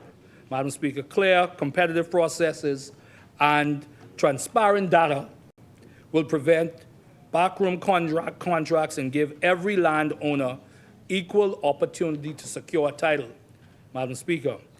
Strengthen the land adjudication bill, Madam Speaker, with independent merit-based criteria for assessor and adjudicator appointments, plus hardship waivers and streamline appeal rights. By protecting tribunal officers, Madam Speaker, from political influence and ensuring affordable appeals, generational landowners and family island residents, Madam Speaker, can defend their property fairly, Madam Speaker. Madam Speaker, those are just a few blind spots, Madam Speaker, that we feel that the government ought to keep in mind, Madam Speaker. It was said, again, earlier and threaded throughout this debate, Madam Speaker, how important this issue of land and settling these disputes, Madam Speaker. It can't be said enough that all of us have, whether by family members and friends, the topic of the issue of land disputes and what it is doing to some families and the great heartache that it's causing for many in our country. It is something that you hear on a daily basis, Madam Speaker. And so we support these pieces of legislation. We agree that it is vitally important to the empowerment of our people, Madam Speaker. Land is something we know that wars have been started for it and still going on as we speak because of it, Madam Speaker.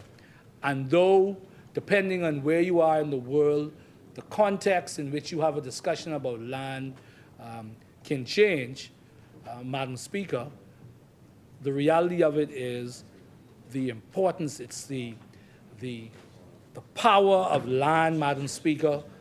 It is the base for wealth in any country, Madam Speaker. It is linked to social, economic, and political power, Madam Speaker, influencing everything from individual livelihoods and, Madam Speaker, as a consequence, the fate of nations, Madam Speaker. So we owe it to future generations of Bahamians.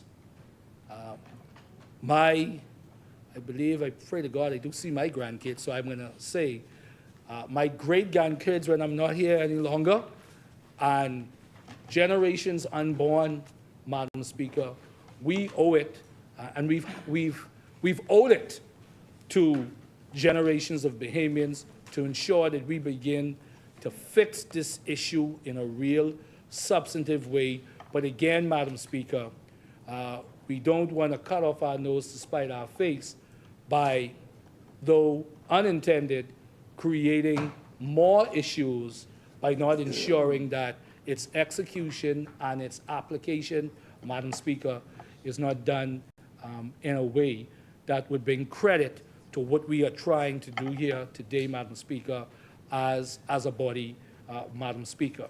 Because history, we want history to be kind to us, and for history to be kind, it is not just in passing this legislation, it is in how it is executed, Madam Speaker, and how the principles of the bill are efficiently processed, how it transformed the lives of our people, Madam Speaker.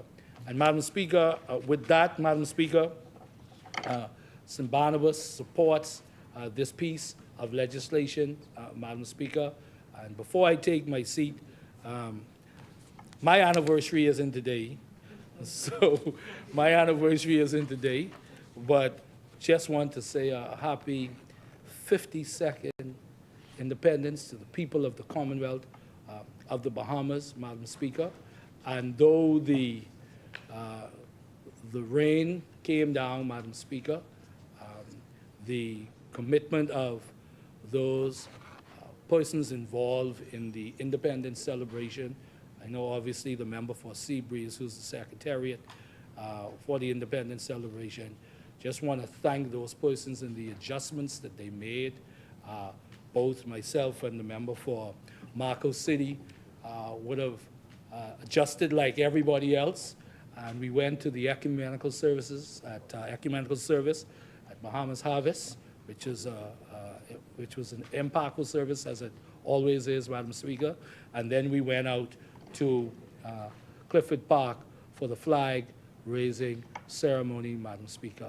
And so even on that rainy day last week, Madam Speaker, to see Bahamians who still came out after the rain and through the rain, because they wanted to celebrate, as they always do, the country that we all love. It continues, Madam Speaker, to be a blessing and a privilege, Madam Speaker, to be a citizen of the greatest nation on earth, the Commonwealth of the Bahamas, Madam Speaker. And I pray, Madam Speaker, that our country and our people continues to receive the almighty blessings of Almighty God as we have over these last 52 years. Thank you very much, Madam Speaker.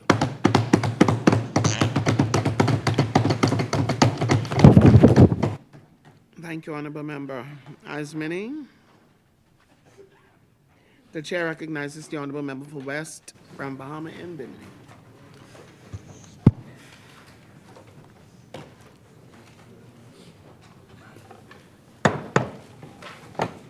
Thank you, sir.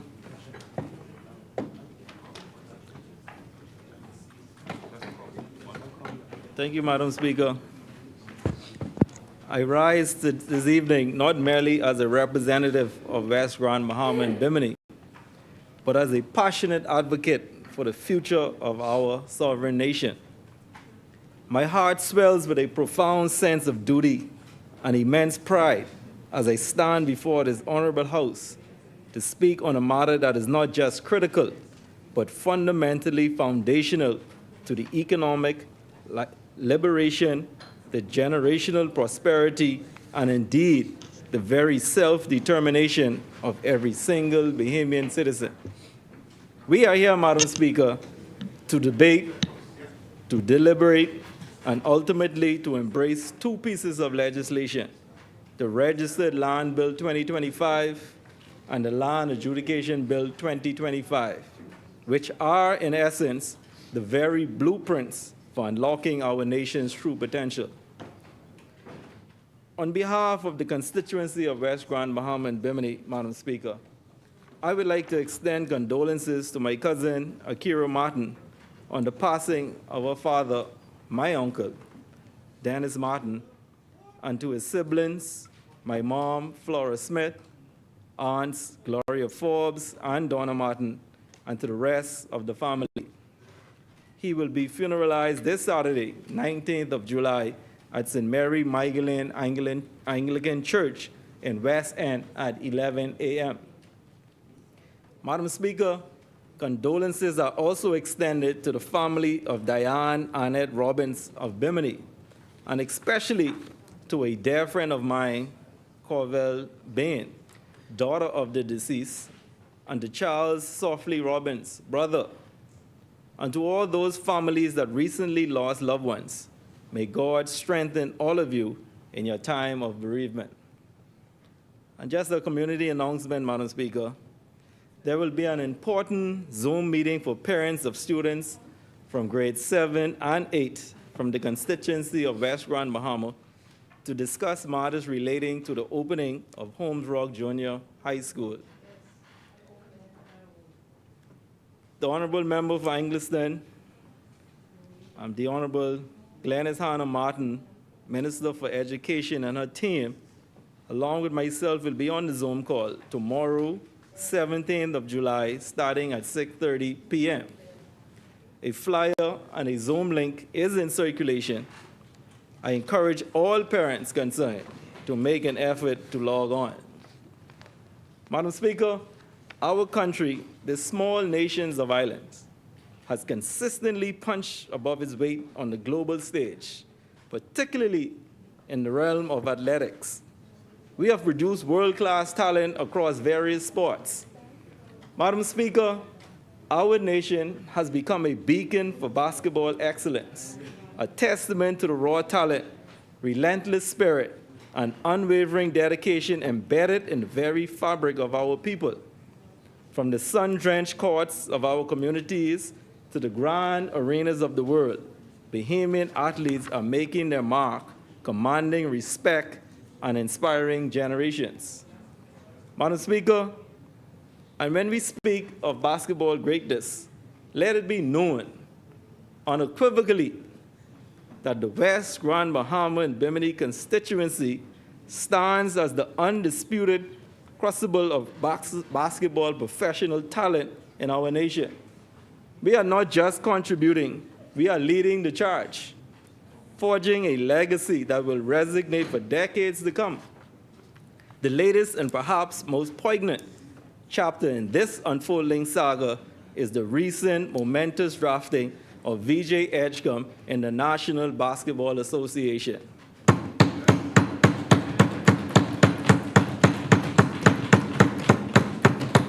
This is not merely a personal achievement for VJ. It is a monumental victory for Bimini, for our constituency, and for the Bahamas as a whole. VJ's journey is a powerful narrative of potential realized through unwavering faith and tireless effort. Madam Speaker, I want to take this moment to specifically recognize two pillars of our community, Pastors Gilbert Rowles Sr. and Jr. Their visionary leadership, tireless coaching, and profound dedication at Gateway Christian Academy in Bimini laid the foundational stones for VJ's extraordinary career. They saw the spark, nurtured the talent, and instilled the discipline that propelled him from our shores to the global spotlight. Their commitment to our youth is an example for us all. And to VJ's mother, Bendra, we extend our deepest admiration and heartfelt gratitude. Her hard work, countless sacrifices, and unwavering support have been the bedrock of VJ's success. Behind every great athlete is a family that believes, nurtures, and empowers. And VJ's mother exemplifies this profound truth. Her dedication is a testament to the strength of the Bahamian family. Madam Speaker, the significance of VJ's draft cannot be overstated. It underscores a powerful, undeniable trend emerging from our very own constituency. Consider this. Buddy Hield, the sharpshooting sensation, hails from Pinedale. Jonquil Jones, the dominant force in the WNBA, emerged from Holmes Rock. And now, VJ Edgecombe, the rising star, has put Bimini firmly on the NBA map. Madam Speaker, 3 first-round draft picks, all from the West Grand Bahama and Bimini constituency. This is not coincidence. This is a pattern of excellence, a testament to the rich talent pool and the nurturing environments within our communities. Buddy Hield, an NBA All-Rookie First-Team selection and one of the league's most prolific three-point shooters. Jonquil Jones, a former WNBA MVP and Defensive Player of the Year, a true global superstar, and now VJ, poised to carve his own path of greatness. This trend is truly remarkable, and it speaks volumes about the character, resilience, and shared talent of our people. It is a powerful affirmation that with hard work, dedication, and the right support system, anything is possible for our Bahamian youth. Madam Speaker, as the Member of Parliament, I am bold and direct when I say this. We have conquered with 8 Mile Rock, Holmes Rock, and Bimini. There is now only one more area in our constituency left to conquer and get someone into the league. That is West End. We are coming for that distinction, and I have no doubt that with the same spirit and commitment, we will achieve it. We were close some years ago, Madam Speaker, with Richie Adderley, but for his illness. God rest his soul. Madam Speaker, this is not just about basketball. It is about national pride, economic empowerment, and inspiring every young Bahamian to dream big. The success of Buddy, Jonquil, VJ, and other Bahamians in the NBA, such as DeAndre Ayton, Kai Jones, Eric Gordon, and Klay Thompson, sends a clear message that the Bahamas is a powerhouse, and our athletes are among the best in the world.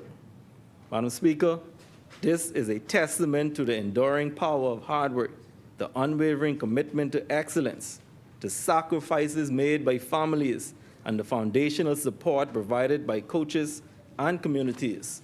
This is the Bahamas, and this is the West Grand Bahama and Bimini constituency, producing world-class athletes, one island, one town, one dream at a time. Now to the matter at hand, Madam Speaker. For far too long, the narrative of land ownership in our beloved Commonwealth of the Bahamas has been a tangled web, a perplexing Gordian knot of uncertainty, endless, costly disputes, and a convoluted, archaic system that has quite frankly stifled genuine economic growth and heartbreakingly robbed countless Bahamians of their rightful inheritance, their tangible stake in this great country. It has been a system, Madam Speaker, which inherently benefited the privileged few, those with the resources and legal teams to navigate its treacherous waters, while simultaneously perplexing and marginalizing the vast majority, consistently leaving our hardworking citizens on the fringe of genuine economic empowerment, struggling to assert what is rightfully theirs. These bills, Madam Speaker, are not merely administrative adjustments or minor legislative tweaks. They are economic revolution, a beacon of crystalline clarity piercing through what has historically been an impenetrable legal quagmire. And I say with conviction, they are long, long, long overdue. Madam Speaker, let us pause for a moment and truly grasp the fundamental paradigm-shifting change these legislations represent. The Land Adjudication Bill 2025 is more than a legal document. It is a commitment to precision, a dedication to truth. It is about establishing once and for all a systematic, clear, and indisputable record of who owns what, where, and precisely how. This bill, Madam Speaker, bravely tackles head-on the labyrinthine complexities of generational land that, intangible yet deeply felt, connection to ancestral property You can send you that one back. that has so often lacked formal recognition. It brings much needed order to decades, even centuries of chaos, ensuring that every Bahamian, particularly those in our family islands, can definitively prove their stake, their legitimate claim to the land passed down through generations. This, Madam Speaker, is not just about drawing lines on a cadastral map. It is about restoring dignity, ensuring financial security, and empowering our people with the undeniable ability to leverage their inheritance, to transform it from a burden of uncertainty into a springboard for progress. Madam Speaker, intrinsically linked and marching proudly hand in hand with the adjudication bill is the Registered Land Bill 2025. This legislation, Madam Speaker, is the final crucial step in modernizing our land registration system, transitioning us from an antiquated, cumbersome, deeds-based approach to a robust, efficient, and internationally recognized title-based system. What does this mean for the everyday Bahamian? It means that once land is meticulously adjudicated and subsequently registered under this new progressive framework, the title itself becomes the absolute, conclusive evidence of ownership. This singular, powerful document will eliminate the need to painstakingly trace decades of sometimes opaque, often questionable, and frequently incomplete historical transactions. This, Madam Speaker, is the profound certainty that serious, responsible investors crave. It is the unequivocal clarity that reputable financial institutions demand before lending, and most importantly, it is the fundamental security that our hard-working citizens genuinely deserve. We are moving, Madam Speaker, from a system perpetually plagued by doubt and vulnerability to one built on a foundation of absolute trust and unassailable legal certainty. Yeah, I skipped to speed it up. Madam Speaker, as the proud representative of West Grand Bahama and Bimini, I can personally attest to the profound transformative impact these bills will have on the lives of my constituents. Grand Bahama, Madam Speaker, a vibrant hub of dynamic development and immense investment potential, has, like many other islands, historically grappled with complex and often intractable land issues.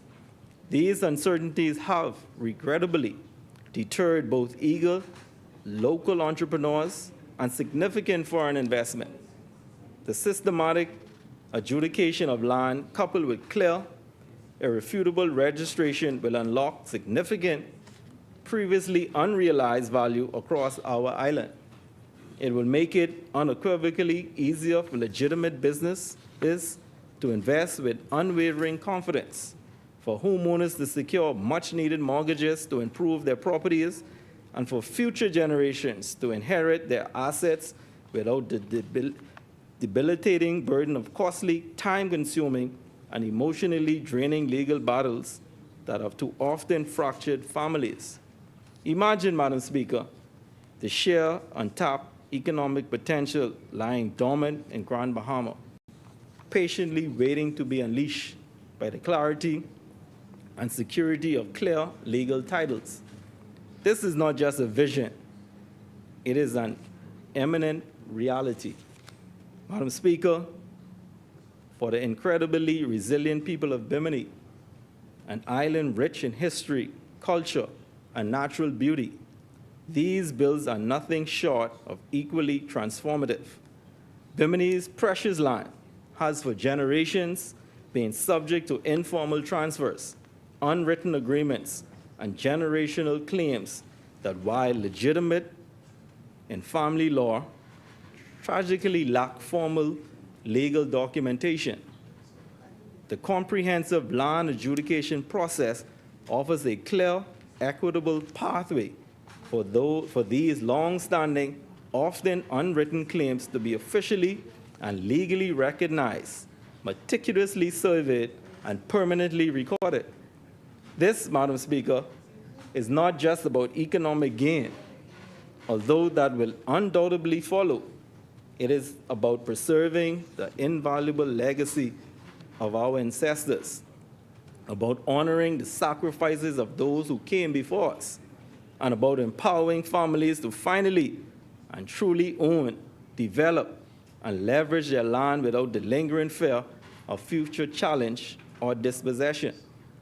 This, Madam Speaker, is about enabling our hardworking fishermen, our innovative tourism operators, and our dedicated community builders in Bimini to finally formalize their assets, to gain access to capital, and to confidently plan for a more secure, prosperous, and self-sufficient future for themselves and their children.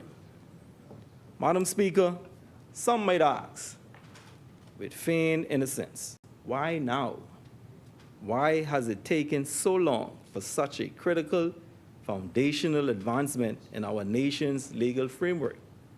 The answer, Madam Speaker, is both simple and profoundly revealing. It takes courage. It takes a government, Madam Speaker, that is not afraid to confront and dismantle these deep-seated, historically entrenched issues that others have conveniently chosen to ignore, or worse, deemed simply too difficult to address. This administration, Madam Speaker, this Davis-led administration deserves the unequivocal commendation of every single Bahamian citizen for having the foresight, the fortitude, and indeed the moral conviction to embark on this arduous but absolutely essential journey and to deliver these vital legislations. This, Madam Speaker, is not about political expediency. It is about fundamental, transformative nation building, a legacy that will define generations.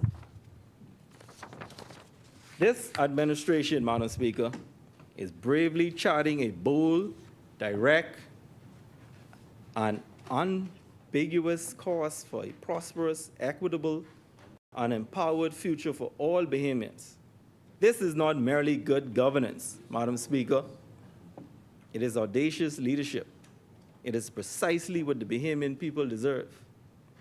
Madam Speaker, let us delve deeper into the practical, actionable insights that these bills will undoubtedly bring. These legislations will significantly, and I mean significantly, reduce the overwhelming backlog of land disputes that currently choke our courts, freeing up invaluable judicial resources that are presently mired in protracted, often futile legal battles over unclear titles. They will dramatically streamline property transactions, cutting down on the notorious red tape and the often exorbitant legal fees that have historically accompanied land dealings, making home ownership and property development more accessible to the average Bahamian. Crucially, Madam Speaker, these bills will empower small business owners, micro entrepreneurs, and aspiring developers to more easily use their land as legitimate collateral, thus fueling local entrepreneurship, catalyzing investment, and directly creating much-needed jobs right within our communities. This, Madam Speaker, is about empowering the ordinary Bahamian, the hard-working citizen, not merely enriching the elite. This is about creating a truly level playing field where clarity reigns supreme, where opportunity is unlocked, and where the promise of the Bahamian dream becomes a tangible reality for all.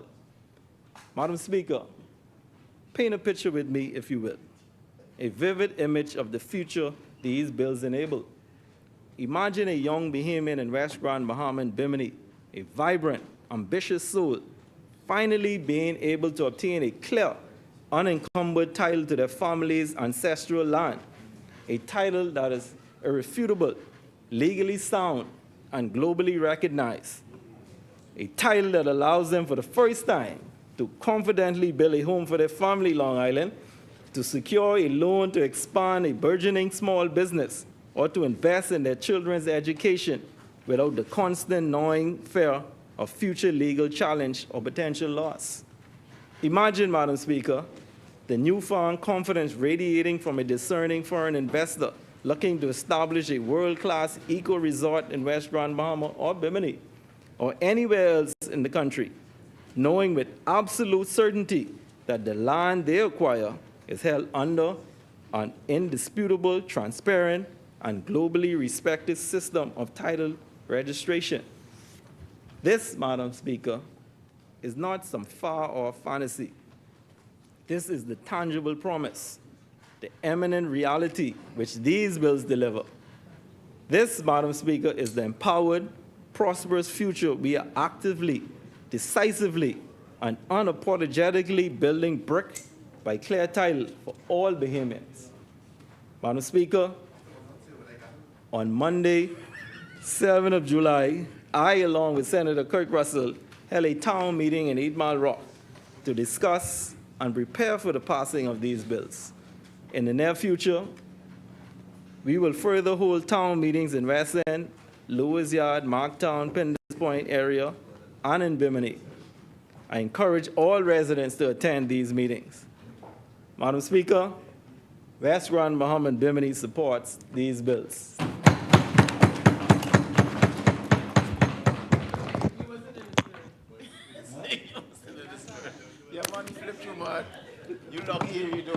Thank you, Honorable Member. As many, the chair recognizes the Honorable Member for Yamacraw City.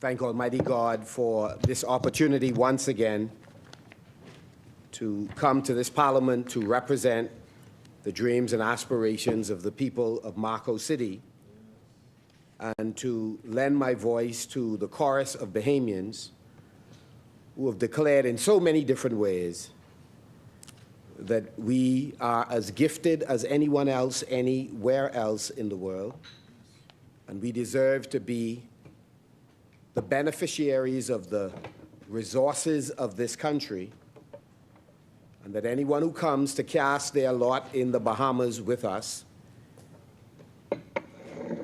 we welcome when they do so in the right way, and that we are prepared to work diligently to make sure that our children in the future, when they travel around the world to attend universities, that they realistically believe that there is a wonderful opportunity for them when they return to their country, and that their first option is not to think about residing somewhere else, building some other country. And so a part of our mission every day in the Free National Movement as we work is to involve Bahamians, those that are at home and those that are abroad, because we believe it is possible to contribute to national development, whether you're in the Bahamas or out of the Bahamas.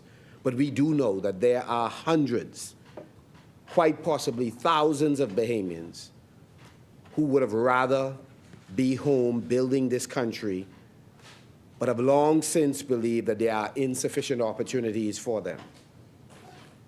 And so today, as I contribute to these two important pieces of legislation, I wish to reaffirm my and our commitment to helping to build a country where Bahamians who travel around the world will still have the view that I had when I went off to school, that no matter where I went, there was no country like the Bahamas, and I reasonably believe that I had a chance to be one of the persons who shaped the future of our country. Before I continue, Madam Speaker, I wish to extend condolences to a number of families who are grieving, and to say how much we grieve with you. We pray for you.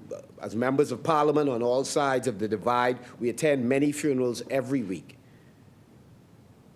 And our hearts go out to those family members who've lost persons who have been a fixture in their life. For some of them, their confidant. For others, their source of inspiration, the breadwinner. And so we grieve with you and pray that God's Holy Spirit would provide peace in the midst of your storm. And so for the families of Anthony Lewis from East Coral Estate, and I attended the funeral of Jane Gibson. And we also extend condolences to the family of Teddy Arthur and Bertlin Culmer. And of course, this Saturday, many Grand Bahamians will join in the homegoing service for the outstanding Grand Bahamian Dennis Martin from West Grand Bahama, Walter Smith Jr., and Marion Johnson, to the family of Betty Roberts. And as we remember Betty, many of us in here would remember just recently we laid to rest her cousin, outstanding Bahamian Josh Sayers. In New Providence, we extend condolences to the family of Berkeley Williamson. Many of us attended his memorial service at the Free National Movement headquarters, and we salute his family and thank them for lending him to us. And the Sayers family on the passing of Iris, the sister of Joshua Sayers, an integral part of the Free National Movement, but more importantly, a nation builder who embraced all Bahamians. And we remember today the families of Audley Dean and Mary Harding, Marjorie Francis, Stephen Sweeting, and Elaine Major, and Eloise Archer, Gregory Robinson. And to the Elutra family, we extend condolences to the McQueen family in Hatchet Bay on the passing of David McQueen, in particular his siblings Janine White and Bridget Johnson. Madam Speaker, I chose to extend condolences to all of these families because the truth is every week we are going to funerals. It's very rare that we miss a week. And Madam Speaker, it's something about sitting in a funeral. Your mind is, I believe, clearest when you're sitting in a funeral. You begin to reconcile what's important and what's not important. And it's unfortunate, myself included, that we leave right out of the funeral having made some resolutions to call some family members more, to spend more time with people that we love, to tell people no matter what side of the political divide they're on, what Jonklu group they pull for, to say when there's something about them that you admire or something they did or said that was touching. And then we leave the funeral, we get back into the busyness of life, and unfortunately, we don't make the connections we need to with people. We retreat to our corners, as it was. If you were in a boxing ring, you go back to your corner and get your instructions, and we come out swinging in this life once again. And I think we miss some things. And so for this moment of clarity for me, I wanted to recognize the families of those persons who we have lost, but to remind myself as I remind us that life is truly fragile. And wherever we have a chance to extend the olive branch, wherever we have a chance to reach out and be a blessing to somebody else, we should seize it. And wherever we have a chance to fight for people who are voiceless, defenseless, we should rise to the occasion. And so today, I rise to speak not only about the registered land bill and the land adjudication bill, but also about what is at stake for every Bahamian who dreams of owning a piece of this country fairly, transparently, and without interference, whether it's from politicians or persons who are doing well in business. Whomever it is that could be an obstacle to each of us being a part of the shareholders of this country, its natural resources, its intangible and tangible resources. Land is not just a technical issue, so we don't see these bills in narrow terms, but we appreciate that land is the basis of so many struggles around the world.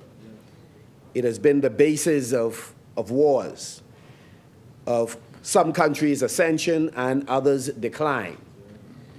It has been a means where, like so many in this parliament and others who are not in public life, who've risen from humble beginnings to provide an inheritance for their children.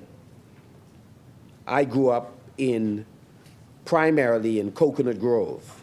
I told the story before. I've lived through, Madam Speaker, no less than 6 or 7 of those corners. Jenny Street, Washington Street, Florida Court, Key West Street, Coconut Grove Avenue, 7th Street, The Grove. Lived in Yellow Elder twice. Lived in Mount Pleasant Village. And Madam Speaker, all of those places, that's before I graduated from high school. We moved a lot. It assisted me in develop a sensibility for different groups in the Commonwealth of the Bahamas. Spent summers in Cat Island, in New Bight, Cat Island, with my grandmother, Amelia Hepburn, a preacher, a farmer. And Madam Speaker, there was a quiet confidence my grandmother had in her own skin. And my mother, who I don't believe went past grade 6, but handwriting is better than mine, had a clear sense of not just this country, but our place in the world, loved God. And she used to say to me, I'm inferior to no man or woman. And I never fully embraced that until as I grew up. But my grandmother owned the land. In New Providence, as you heard, we didn't. We moved a lot. So I always used to say to young men when I began speaking in schools and youth events around the country that it was so silly of us, I used stronger words then, that we were blocking persons from coming through our corner. That's what young boys used to do. I bar you from coming through my corner. We were barring people from coming through a corner. We didn't own the corner, and we was renting the house through the corner where we lived. That was one of the tragedy. And so I feel privileged today that I'm in a position to leave an inheritance for my daughter. And many Bahamians have that sense of pride that they were able to eke out an existence, notwithstanding that, again, that they grew up through 6, 7 corners in Angliston, two times in Yellow Elder. My mom still lives in Yellow Elder. I still visit Yellow Elder on a regular basis. So we have to create a society that we create conditions, the enabling conditions that Bahamians, when they work hard and smart on the basis of their merit, not their political affiliation, must be able to make it in the country. And one of the single most important possessions we ought to have that allow us to chart a course not just for ourselves, but for our immediate and extended family is to have access to land. And to have access to that land with a degree of certainty that you can pass it on to your loved ones or whoever you decide without hindrance or fear of losing all that you have invested over time to take possession of. So land helps you to build successful businesses, allows you to build a home, a place of a house that you will make a home and you have security. It allows governments to intervene on behalf of its citizens and to have a social impact by creating the kinds of things that our people have called us to do, to build halfway houses for women and children who are vulnerable and do not have the means after coming in conflict in their primary home, they do not have a means to transition to somewhere else. And a part of our role in creating a social safety net is providing those halfway homes.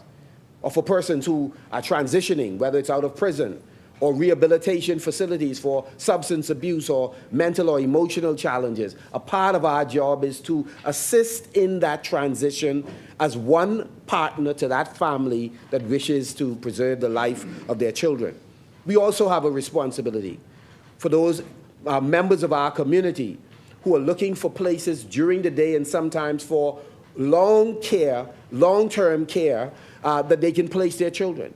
I think right now of the differently able community, both physically and emotionally and mentally, for those parents who have children who are on the autism spectrum and have for many years been looking for land that they are able to build that has the required features to accommodate not just children of school age, but adults that are on the spectrum. It is a costly proposition for our families who have differently abled persons to find a place. And so these bills in so many different ways lay the foundation for certainty around the ownership of these properties so that we are able to serve the various needs of our people. And so we support that principle, that we ought to have a proper land registry. We ought to ensure that we have a system that's transparent, that guard against bad actors seeking to grab land from the most vulnerable. And so today, we support the bills. We have expressed the concerns, the gaps that we believe exist. We also have expressed concern in the earlier contributions about during the period where we are transitioning from the present system to the new system, the vulnerabilities, the unintended possible bad consequences that can occur, and the need for the government to be sensitive to the voices of various stakeholders who say, we see the need for and support the need for the changes, but you ought to be mindful of the following, and they have listed them extensively. And we are duty-bound to listen to them and to make the necessary adjustments to guard against abuse. And so, Madam Speaker, the Free National Movement supports the modernization of land dealings. But modernization must come with transparency and proper planning and protection to make sure that we do not undermine the overall objectives of the bill. The Progressive Liberal Party, Madam Speaker, is once again asking the Bahamian people to trust them. And let me be clear, Madam Speaker, that no one organization has a monopoly on trustworthiness. And they have made their case about us, we may have made our case about them. But we are concerned in this administration where they have had an opportunity to restore trust in a population that have in many ways lost trust, that they have squandered far too many of those opportunities. I've said before, Madam Speaker, and obviously I don't seek to give sweeping generalizations, but there have been many times that even when the Progressive Liberal Party have good ideas, the good ideas have not developed to a point to produce good fruits, not because it wasn't a wonderful idea, not because they didn't have talent on the bench, but because sometimes they allow themselves to be overtaken by political considerations, and they have some, Madam Speaker, who have personal considerations or certainly tolerate in their network people who are personally motivated, and therefore the good ideas do not see the light of day. It is our hope that as we debate these bills and we deal with sensitive issues about the largest investment any family is likely to make, a home on Bahamian rock, that we do not suffer any of the unintended bad consequences.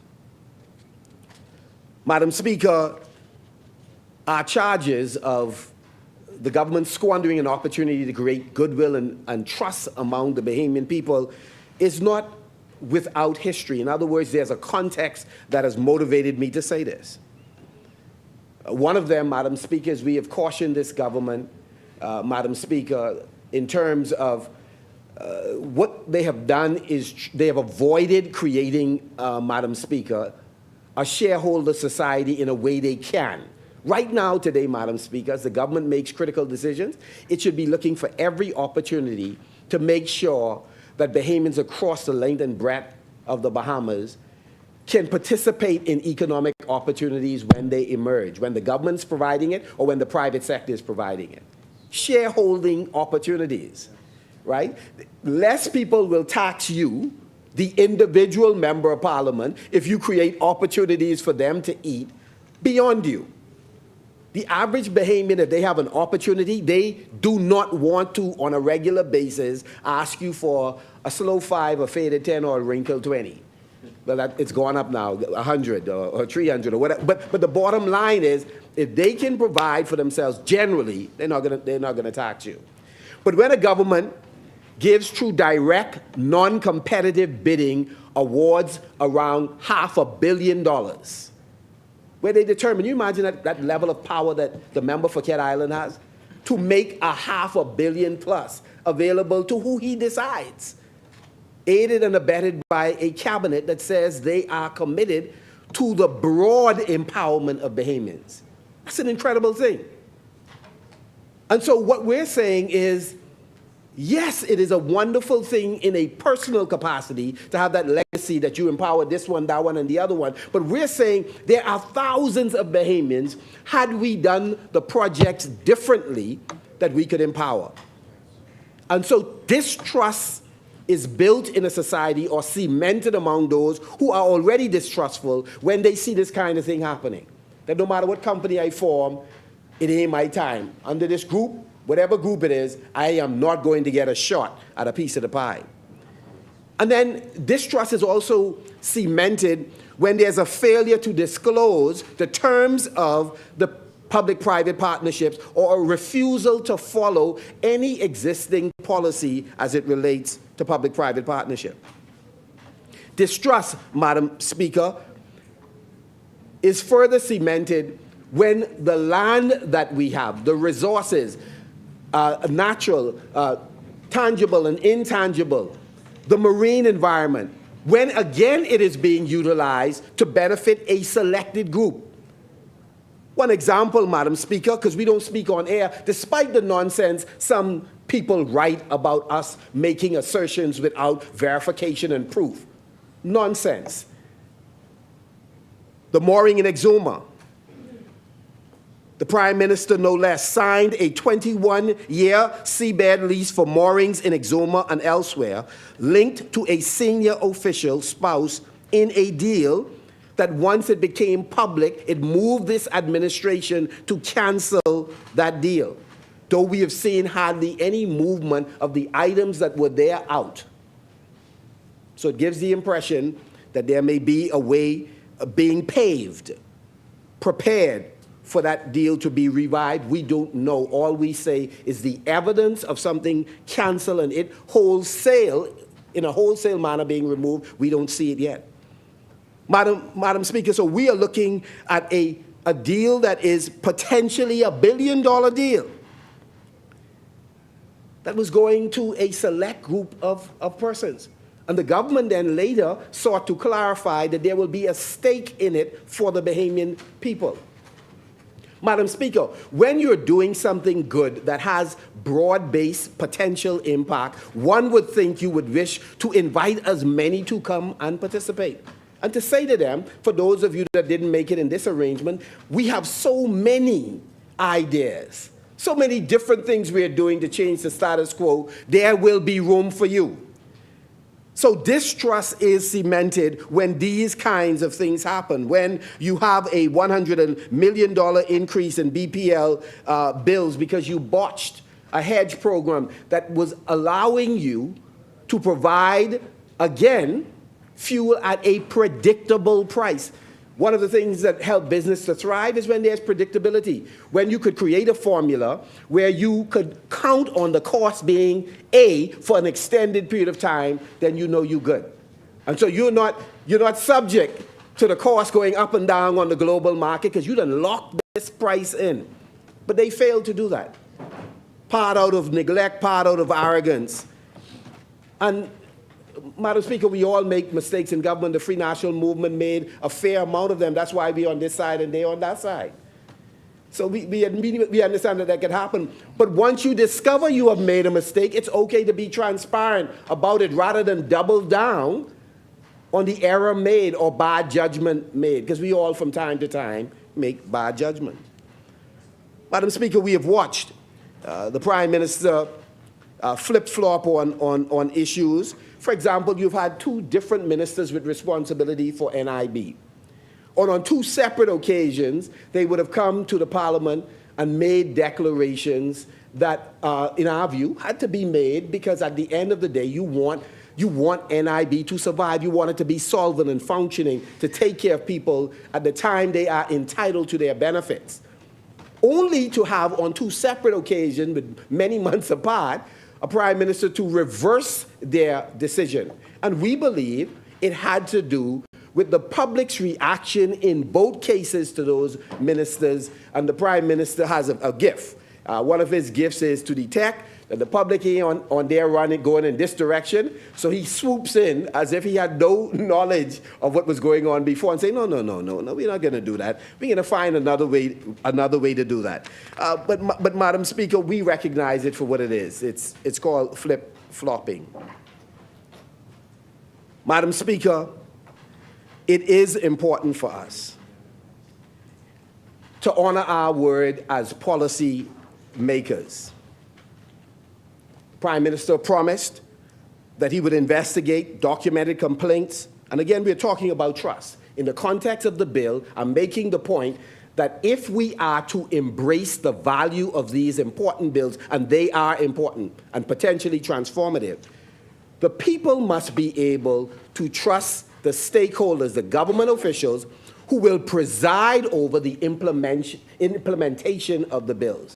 Because what you would have heard from us is that while the legislation is important, potentially transformative, if you do not implement it properly, there can be unintended and bad consequences. If we are to trust that there will be good outcomes as predicted, as hoped for, then we must be able to trust those that preside over the bills. And so this list is just to say, listen, you have a deficit right now, people having some problems trusting given some of the decisions that you have made. And so again, Madam Speaker, we wish to trust that the Prime Minister will do as he said. He would have investigated some irregularities brought to the attention of the Prime Minister by members of the public service who committed their concerns in writing, and we expected a report from the head of the Immigration Department when she wrote relative to Minister Bell, being concerned about the swearing in of persons where she felt that the swearing in could have very well been contrary to the law of the Bahamas, and that if she was wrong, wanted to find out if the minister could cite the policy or the provision in law that authorized them. And that became a big issue, such that the Prime Minister, no less than the Prime Minister, promised to investigate and provide the report. To date, there is no report, Madam Speaker. The incident at the colonial, at the British colonial Hilton property, Madam Speaker. You know, I've seen some curious things written in some print medias recently about providing evidence. We have done so meticulously. We have laid documents. And I find it quite fascinating that people curiously do not have that recollection. And on this particular subject, what we do remember is that two ministers intervened in a matter, persons who were already in custody was released, and there was no denying that there was a problem, that they had no documentation of basically who they were. And obviously, once that was found out, we found out that some persons had overstayed, at least one person by a year. That matter was resolved, Madam Speaker. In a matter of weeks, that matter was dealt with, the fees were paid, they got whatever the correct status are as it relates to work permit, and everybody went on their merry way. The only question we had asked, was there any sanction, was there any punishment for anyone who facilitated their movement or those that moved illegally in terms of overstaying? We wanted to know how they got in, who facilitated it, was there any penalty? It is not an unreasonable thing for a sovereign country for its citizens to ask. But we have felt so disrespected, nobody to date thinks that we deserve an answer. And so I only ask the mother, the relative in New Providence, in any community, I only ask them, why is there one rule for your children and a different rule for others? And so, Madam Speaker, as I wrap up, Madam Speaker, I just wish to raise just a couple of quick things. Land is important, and therefore we have to protect it. People should not be allowed to squat on it, to take it over without penalty. That is why recently we introduced, Madam Speaker, a document that clearly outlined how we will deal with the issue of unregulated development, both to protect public land and private land, and to hold both persons who have come in and operating illegally, as well as the Bahamians who facilitate them. We've also said, as it relates to land, that we will utilize Bahamian land to reduce the cost of homes for Bahamians who wish to own their homes, or those who need preferential rates for rent before they transition into owners of those rental properties. We believe the government has a chance to lessen the burden of Bahamians by using land in a productive way for food security, for light manufacturing, that we should be more liberal after having investigated others who apply for land to make sure that those who are in light or heavy manufacturing, that they have access to a piece of the rock. Madam Speaker, we have sufficient resources to make a difference to assist Bahamians in doing transformative things in our country. Madam Speaker, we also believe, Madam Speaker, that the land that we have should also be used to help the tourism product. Today we are battling a situation where we are relying more heavily on cruise passengers, and Madam Speaker, if I have just a couple of minutes to wrap up, we are using, Madam Speaker, thank you very much, Madam Speaker, we are using Madam Speaker, land. We can use land, Madam Speaker, to create tourist attractions, not just in the over-the-hill community, that is cultural and heritage and tourist-oriented attractions, not just over the hill, but in our historic communities as well, Madam Speaker. But land is required for Bahamians who today cannot compete. If they have access to land on terms that they have agreed upon, they will be in a position for us to earn more money because tourists will have greater attractions. Bahamians will have resources to put in place things like multi-purpose John Canoe shacks that will allow groups to become self-sustaining, Madam Speaker. And so, Madam Speaker, I believe that there is an opportunity for those of us who are public servants, who have carriage of crown land, treasury land, agriculture land. We have an opportunity to empower Bahamians who will know what to do with the land in order to generate wealth, not just for themselves, but for the Commonwealth of the Bahamas. And so, Madam Speaker, I would have an opportunity to speak further on this matter, but I wish to close where I began. We have a lot of talented Bahamians, Madam Speaker, many of whom are overseas and wish to come home. We have an obligation to create an environment where they can come home and make a contribution, where their political affiliation does not determine their level of success, but their talent is able to do that, Madam Speaker.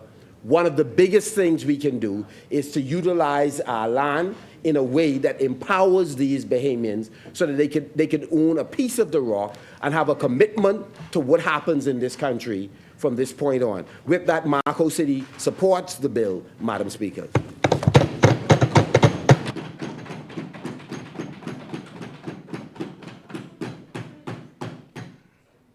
Thank you, Honorable Member. As many, the chair recognizes the Honorable Member for Carmichael. Thank you, Madam Speaker. Madam Speaker, this debate and passage of these bills, in my view, will mark the most profound act by this Parliament in modern history.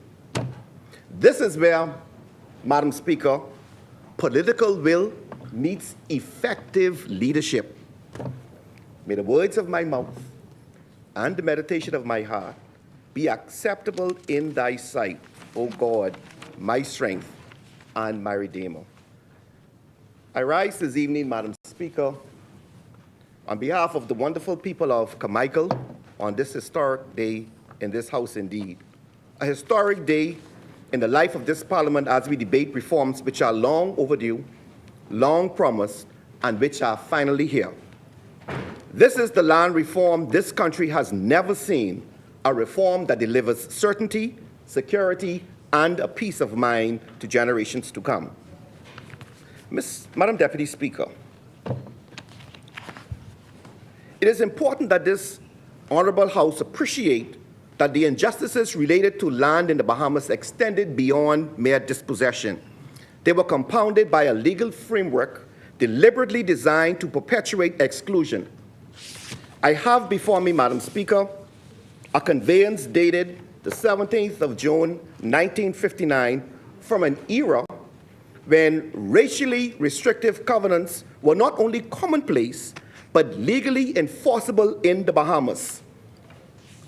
Such covenants expressed, and this is coming from the conveyance itself, no portion of the piece or parcel of land, nor any interest therein, shall be sold, leased, or in any way conveyed or transferred to any person who is not a pure-blooded member of the white race, provided that nothing herein contained shall prevent the keeping and maintaining of servants for reasonable family use.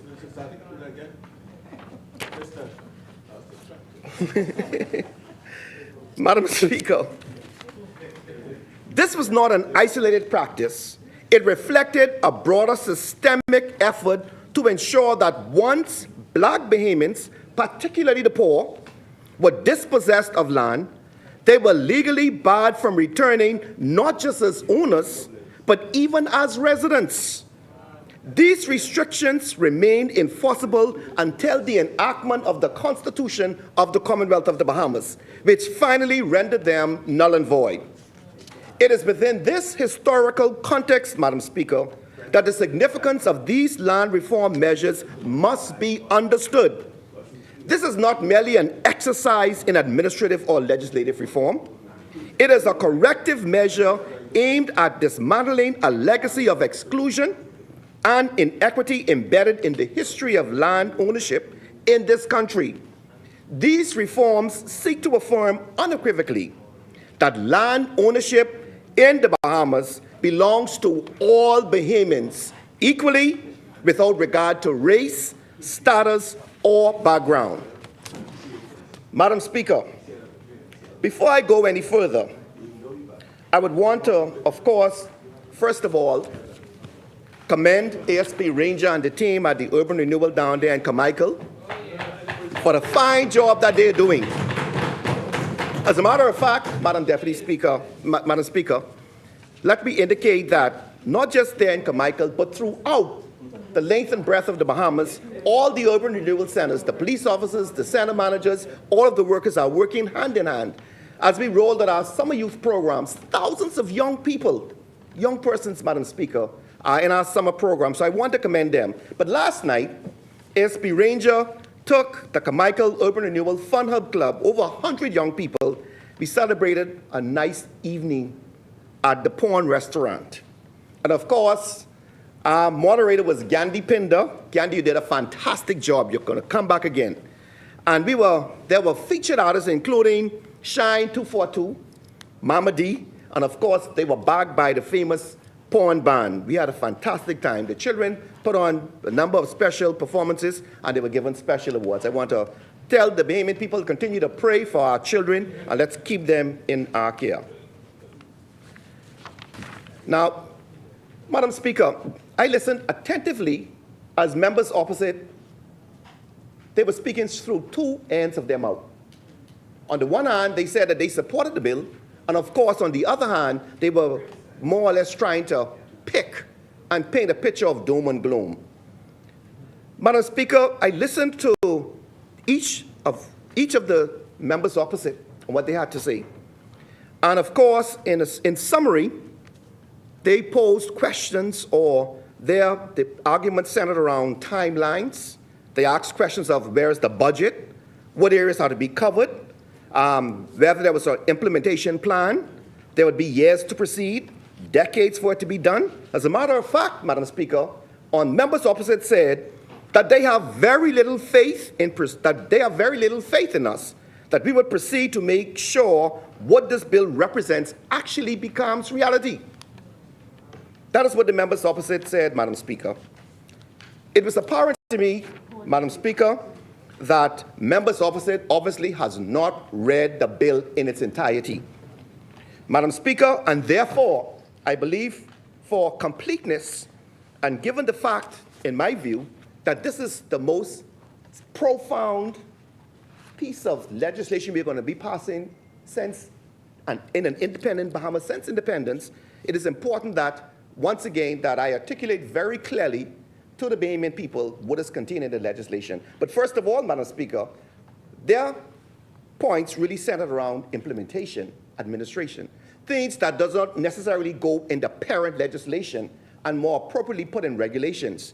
Both of the legislations, the Registered Land Bill, of 2025, Section 167 talks about regulations, and it says, the minister may make regulations generally to give effect to the purposes and provisions of this act. Also contained in the Land Adjudication Bill 2025, at Section 32, it says, the minister may make regulations for the purpose of carrying into effect the provisions and purposes of this act. And therefore, Madam Speaker, all of what we cannot address in the legislation, the parent legislation, will be addressed through regulations. Madam Speaker, as I reflected on these reforms, the words of Prophet Isaiah came to mind. My people will abide in a peaceful habitation, in secure dwellings, and in quiet resting places. Peaceful habitation, Madam Speaker. Unfortunately, that vision of peace and security stands in stark contrast to our present reality, where for far too many Bahamians, the dream of owning their own piece of the rock ends not in peace, not in security, but in confusion,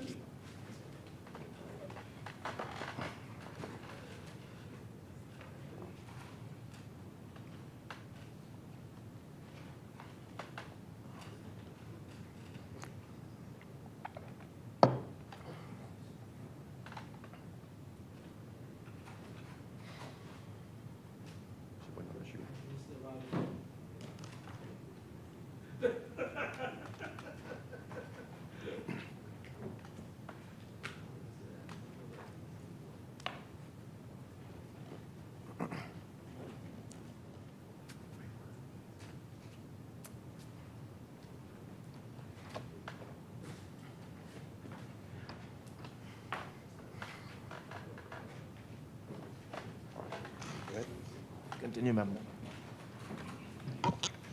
Should I report Mr. Deputy Speaker? Mr. Deputy, we live in a system where land ownership is too often shrouded in uncertainty, where boundaries are unclear, where multiple people claim the same land, where the threat of court battles looms large, and where generations labor under the cloud of undetermined titles. And after decades of talk, of promises made but never fulfilled, this ends now. With the Land Adjudication Bill and the Registered Land Bill, we are putting an end to chaos, the confusion, and the constant fear that one document, one missing deed, or one court ruling could strip a family of the land they thought was theirs. We are replacing uncertainty with certainty. We are replacing conflict with clarity, and we are replacing frustration with peace. And for the first time in our nation's history, we will deliver a system that ensures every Bahamian can live in secure dwellings, in peaceful habitation, and in quiet resting places.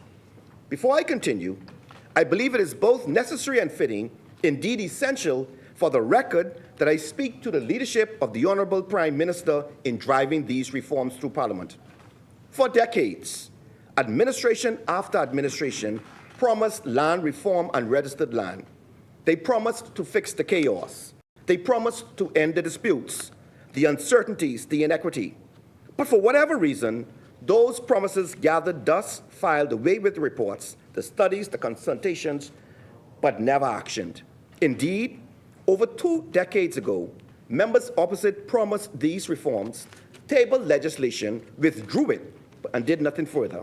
But today, this administration, led by the Honorable Philip Edward Davis, Prime Minister, is getting it done.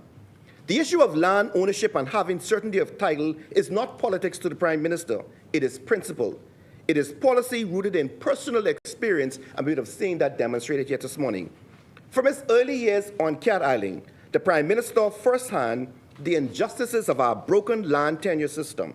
He was raised on the stories of developers who came into poor communities like those on Cat Island and had families sign away what is now multi-million-dollar land for a sack of flour, for a mattress, or for whatever little they needed to survive to another day. He saw how those peppercorn deeds, those pennies on the dollar transactions turned into certificates of title, becoming instruments of staggering wealth transferred from the poor to the rich. Where others looked away or accepted it as the way of the world, the Prime Minister rejected it. He saw it for what it was, injustice masked in legality. Unlike many, he didn't just shake his head in regret, he fought against the system. More recently, I recall when the Prime Minister, then Deputy Prime Minister, led the negotiations on behalf of the government to end the long-standing dispute of over 200 Bahamians who had built their homes in Nassau Village without legal title to the land.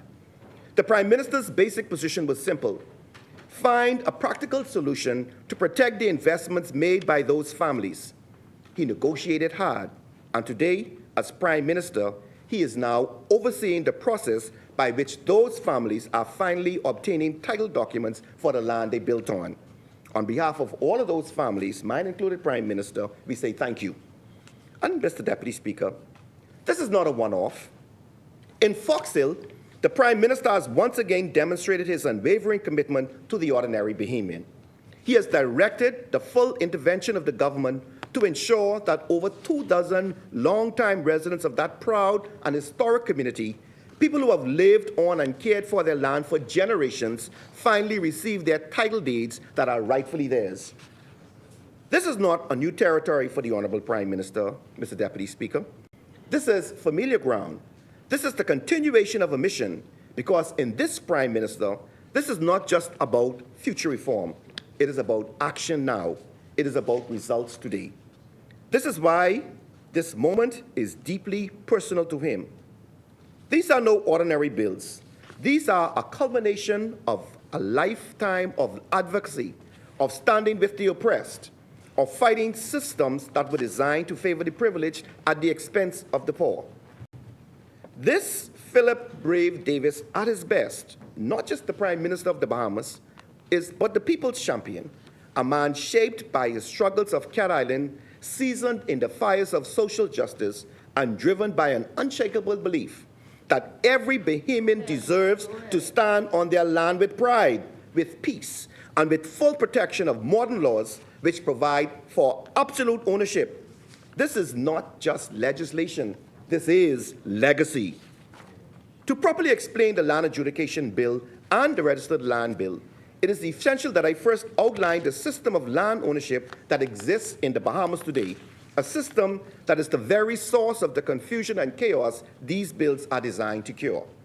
In the Bahamas, all land titles begin with the Crown, the original owner of all land in this country. The Crown then divests land either by Crown grant or by lease. Those grants and leases are recorded in the Department of Lands and Surveys and at the Registrar General's Department. Once land is divested from the Crown, this could have occurred hundreds of years ago. Ownership of that land is traced not by location, not by lot number, but by the name of the person buying and selling the land. The title chain is built by following the trail of names through the Registry of Records, where these transfers may or may not have been recorded. And if that wasn't complex enough, we must also account for land that has been occupied or squatted on. Under our law, a person who squats on lands for the relevant period of time can acquire title to it without any deed, without any conveyance, without any record of the Registry of Records. Then there is land that is being subject to quieting actions. A successful quieting action results in a court-issued certificate of title which establishes a new title chain that does not tie back to any of the original deeds or records. On top of that, we have the so-called 30-year deed. This is where a conveyance, which is over 30 years old, stands as the root of their title. This means that for some parcels of land, there may be multiple independent conveyances, each claiming to establish rightful ownership, each potentially capable of standing on its own as a good root of title. Mr. Deputy Speaker, if I am confusing you, that is because this system itself is confusing. It is a tangled web of deeds, documents, quieting titles, squatters' rights, and multiple potential owners. In short, it is confusion and chaos. To give an example of the madness of our current system, I remind this Honorable House of the famous dicta of the Privy Council in the case of Ocean Estates Limited versus Pinder, decided in 1969, more than 50 years ago. In that case, Lord Diplock, speaking about the Bahamas, laid it bare. He noted that unlike England, which adopted the Land Registration Act in 1925, the Bahamas has not implemented a system of registered land to provide for absolute title. Lord Diplock stated, at common law, as applied in the Bahamas, which have not adopted the English Land Registration Act 1925, there is no such concept as an absolute title. Where questions of title to land arise in litigation, the court is concerned only with the relative strengths of the titles proved by the rival claimants. Mr. Deputy Speaker, that was in 1969, already a stinging criticism that the Bahamas was lagging behind reforms in England had implemented 44 years ago in 1925. We're talking about 1 century, 100 years later. Now here we are, in 2025, more than a century since England adopted registered land, and we are only just passing laws to bring certainty to land ownership in this country. And yet, members opposite express very little faith that we will not get it done. Lord Diplock was pointing out that in the Bahamas, ownership of land is not settled. It is merely a contest between the parties who show up at court. If I sue you for land, all I have to do is provide a better title than you. Not the best title overall. Someone else with an even better title can still come tomorrow and claim the same land if they weren't part of the first case. Let me break this down. Because many people understandably do not grasp the madness of our current system. In this country, paying for land doesn't make you the absolute owner. Registering a deed doesn't make you the absolute owner either. It just means your document is on file, and you can use it as evidence if you go to court. Even paying your real property taxes religiously does not guarantee your title is safe. Because under our current system, ownership is never fixed. It always is a question mark. It always depends on who else comes forward claiming the land and whether their claim is better than yours. That means, Mr. Deputy Speaker, controversy is never far away. Your title is secure until someone challenges it. That is the instability that Bahamians live with. To give this House a real-life sense of insanity, I recall a story from my practice at the bar. There was a parcel of land on West Bay Street, prime land. A man showed up, pitched a tent in front of the property, and claimed he had been living there for more than 20 years. He produced deeds. The deeds he brought didn't even relate to the area that was in question. They were different from the location entirely. And yet, when the owners called the police said, this is a title dispute that they cannot get involved. So it went to court. 4 years later, hundreds of thousands of dollars in legal fees later, the court finally ruled the documents that the man produced were nonsense, had nothing to do with the land in question, and that he had no lawful authority of being there. But, Mr. Deputy Speaker, here's the problem. In the interim, the real owners were dispossessed. For years, they could not enjoy the land, they could not build on their land, they could not rent, they could not sell, they could not do anything. As a matter of fact, an injunction, they were barred from going on their own land. This is the dysfunction that everyday Bahamians face. Even with bad documents, even with an obviously false claim, someone can enter your land, claim ownership, and unless you are prepared to spend years and tens of thousands of dollars in court fees, you are in limbo. And Mr. Deputy Speaker, that is not just dysfunction, it is injustice. Because if you do not have the means, if you do not have the resources to hire attorneys and fight, you will lose your land.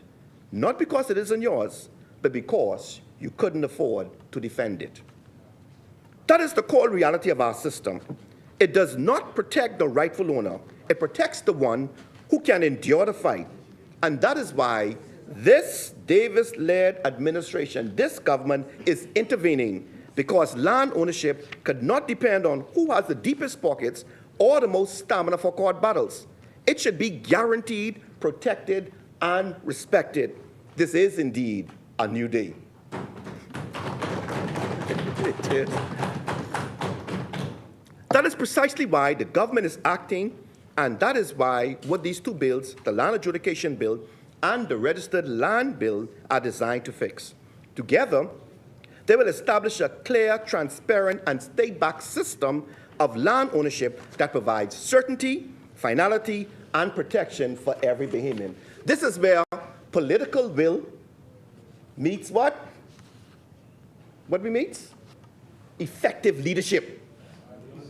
This is what it's all about. Mr. Deputy Speaker, having laid bare, you want me to come again? This is where political will meets what? Effective. There you go. Mr. Deputy Speaker, having laid bare the dysfunction of our current system, we now bring forward the legislative cure. The Land Adjudication Bill and the Registered Land Bill. At the core, these bills will do what Lord Diplock lamented back in 1965 in Ocean Estates. Correct the fact that the Bahamas has no concept of absolute title. For nearly a century since the reforms of England, our people have remained trapped in a world of relative title, always uncertain, always contestable. These reforms will end that. We are creating a system where title to land is absolute, not relative. Once a person's name, Mr. Deputy Speaker, is entered on the register, their ownership is not just recognized, it is protected. The title is final, it is indefeasible. It is the legal assurance that no rival claims, no hidden deeds, no hidden court actions can unsettle it. These bills deliver what our people have waited for: a peace of mind, security of tenure, and finally, certainty in land ownership. This has been a long, protracted conversation in the Bahamas. This is not a new discussion. The need for land registration and adjudication has been recognized for generations. Yes. The United Kingdom, the very system we inherited, implemented its land registration reforms with the Land Registration Act of 1925, nearly 100 years ago. Even Jamaica, right here in the Caribbean, passed its Registration of Titles Act in 1899 and later reinforced it with updated land registration legislation. Just to our south, the Turks and Caicos has had land registration system in place since the 1980s. Today, land in Turks and Caicos is governed by a registered title system that provides absolute title guarantee. Right here in the Bahamas, Mr. Deputy Speaker, bills were first circulated in the 1960s, over 60 years ago. Yet, for one reason or another, the matter never settled. In 2010, the FNM administration brought a package of law reform legislation. They tabled it, but did not pass it. The research is being done, Mr. Deputy Speaker. The regional examples are clear. We are not reinventing the wheel. We are correcting a historical delay. But the major difference today here is this is where conviction meets courage. Yes. This administration has taken up the task, refined the approach, and is now bringing forward what we believe is the best path forward for the Bahamas. A comprehensive solution that will begin with the Land Adjudication Bill and culminate with the Registered Land Bill, providing Bahamians with certainty, protection, peace of mind when it comes to the land they call their own. Given the importance of these reforms, it is critical to carefully walk the Bahamian people through the key provisions of the Land Adjudication Bill because it is important that people truly understand what is being done in their name and for their benefit. This bill is the starting point in the journey to secure state-backed land ownership. It is the tool that the government will use to go into the various parts of the country, settlement by settlement, island by island, to answer the most basic questions that too many Bahamians have struggled to prove for generations. Who owns what land, where it begins, and where it ends? Under Section 3 of the bill, the minister responsible for lands has the authority to clear any area in the Bahamas to be an adjudication area. This is how the process begins. The government will not do the entire country at once, but instead will divide the country into manageable parts, starting with areas where land disputes are frequent or ownership is most certain. Once the minister makes the declaration, the government is obligated under Section 9 to publish public notices announcing the start of the adjudication process in the area. These notices must be published in the Gazette, newspaper, and general circulation, broadcast on radio, and also made available electronically. This is critical because it ensures that the process is widely known and that everyone who believes they have a claim to land in that area has an opportunity to come forward. Mr. Deputy Speaker, every person who claims to own land within the area must, within 90 days of the notice, which is very reasonable, file a claim with the adjudication officer established by 9 subsection 3. They are required to provide their deeds, documents, or any evidence they have to support their claim. This may include receipts, affidavits from witnesses, photographs, or any records that show they have owned, occupied, or possessed the land. In addition, the claimant must also mark their boundaries on the ground before the official survey begins, so their claim corresponds to a specific physical space on the land. Then comes the role of the demarcator, who is the licensed surveyor appointed under Section 13 of the bill. The demarcator will go out to the area and conduct the physical surveys. They will visit the sites, examine the boundary markers placed by claimants, and ensure that the land is properly mapped. This is essential, Mr. Deputy Speaker, because for the first time, we will have official surveyed boundaries recorded, not just descriptions on paper that often say bounded by John Brown's property land or to the big tree near the pond, but actual measurable, mapped boundaries. After the surveys are complete, the adjudication officer under Section 18 will undertake a formal investigation of every claim submitted. This investigation is not passive. It is a proactive, thorough examination of the evidence, interviews with claimants, and review of the survey data. The goal is to ensure that ownership is determined based on the strength of the claim, whether through documentary title, long possession, or other lawful means. Once the investigation is completed, the adjudication officer prepares an official adjudication record as required by Section 23. This record is the complete statement of who owns each parcel of land, what rights or interests exist over the land, such as leases, easements, or customary rights, and the precise boundaries of the property. But, Mr. Deputy Speaker, this is not a secret process. Under Section 25, and this is why I believe that members opposite didn't read the bill, the adjudication record must be published for public inspection. That means anyone who believes that the record is wrong or that they have been unfairly excluded has the right to review it. They are given a period of not less than 90 days to file an objection under Section 26. The adjudication officer has the power to hear these objections, summon witnesses, inspect further evidence, and make a determination.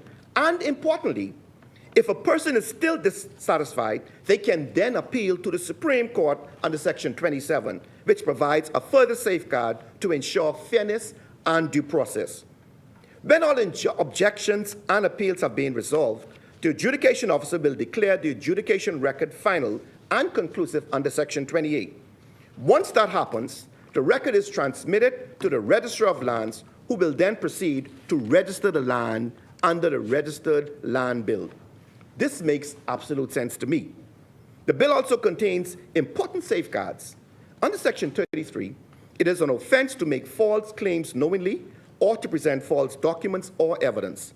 There are criminal penalties for those who seek to abuse the process. Additionally, under Section 31, there is provision for correcting any clerical or factual errors in the adjudication record, even after it has been finalized, ensuring that honest mistakes do not permanently distort the record.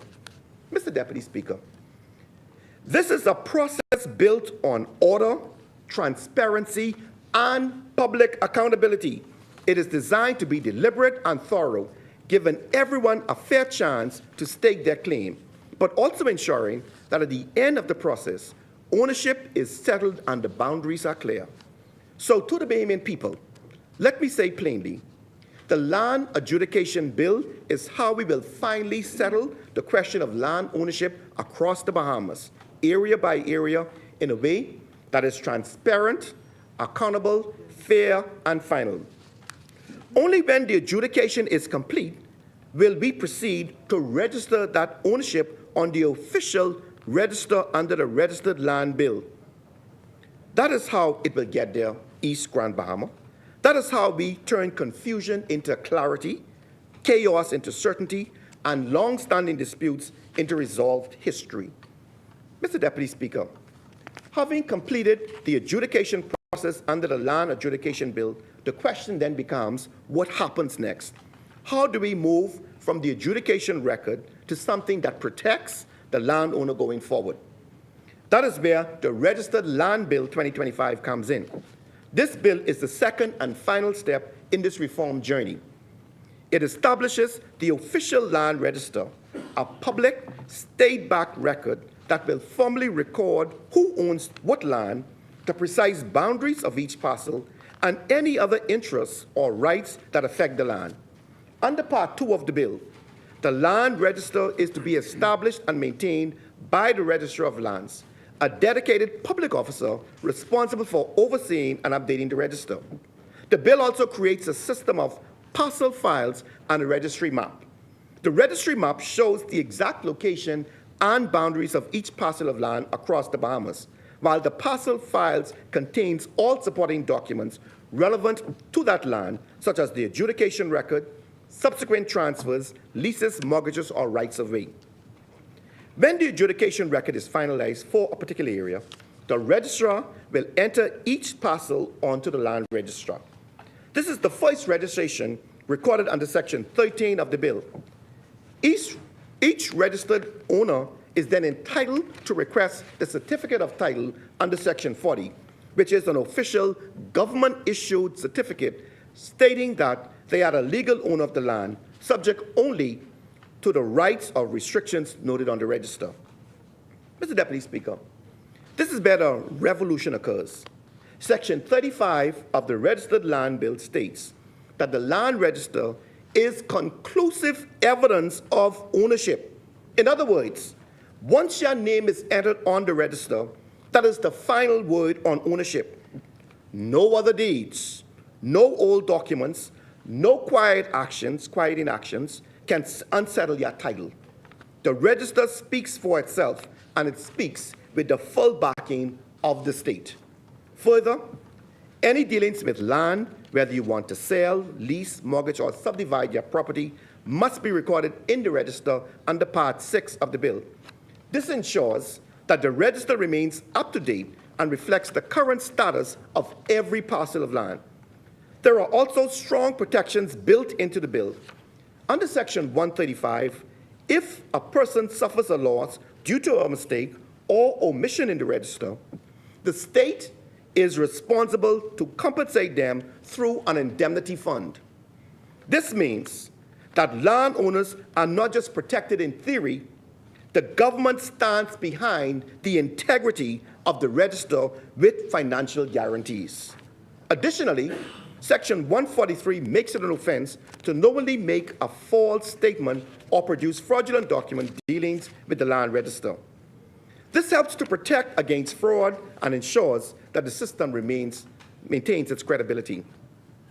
Mr. Deputy Speaker, the bill also provides mechanisms to correct the register when errors are discovered and to address disputes that may arise concerning boundaries or interests. But once those corrections are made, the title remains secure.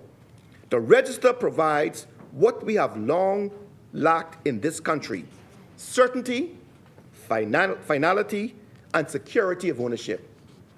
To the average Bahamian, this means that once you are on the register, your ownership is not just a piece of paper. It is a fact recognized by the state, by the banks, by the courts, and by all persons. It means that you can pass your land on to your children with confidence. You can use your land to secure a mortgage, knowing that the bank has certainty of title. You can invest, develop, or sell without fear of someone appearing with an old deed and throwing your plans into turmoil. The Registered Land Bill, Mr. Deputy Speaker, is the backbone of this reform. It is what transforms the work in adjudication into secure, state-guaranteed ownership that will stand the test of time. It is a system designed not just for today, but for future generations of Bahamians to come. With the passage of these bills, the days of uncertainty, confusion, and contested ownership will be numbered.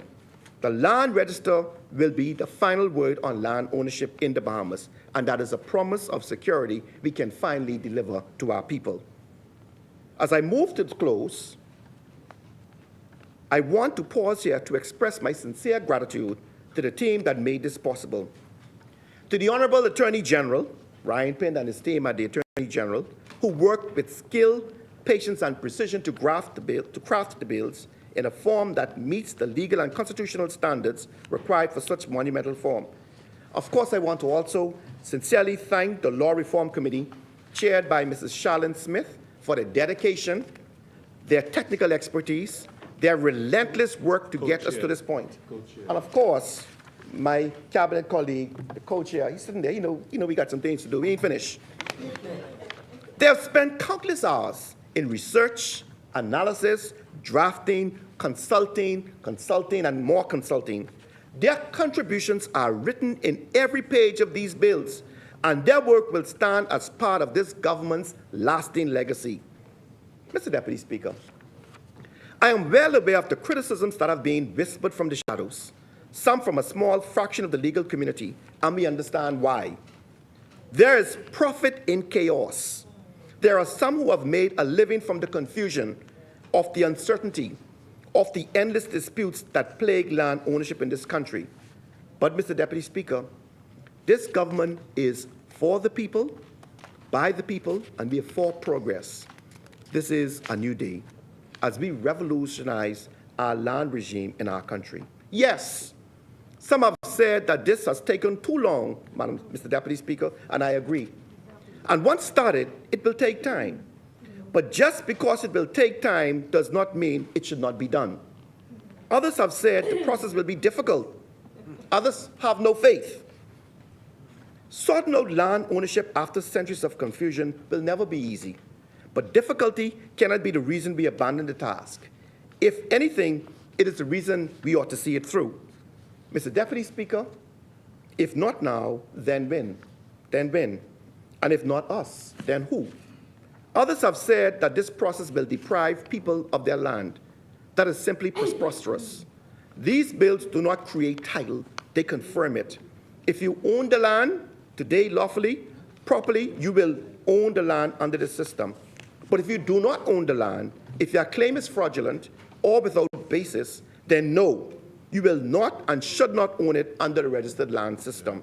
This is about confirming the truth, not preserving falsehoods or rewarding confusion. Because, Mr. Deputy Speaker, what we cannot do is to allow persons to profit of uncertainty while rightful owners live in fear and frustration.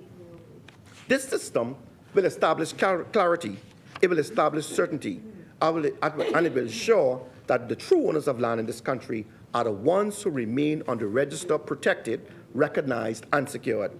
This, Mr. Deputy Speaker, is what separates us, this government, from those before us. For far too long, others have talked about land reform, making promises, giving speeches, circulating draft bills that gather dust. Meanwhile, frustration deepened, the courts remained clogged, and Bahamians stayed caught in the crossfire. But this government, under the bold, visionary leadership of one Philip Brave Davis, is not about talk. We are about action. We are about getting things done. Measure us, Bahamians, by our actions. We ask for a second term, too. In a season where many compete for words, poetry, this Prime Minister and this government offers transformation in action. You want me to say politics? Real structural change anchored in legacy-defining legislation. This is the land reform this country has never seen, a reform that delivers certainty, security, and peace of mind for generations to come. Today, our Parliament stands on the cusp of a historic pivot, passing not just bills, but transformational legislation that will rewrite the history of land ownership in the Bahamas. This is not about politics. This is about progress. This is about empowering Bahamians to stand confidently on land that is theirs, legally, unequivocally, and forever. Madam Speaker, Mr. Deputy Speaker, I commend these bills to the Honourable House, to the Bahamian people with pride, with purpose, and with the unwavering conviction that this is what is right, this is what is just, and this is what is necessary to move our country forward. This is how we develop. This is how we progress. This is how we transform the Bahamas, not through empty promises, but through bold action and decisive leadership. Mr. Deputy Speaker, just before I take my seat, how much more time I have? About 10 more minutes? I would have left this for members. How much time I have? I have more time? Okay, I thought you were wrapping up Prime Minister. Okay. You don't want to say anything? You want to say anything? Okay, okay. Well, I know you do. Honorable member. I'm sorry. Oh, here she comes. Let me just say one or two obituary. If you don't mind, Prime Minister, just bear with me, please. I can make no member statement. Let me bring it home. Thank you.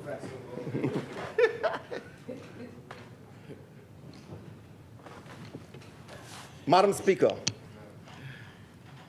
just before I close, I don't often, if ever,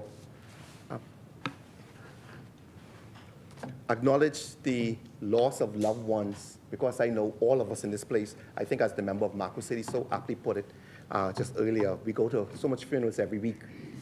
In the Carmichael constituency, we are averaging 7 deaths per week.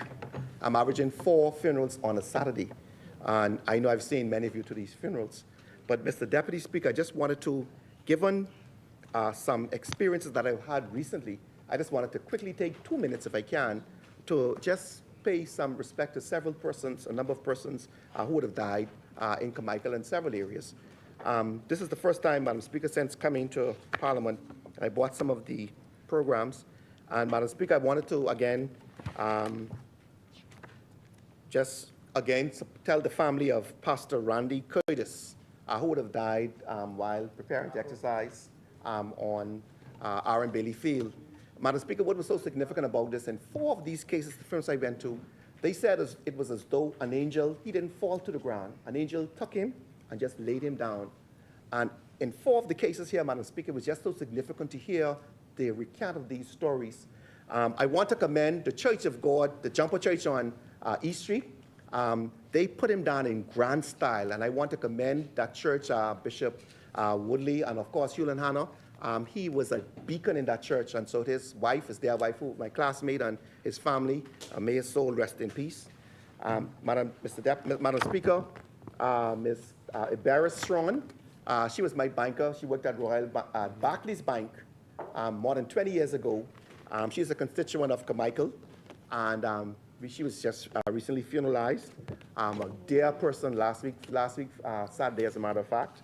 And of course, we all know, Madam Speaker, a dear friend of mine, Lennox Williams, who served in the cabinet, and he was served all of us. He was a dear friend of mine, and I recall in national security, I worked with Dr. Knowledge, and when he had his first child, he came to us very excited about the birth of his child and to see how he was slain. Again, we're praying for the children and the family. Of course, Mr. Anthony Williams. And Madam Speaker, what is significant about all of these is that all of these persons, I call them the unsung heroes. They served to build up our country. Anthony, or Tony, or the carpenter as he was called, served at the Princess Margaret Hospital. He was one of the technical people who worked there for more than 30 years behind the scenes and making sure that the hospital ran very good. Of course, I attended the funeral of Hewell Richards. He was one of our top technicians at Bahama here. Again, his daughter works in my office, and I attended her funeral. And of course, this is another constituent, Ms. Clarinda Albury. She ran a mom and pop shop down there in Pinedale for a number of years, having worked throughout a number of places. Of course, Madam Speaker, Monica Nixon. What is significant about this, Madam Speaker, is that, again, Prime Minister, colleagues, we have to find a way. I know we have our national honors, but there's so many of these persons. This lady, when her husband died, she raised 15 children. Actually, no, as a matter of, sorry, her husband had to go under contract. You remember all these behemoths who had to go on contract? Well, her husband went under contract, and she raised 15 children, and she worked up to the age of 88 until her children decided to bring her to Nassau and take care of her. And Madam Speaker, you know, as these persons die and you go to these funerals, it's really amazing to see how these women carried the Bahamas when the Bahamian men had to go and work on the contract. And this is a number of them. Finally, Madam Speaker, well, before I give this last one, let me just say, I also want to give condolences to my dear friend, Cyprian Cunningham, on the sudden passing of his mother, Eunice Cunningham, and to their father, Edward Cunningham. Mermaid Boulevard family, you know, the funeral is, I think, on Saturday. She's resting in peace, and she lived to be a good old age, 85. To Nurse Willa Mae Smith of Somerset Way in Golden Gates, who also died suddenly. And of course, to Wellington Bullard and to his family, who died suddenly at home, a young man at 45. Finally, Madam Speaker, I want to acknowledge the family of Dr. Marjorie Eloise Sweet Potato Taylor Sergeant Francis. It's our sweet potato, you know, and I think everybody knows her very well, you know. Saxons in the house, of course. But I work, Diana Francis, she's one of our co-chairs of Urban Renewal. I know the family, all of us know the family very well. It's a very productive family, but she left a legacy behind for us to be that the whole family and all of us can be very proud of. And so, Madam Speaker, with those few words, I want to again commend this administration for doing the heavy lifting. This is where Bahamians' political will meets effective leadership. We can be very proud of you can be very proud of this Davis administration. Yes, we know that there's a long road ahead, but the fact of the matter is, we have only just begun. And this is the major step that we are doing today. Yes. Madam Speaker, I so move. Yes. Thank you, honorable members. It has been moved and seconded that the following bill be read a second time and committed. A bill for an act to make provision for the registration of titles to land and for dealings in land so registered and for purposes connected therewith. As many are in favor will remain seated. Those opposed will stand. The motion is carried. Ordered that the bill be read a second time and committed. A bill for an act to make provision for the registration of titles to land and for dealings in land so registered and for purposes connected therewith. Thank you. For the second readings? Would we have, oh, the land adjudication, sorry. Yes, land adjudication, sorry. Thank you. It has been moved and seconded that the following bill be read a second time and committed. A bill for an act to provide for systematic adjudication of rights and interests in land within the Bahamas, the demarcation of boundaries and matters connected therewith. As many are in favor, will remain seated. Those opposed will stand. The motion is carried. Ordered that the bill be read a second time and committed. A bill for an act to provide for the systematic adjudication of rights and interests in land within the Bahamas, the demarcation of boundaries and matters connected therewith. For the second readings? No further second readings, Madam Speaker. Thank you. Committee of the Whole? Madam Speaker, I move that the House to now resolve itself into the Committee of the Whole with the member for North Apico in the chair. Second. Thank you, honorable members. Is there a second? Oh, no, you got that. It has been moved and seconded that the House do now resolve itself in the Committee of the Whole with the member for North Abaco in the chair. As many are in favor will remain seated. Those opposed will stand. The motion is carried. The House will now resolve itself into the Committee of the Whole with the honorable member for North Abaco in the chair.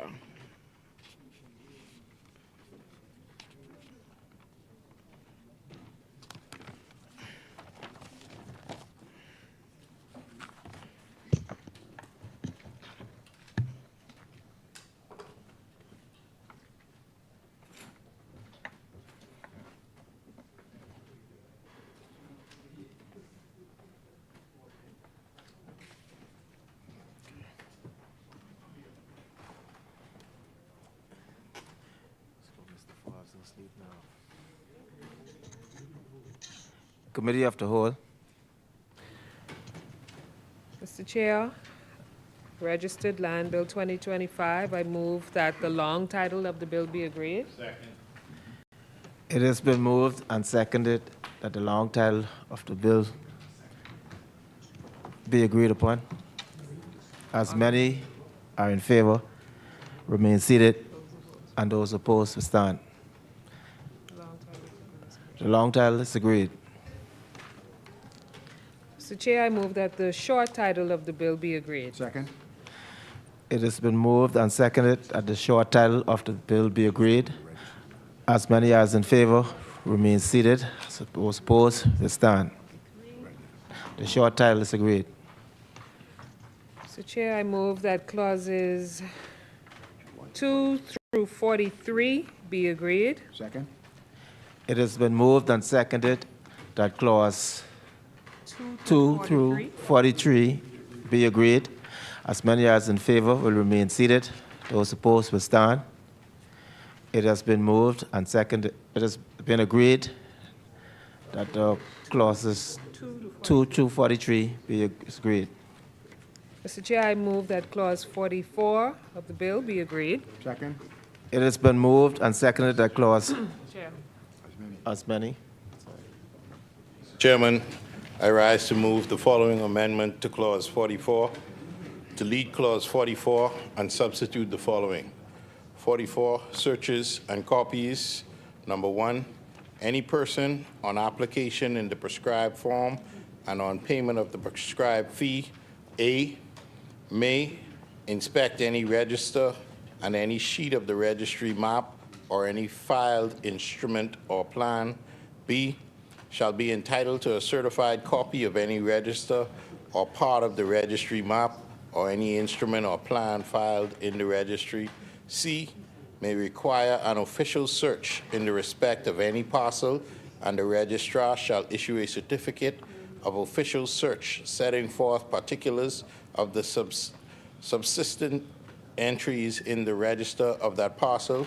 Number 2, A search of the registry by name of a proprietor may be conducted, A, for the facilitation of a court order by a party to the proceedings in which the order was made, B, by the person who is the subject of the search, C, in pursuance of a criminal investigation conducted by a law enforcement agency, D, where the registrar is satisfied that a search by proprietor is necessary, and E, in accordance with any other circumstances as may be prescribed in regulations.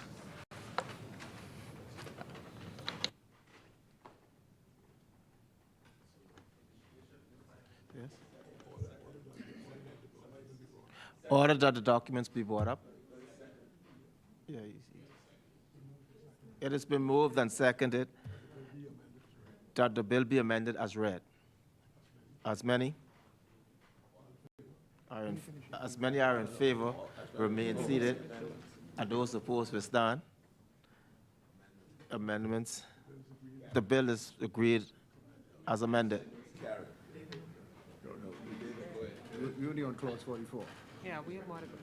Clause 45 to 61. Mr. Chair, I move that clauses 45 through 169 of the bill be agreed. Second. It has been moved and seconded that clause 1 from 45 through 169 be agreed. As many are in favor. 169. As many are in favor, remain seated. Those opposed will stand. Clause 45 through 169 has been agreed. Mr. Chair, I move that the bill in its entirety be agreed. Second. It has been moved and seconded that the bill to its entirety be agreed. As many as in favor will remain seated. Those opposed will stand. The bill to its entirety is agreed. It's amended. As amended. We have 170? No. I don't want 170. There's no 170, no?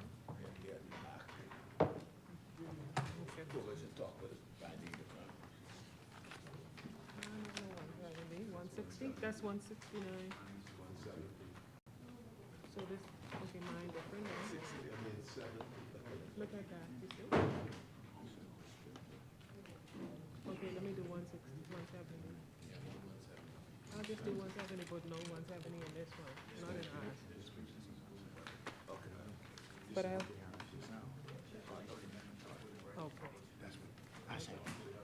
You already 170, because this only has 169. This is 160, this one? Okay. Okay.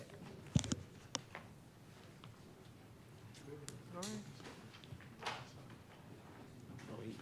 She didn't give it. She put it. Yeah, I'm up 170, but mine up 169, action finding is 169. Okay. And PM 169 is axe binds and fax binds crowns. Axe binds crown is 169. That's right, he said that's okay. Let's go line adjudication. Mr. Chair, the Land Adjudication Bill 2025, I move that the long title of the bill be agreed. Second. It has been moved and seconded that the long title of the bill be agreed. As many are in favor, remain seated. And those opposed will stand. The long title is agreed. Mr. Chair, I move that the short title of the bill be Second. agreed. It has been moved and seconded that the short title of the bill be agreed. As many are in favor will remain seated. Those opposed will stand. It has been moved that the short title is agreed. Short title is 1. Mr. Chair, I move that clause 2 of the bill be agreed. Second. It has been moved and seconded that clause 2 of the bill be agreed. As many as in favor remain seated. Those opposed will stand. Clause 2 is agreed. Mr. Chair, I move that clause 3 is agreed. Second. It is. Mr. Chair, I rise to move the following amendment to clause 3. The amendment to be made is to, in subclause 2A, to delete the words once a week for 3 consecutive weeks. Second. It has been moved and seconded that Clause 3 be agreed as amended. As many are in favor will remain seated, and those opposed stand. Clause 3 is agreed as amended. Mr. Chair, I move that Clause 4 of the bill be agreed. Second. Mr. Chair, I rise to move the following amendment to Clause 4 for the cause for the deletion of Subclause 2 and substitute the following. The Governor General shall appoint a panel of 4 persons with local knowledge and history of the adjudication area, and the adjudicator shall select 2 of these persons as his assessors. Is there a second? It has been moved and seconded that Clause 4 of the bill be agreed as amended. As many are in favor will remain seated. Those opposed will stand. Clause 4 is agreed as amended. Mr. Chair, I move that clauses 5 through 8 of the bill be agreed. Second. It has been moved that Clause 5 to 8 of the bill be agreed. As many as in favor will remain seated, and those opposed will stand. Clause 5 through 8 of the bill is agreed. Mr. Chair, I move that Clause 9 of the bill be agreed. Second. Mr. Chair, I rise to move the following amendment to Clause 9. In Subclause 2A, the cause for the deletion of the word successive and substitute the word consecutive. Second. It has been moved and seconded that Clause 9 of the bill be agreed as amended. As many are in favor will remain seated. Those opposed will stand. Clause 9 of the bill is agreed as amended. Mr. Chair, I move that clauses 10 through 23 of the bill be agreed. Second. It has been moved and seconded that clauses 10 to 23 of the bill be agreed. As many are in favor will remain seated. Those opposed will stand. Clause 10 through 23 of the bill is agreed. Mr. Chair, I move that clause 24 of the bill be agreed. Second. It has been moved. Mr. Chair, I rise to move the following amendment to Clause 24. The cause for the deletion of the words 90 days and to substitute the words 30 days. Second. It has been moved and seconded that Clause 24 of the bill be agreed as amended. As many as in favor will remain seated. Those opposed will stand. Oh, wait till I put the question. As many as. I did complete it? The bill is agreed? No. Mr. Chair? The clause as amended. I move that clause 25 of the bill be agreed. Second. It has been moved and seconded that Clause 25 of the bill be agreed. As many. Mr. Chair, I rise to move for the following amendment to Clause 25. The cause for the deletion of subclauses 2 and 3 and the substitution of the following. For subclause 2, for that to read, the adjudicator, after giving reasonable notice to all persons affected by the objection, shall A, refer the objection to a special committee, or B, hear the objection and allow or dismiss the objection, or otherwise determine the matter in such manner as he thinks fit. So that's subclause 2, A and B. As it relates to subclause 3, that should read, the minister may by regulations prescribe the composition and procedure of a special committee referred to in subsection 2. So 3 will refer to the subcommittee spoken to in subsection 2A. 4 should read a record of all proceedings of on an objection shall be made or caused to be made by the adjudicator, and the procedure observed upon the hearing of an objection shall, so far as possible, be the same as specified in section 19 sub 2. Is there a second? Second.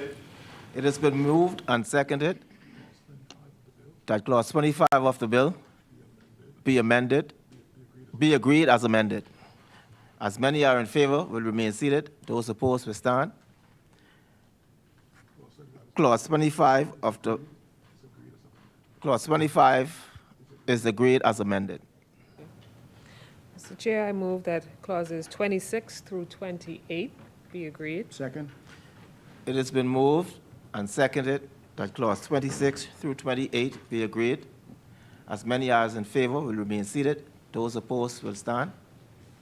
Clause 26 through 28 of the bill is agreed. Is agreed.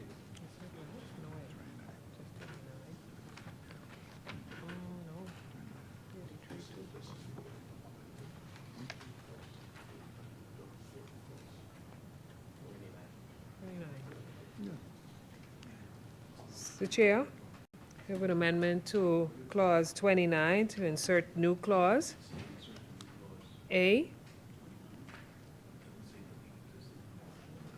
Yes, I can read it.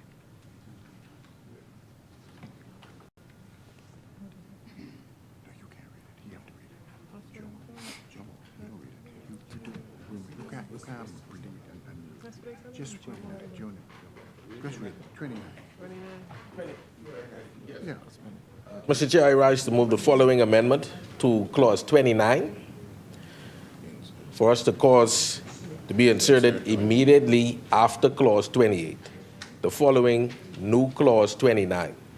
And the heading for clause 29 would read, in bold, power to enter agreements, arrangements, etc.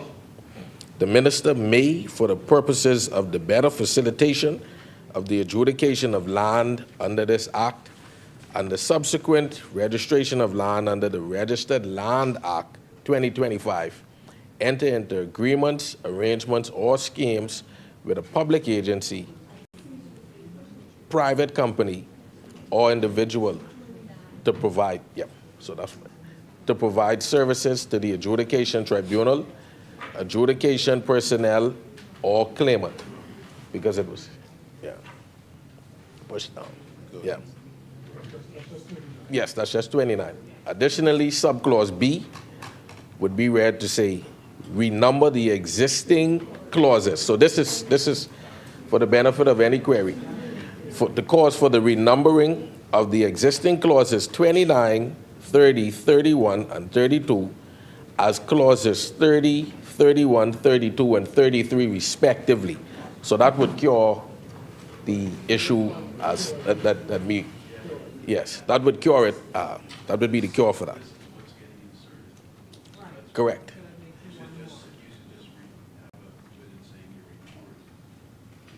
No. No.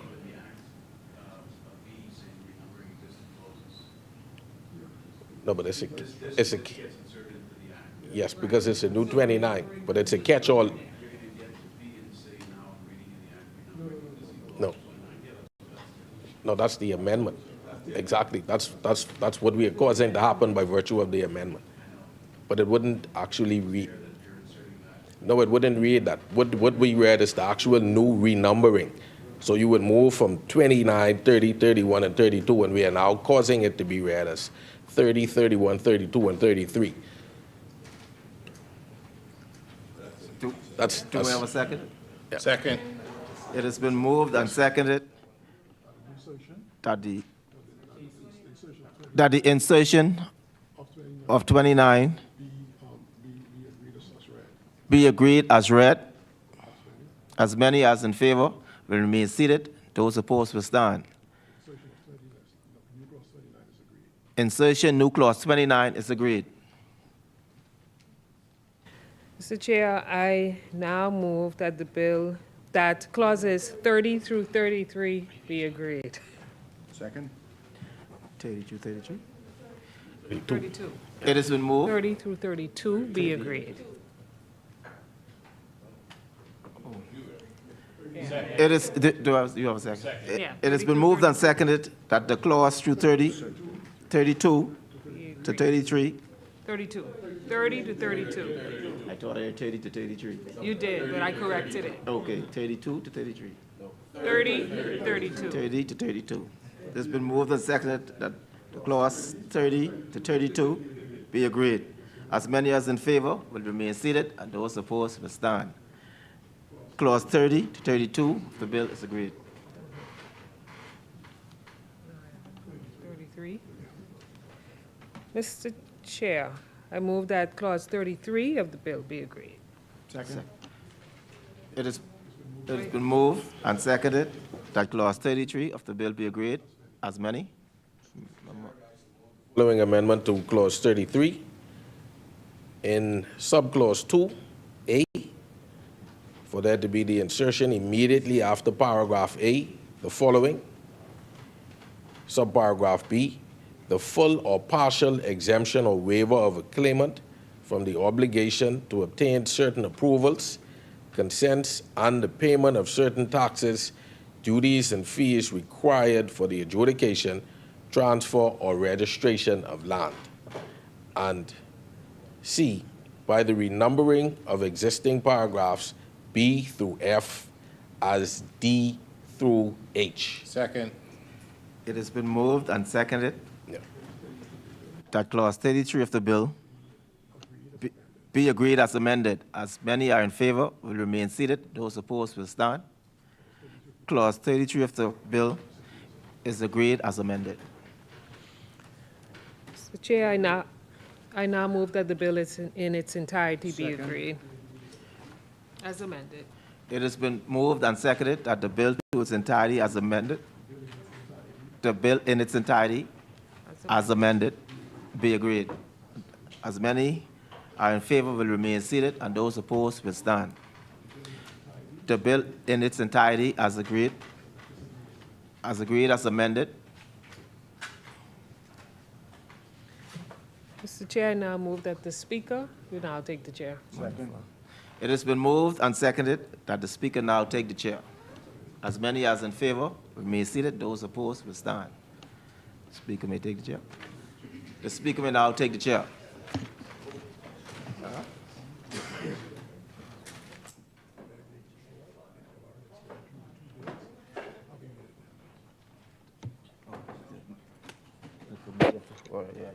Please join me. Madam Speaker, I beg leave to report that the committee has examined the two bills and has made amendments. Thereto.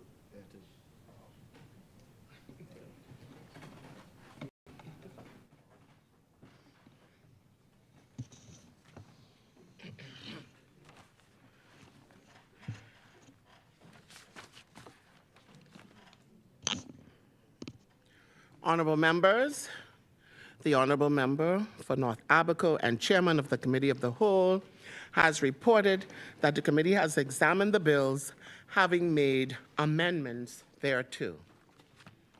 Third reading and passing of bills? Speaker, I move for the third reading and passing of the following bill, the Registered Land Bill 2025. Is there a seconder? Second. It has been moved and seconded that the following bill be read a third time and passed. A bill for an act to make provision for the registration of titles to land and for dealings in land so registered and for purposes connected therewith. As many are in favor will remain seated. Those opposed will stand. The motion is carried. Ordered that the bill be read a third time and passed. A bill for an act to make provision for the registration of titles to land and for dealings in land so registered and for purposes connected therewith.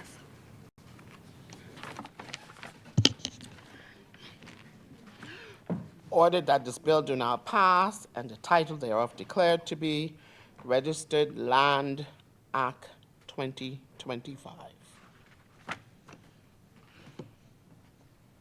Further third reading? Madam Speaker, I move for the third reading and passing of the Land Adjudication Bill 2025. Is there a second? Seconded. Thank you, honorable members. It has been moved and seconded that the following bill be read a third time and passed. A bill for an act to provide for systematic adjudication of rights and interests in land within the Bahamas, the demarcation of boundaries and matters connected therewith. As many are in favor, will remain seated. Those opposed will stand. The motion is carried. Ordered that the bill be read for a third time and passed. A bill for an act to provide for systematic adjudication of rights and interests in land within the Bahamas, the demarcation of boundaries and matters connected therewith. Ordered that the bill do now pass and the title thereof declared to be Land Adjudication Act 2025.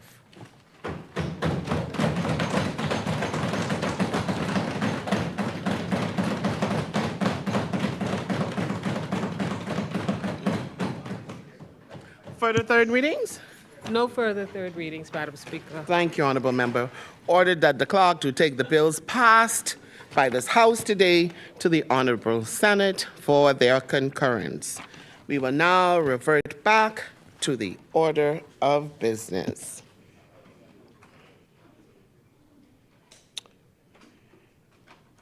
Consideration of Senate amendments,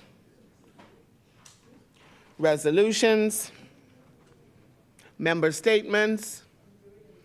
Go. The chair recognizes unwillingly the honorable member for Golden Gates. Madam Speaker, I thank you for the opportunity that will be less than a minute.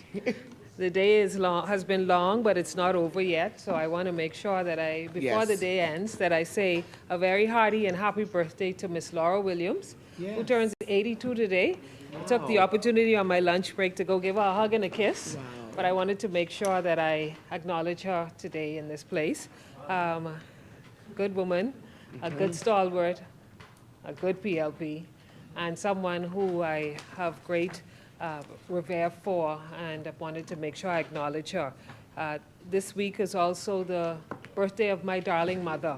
Yes. Celebrated her 77th birthday this week. Wow. We celebrated her in style. I want to wish her a happy birthday again to Shelley Sweeting, former National Vice Chair, and tomorrow, our member for Elizabeth celebrates her birthday. So we want to wish her a happy birthday as well today. Thank you, Madam Speaker. Thank you. No further member statements? Good. Appointment of select committees, instructions to select committees, discharge of select committees, notices for future meetings? Speaker, I rise to renew all matters in the name of government. Thank you, Honorable Member. Sinat? I renew all notices in the name of the opposition, Madam Speaker. Thank you, Honorable Member. Adjournment? Yes, Madam Speaker. I move that the House at its rising do adjourn to Wednesday, the 23rd of July, 2025 at 10 a.m. Second. 23rd? 23rd of July. 12 years gone. Yeah. Sorry. Okay. Thank you.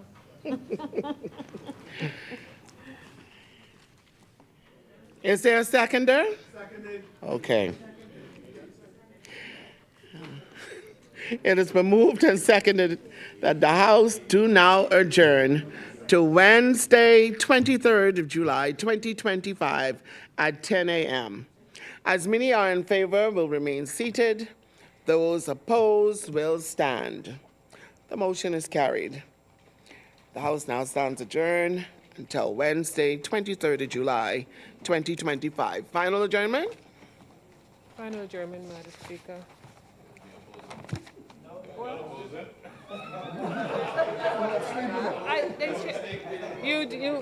were you standing? Madam Speaker, I know you distracted. I now move that the House to adjourn to Wednesday, the 23rd of July, 2025 at 10 a.m. Second. Thank you, honorable members. It is moved and seconded that the House do now adjourn to Wednesday, 23rd of July, 2025 at 10 a.m. All right.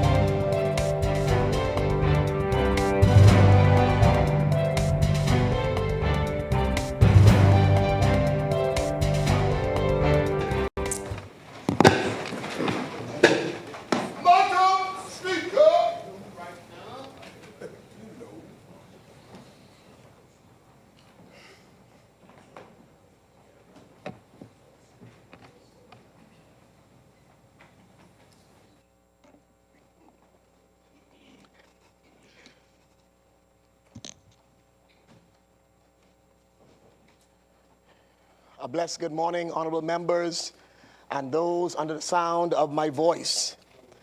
In our Moments of Impact devotional segment, today's message is a special Independence edition entitled, "There Remaineth Much More Land to be Possessed." These riveting yet challenging words recorded in Joshua chapter 13, verse 1, was given to Joshua, who was Moses' successor and tasked with taking God's people to the promised land. Joshua, up to this point in his life and leadership, was very successful at conquering some of the lands given to him by God. However, at the time of this writing, Joshua was now getting up in age, and much of the land of Canaan, which God had promised to Abraham, yet remained unconquered by Joshua and unpossessed by the children of Israel. So the Lord sent this word to him to remind him of the unfinished work he had left to do. As a nation, we recently celebrated 52 years of independence. Indeed, God has been good to us. While much has been accomplished over the past 52 years, too numerous for me to mention, there still remaineth much more land to be possessed. There is a lot of unfinished work we have left to do, so we must not sit on our laurels and pat ourselves on the back as if we have arrived or attained the prize. There remaineth much more land to be possessed in the area of immigration.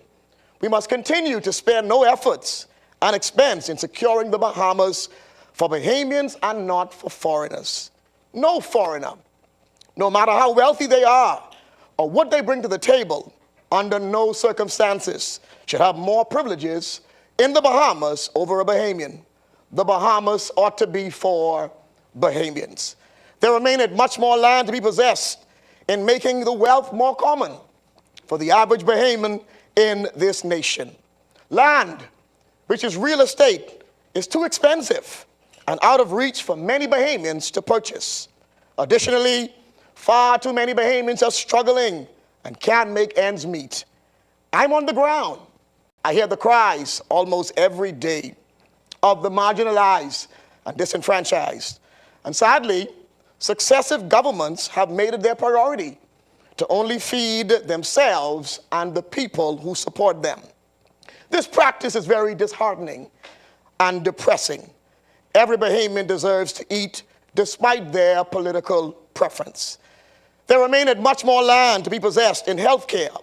And while I applaud the government's intentional efforts in this area to bring relief to our citizens, there are still too many Bahamians suffering from physical ailments in this country because of our health care deficiencies and woes. Sadly, in some cases, if you don't have private health care, which is too costly for the average Bahamian, you will more than likely end up dying if you have a chronic illness. The system needs an overhaul. The system needs a reset. There remaineth much more land to be possessed in the area of crime. We must get crime under control. One murder is too much. We must put the fear of God in these criminals who seek to wreak havoc upon our streets. As the old adage says, if you spare the rod, you spoil the child. Ecclesiastes chapter 8, verse 11 says, because sentence against an evil work is not executed speedily, therefore the hearts of the sons of men is fully set in them to do evil. So we must not shrink back on carrying out the laws of the books that deal with these criminals, and we must not allow those who don't feel our pain to dictate our decisions. If we don't protect our own citizens, then no one will. Finally, there remaineth much more land to be possessed in the area of education. I firmly believe that education is the key to the nation's success. And we must continue to strengthen our educational system and bring our national average